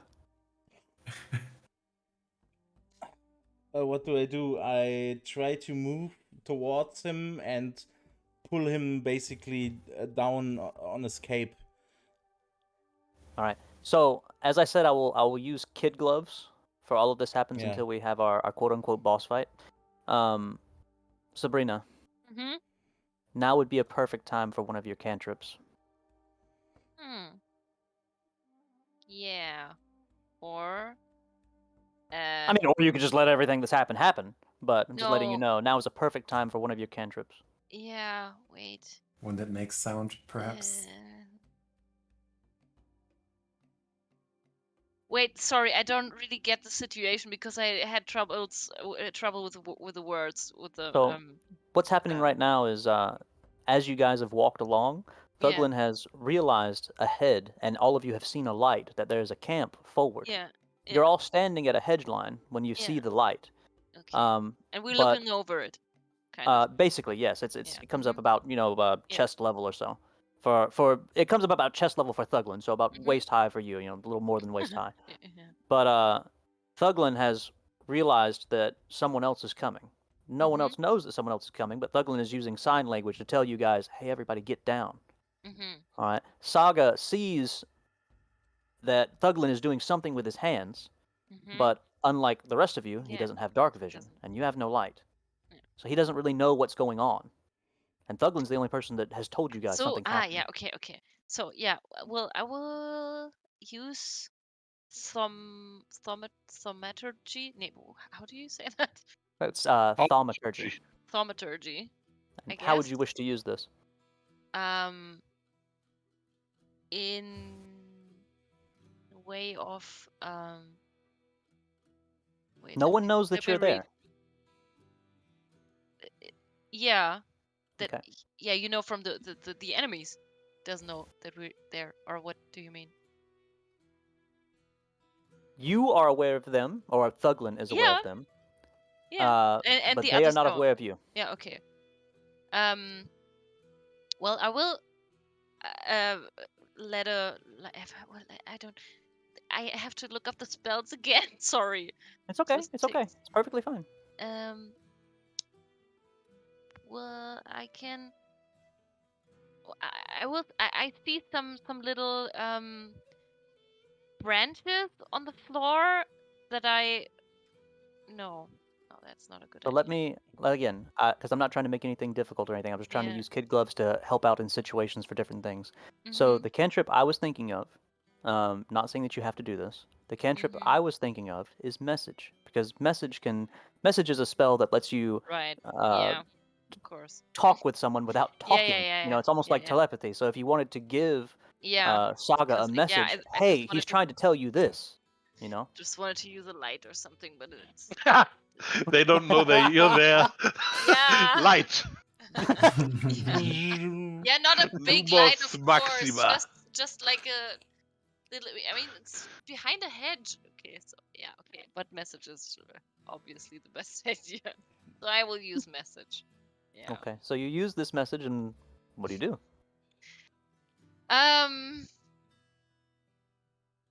Yeah, I used the message to go into Saga's head and tell him that we have to be careful and go to the right. This Get is like down. playing telephone, dude. So, You're Beliana, telling me to get down, which means hiding. Yeah. Yeah. So Beliana, Beliana lifts her hand in the darkness, and as she does, and kind of waves it towards Saga, and Saga hears inside of his head Beliana's voice, and that voice says, "This is Saga, where you fill in the blank." you have to get down now. Okay. You- Saga, what do you do? They're there in front of us. Now? You can say as many Here? as you want. What do you do, Saga? I'll just get down and hide with the others. Okay. Jesus. So as Saga gets down, the rustling gets louder and louder and louder and louder. Do we do anything? I'm trying to prepare myself for the eventuality that there's a patrol coming just along our way and might see us, and to be able to like react to it as silently as possible so it doesn't like alert anyone else. I will be as specific as possible. You are on one side of the hedge. The hedge is very thick. Yeah. You would not be able to move through it without making sound. Okay? Now, thought the the- other side of the hedge, there's rustling, and it's growing closer. I thought it It's was definitely to our coming right. from your right. It's is definitely coming rustling? from your right, but it's on the other side of the hedge. It's on the other side of the hedge. Okay, so we're just Yes. keeping quiet. Rustling. Okay. Yeah. So, Sorry. well, Sometimes again, I really you can- don't know the word. Ah, okay. Bush line. Yeah. Line. Sorry. It's on the other side. You're on this side. It's on your right. And you can tell that it's getting closer, but it's not in any particular rush or anything. It's not pitch black, but it's very, very dark. And the sound is getting louder. What do we do? Obviously moving closer. I'm trying to get as close to the hedge as possible to not be able to be seen from the other side. If someone would be checking over the hedge, I want to basically be in the shadow. And if I need to make a stealth roll, I would guide myself because my stealth is shit. Well, I mean, I have superior dark vision. Isn't that something that I can use? Yes, but you can't Or see that through is- objects. It's like it's an actual bush. No X-ray vision, just superior dark vision. You can see in the dark Yeah, just as but it does during the I mean, day. yeah, I don't know how thick it is. So if It's really there's thick. any. So it's thick enough that you wouldn't be able to see through. Imagine if you were trying to look through Yeah, what would be something like I a can imagine. garden I can, like a palm frond, like it's Mhm. it's very thick. Like you can't. yeah. Okay. It's not something you'd be able to see. You'd have to peer over it. Hmm.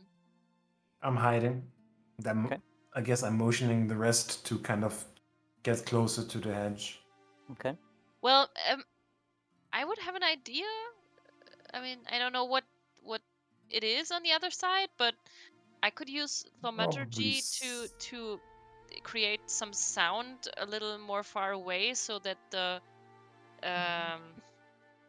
That's what that I was whatever's on thinking the of. other side would be distracted or goes away, and to look for what is there. What's everyone else's input on this? This is where you all come together and quote unquote meta it. You can all talk That's- about different things that you want to do, what you think is good, what you think is bad, what you think you want to proceed as. That's what I thought would be a good idea. But at this point, the guard hasn't, or what I assume is a guard, hasn't noticed us. So we wouldn't really need the distraction unless the guard notices that someone is even there. For now, the guard doesn't know we are there, so hiding should be sufficient. No, but I could do the noise somewhere else from far away, and could imitate some kind of I don't know, animal sound or something. Sure. Or is it possible? I think, right? It's 100% possible if that's the Yeah. course of action that I- we all decide that we would agree on, or that you want to do. So I can say why I think that wouldn't be a good idea, right? Mm-hmm. I think whatever it might be, this still could put them into some kind of alert mode and have them be more. Not if it's an animal. Well, Oh, But- let me make a suggestion. yeah. Since my character is insanely fast, and I have very good stealth, I can go like behind the hedge the other way around, like where you hear the sound from, and check what's there. Yeah, And then we can find out whatever is there. agreed. Then I'd suggest Saga does that, and Beliana and I move closer to the hedge in the meantime, Yeah, to be in alert mode if something and to be in the shadow of the hedge if someone should look over the hedge. Yes. All right. Okay. So, our courses of action, lay them out for me. Exactly as you wish them to happen. Hiding. We're Okay. hiding behind the hedge. Yeah, hiding Yeah, close to the All of hedge. us. And I'm like the sound is to our right, and I follow the hedge like in the like not where we were going, but where we were coming from, Mhm. and try to get around the hedge to get a look at what we are up against. Okay.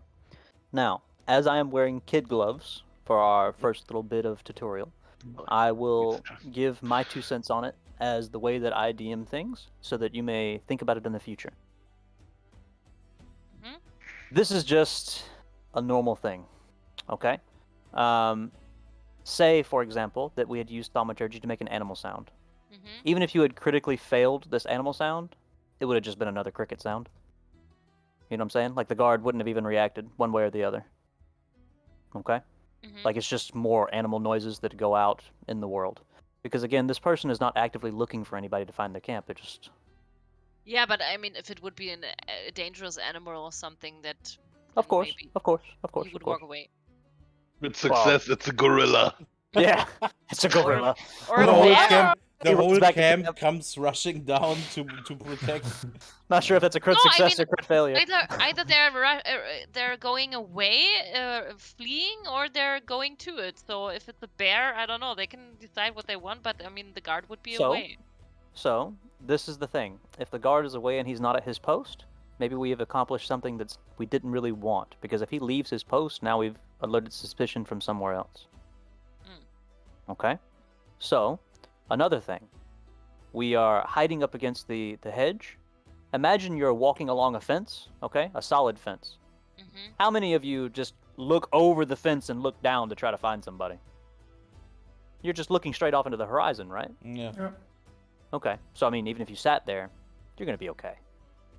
Alright. Likewise, I believe, Ogre is onto something with stealth.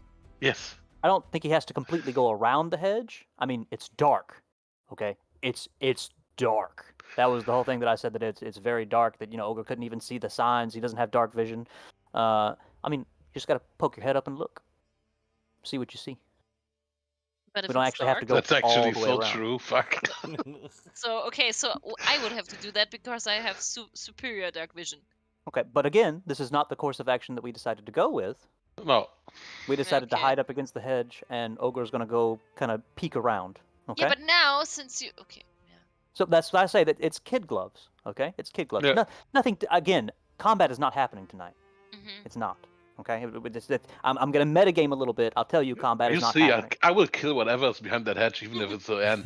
Yeah. I mean, if you guys want to do that, I will go get ahead. my combat. Go ahead. I'm down for that. No, I'm no. down for it. Assassination. So- So I'm rolling a stealth check then, right?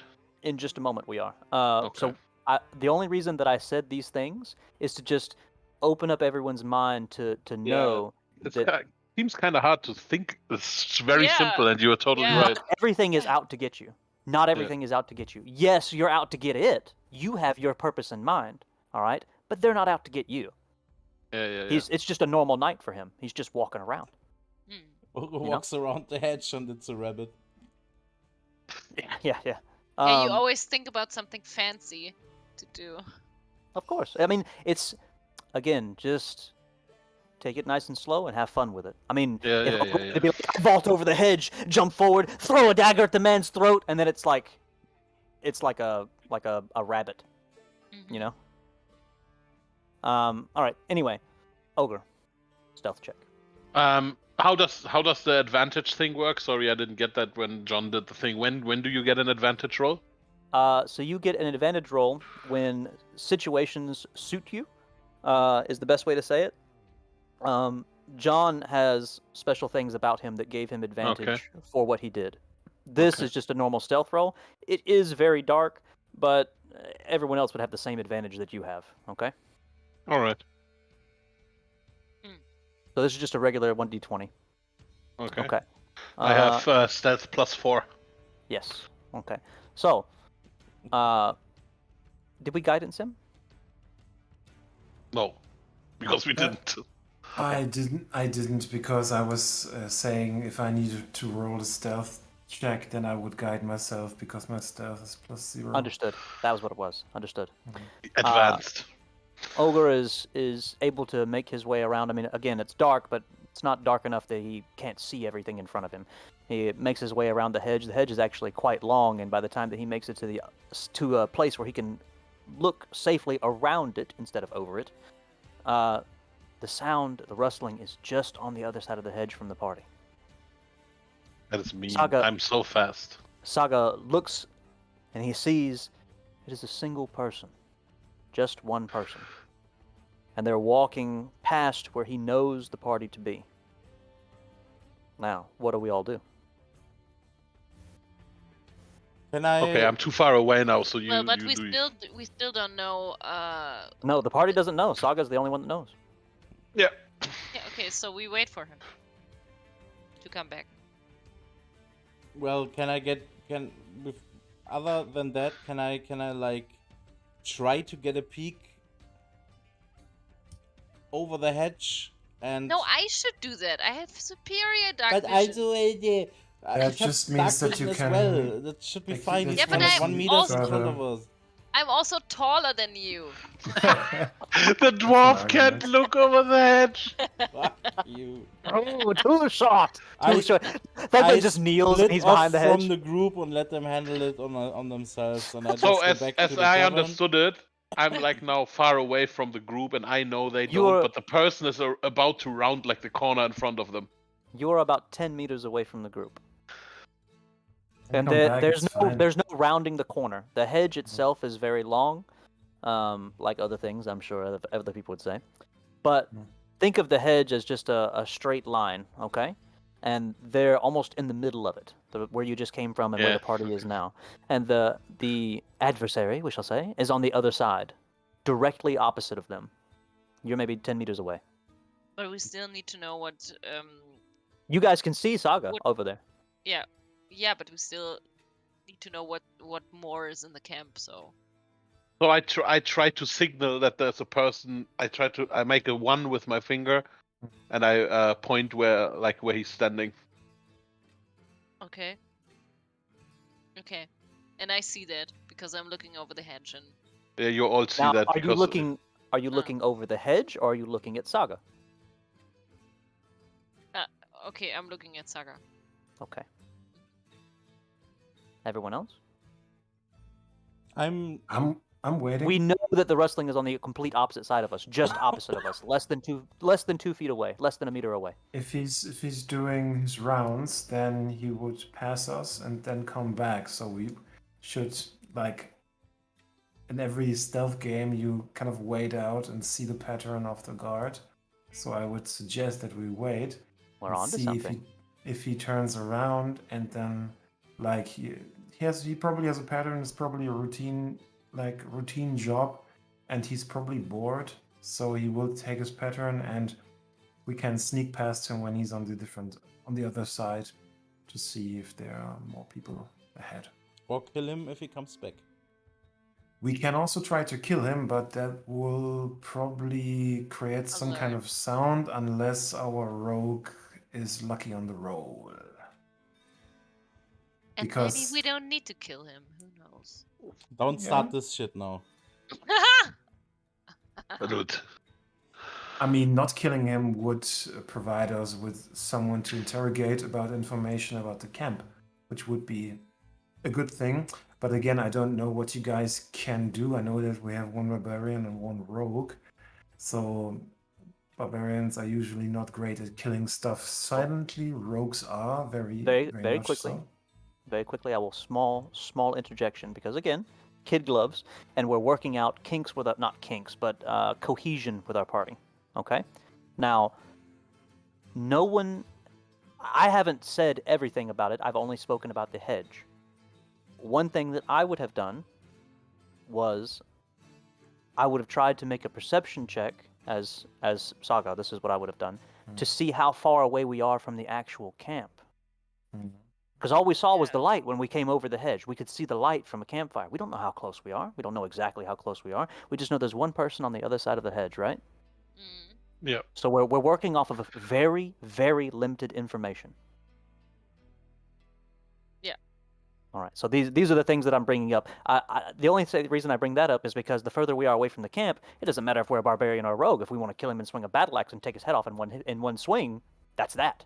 So can I just look over the hedge and make a perception roll then? You want to do that with someone right there? Just go a Yeah, I couple of mean- meters ahead, so you're just Yeah, you're I not just- in front of this guy's face, Yes. because he will probably pass Not us. directly Peekaboo! The Maybe And not the directly. dragon! Maybe not directly next to him, Horns just appear first. but going a few meters away and then taking a look Yeah, over the that hedge. should work fine. And you have So- a far enough dark vision. I just Okay, backflip so- over the hedge and split his head off with my warhammer. Yeah. Mm-hmm. So, again, Mm. Saga is the one that's already capable of seeing. He may not have dark vision, but there's light up there. Yes. Now, he might need help. He does not have dark vision. He can't exactly gauge everything, but that's something for a roll. Okay? So something that I would say would be like, Saga would be like, well, I want to see how far I am away from the camp. I'd say, all right, make me a Yes. roll at disadvantage, because it's dark. So you'd roll at disadvantage. That's Maybe what you we're gonna succeed. do, because I'm already there and looking.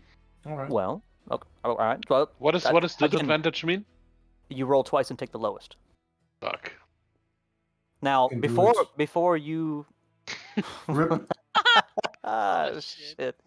So, try as you might to peer through the darkness, you can't really gauge distance at all. You understand that it's a ways away. You know it's probably double the distance from where you are to the group, so more than 20 meters, but you can't really tell past that. Not only that, but you can't tell what's in the way either, whether there's bushes, pitfalls, not pitfalls, but like holes. You know, you don't know how uneven the terrain is. You can tell that there's a couple of trees, but everything just looks completely dark other than the light up there. Hmm. Okay? Now, with that, allow me to go back and say that this is happening at the same time. Ogre has made his Saga has made their hand signals to let you know that there's just one. Beliana has seen it but has not told anyone else. Mm-hmm. Okay, and the wrestling is still on the other side. No one's actually moved. Okay. So we So basically still still, stuck in the same don't place. know what exactly Yeah. is So going I on will. there. I suggest that I use message again to tell Thuglin and Iva that there's just one guard, and then I would. I don't know. In the try time that to... it takes you to do this message, the wrestling starts to get softer and softer. It's still loud. It's still close, but the sound is passing now. Okay. No, you can look. So I can look over the hedge now You should look. and Try to find use- out where the camp is. and use superior dark vision to or Passive? perception to Hmm. find out where the or is it investigation? Perception, investigation. You can make an argument for either, whichever Well, you want to then use. I take investigation because I have better stats there. Sounds good. So What do I... Wait. It would be a 1d20. All skill checks and everything else are 1d20s. And then I need So your plus character 3. sheet. Plus 3? Okay. Oh. So at 13, you peek your head over the hedge and you see that there's the one guard, just as Saga was trying to gesture about there being one guard. He doesn't appear to be armed per se, but there's also a hedge, that covers half of his body from the waist down. Off in the distance, you can tell that it's probably 50 meters or so between here and the actual campfire. And while you can tell that it's very bright, that the campfire is just on the other side of where all that foliage is, you can't actually see anything. You can't actually see any smoke. You can't see any other people. You don't see any what am I trying to say? Uneven ground. It's all even. It's easily traversable. Okay, but do I find out if there's another place to hide somewhere for like a next station when the guard is There's going plenty of things that you sleep? could hide behind if you wanted, but there's no hedge lines. There's no solid. I mean, there are bushes that you could hide behind, sure, but not enough that all of you could hide in the same place. And is there enough that each of us could hide behind? Oh yes. So, Oh yes. Probably. All right, so guys, I need to pack it in. yeah. Okay. Unfortunately.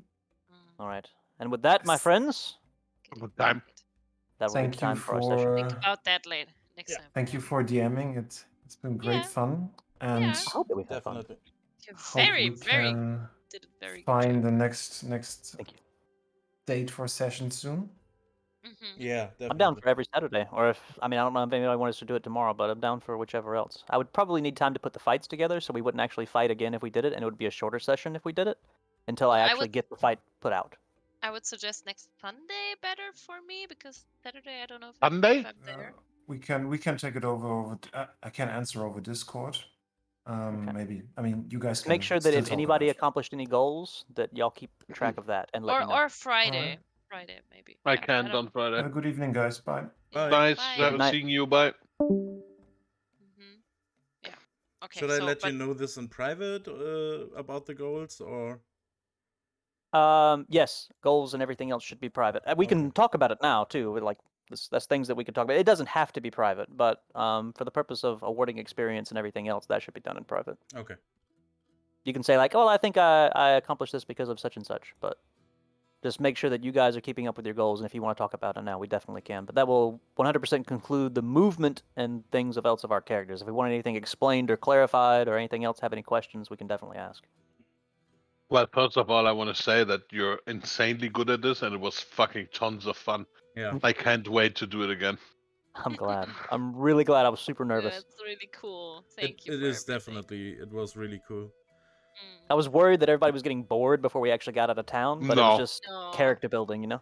I was actually worried that I was like putting things into a weird direction, and when I tried to convince the people in the tavern, I was like, "Fuck! All of this is like so hasty, and like, how the fuck would this make sense?"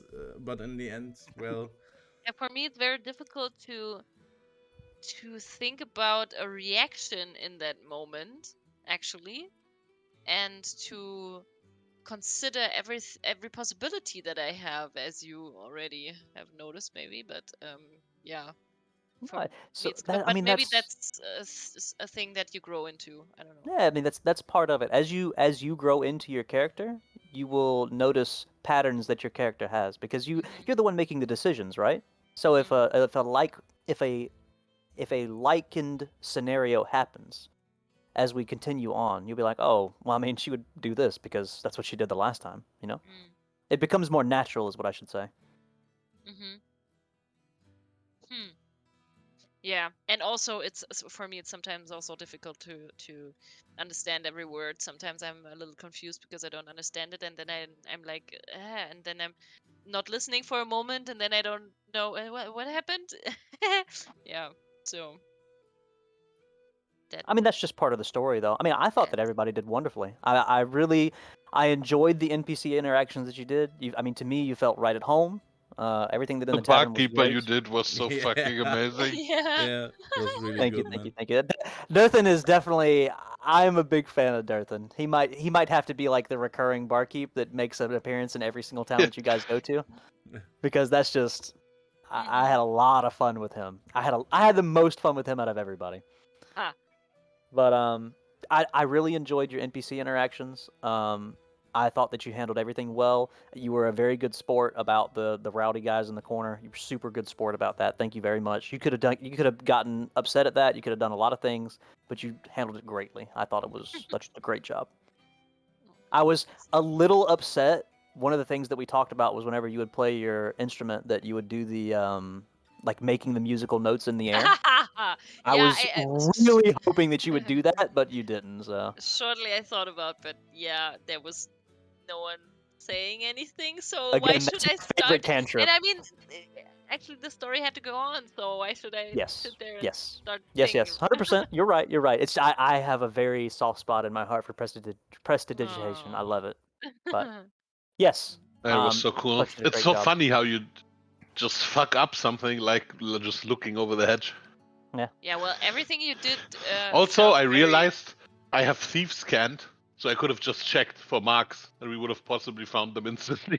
So that's the reason that I said that Josh was really onto something, was because I mean, everyone's making these checks, you know, check, check, Yeah. check, check, check, check, check, check. But again, you could just do one thing and it's done, you know. But that's how it goes. That's how it goes. Everybody's like with the hedge, you know. Oh, what do I do? Just take a Everyone's minute scared. and breathe, you know. Like yes, Also, I told all of Sabrina, you that I you could put a die, picture yes, of but- a hedge up for you in the Discord. Thank you. I'm gonna mute myself for a second in Discord. Okay. Because I am going to end the stream here now. So as there are still quite a few people watching, thank you very much for tuning in. I hope it wasn't too boring to watch. And I will definitely stream the next session as well. And again, thank you very much and have a good night. See you next time. Goodbye.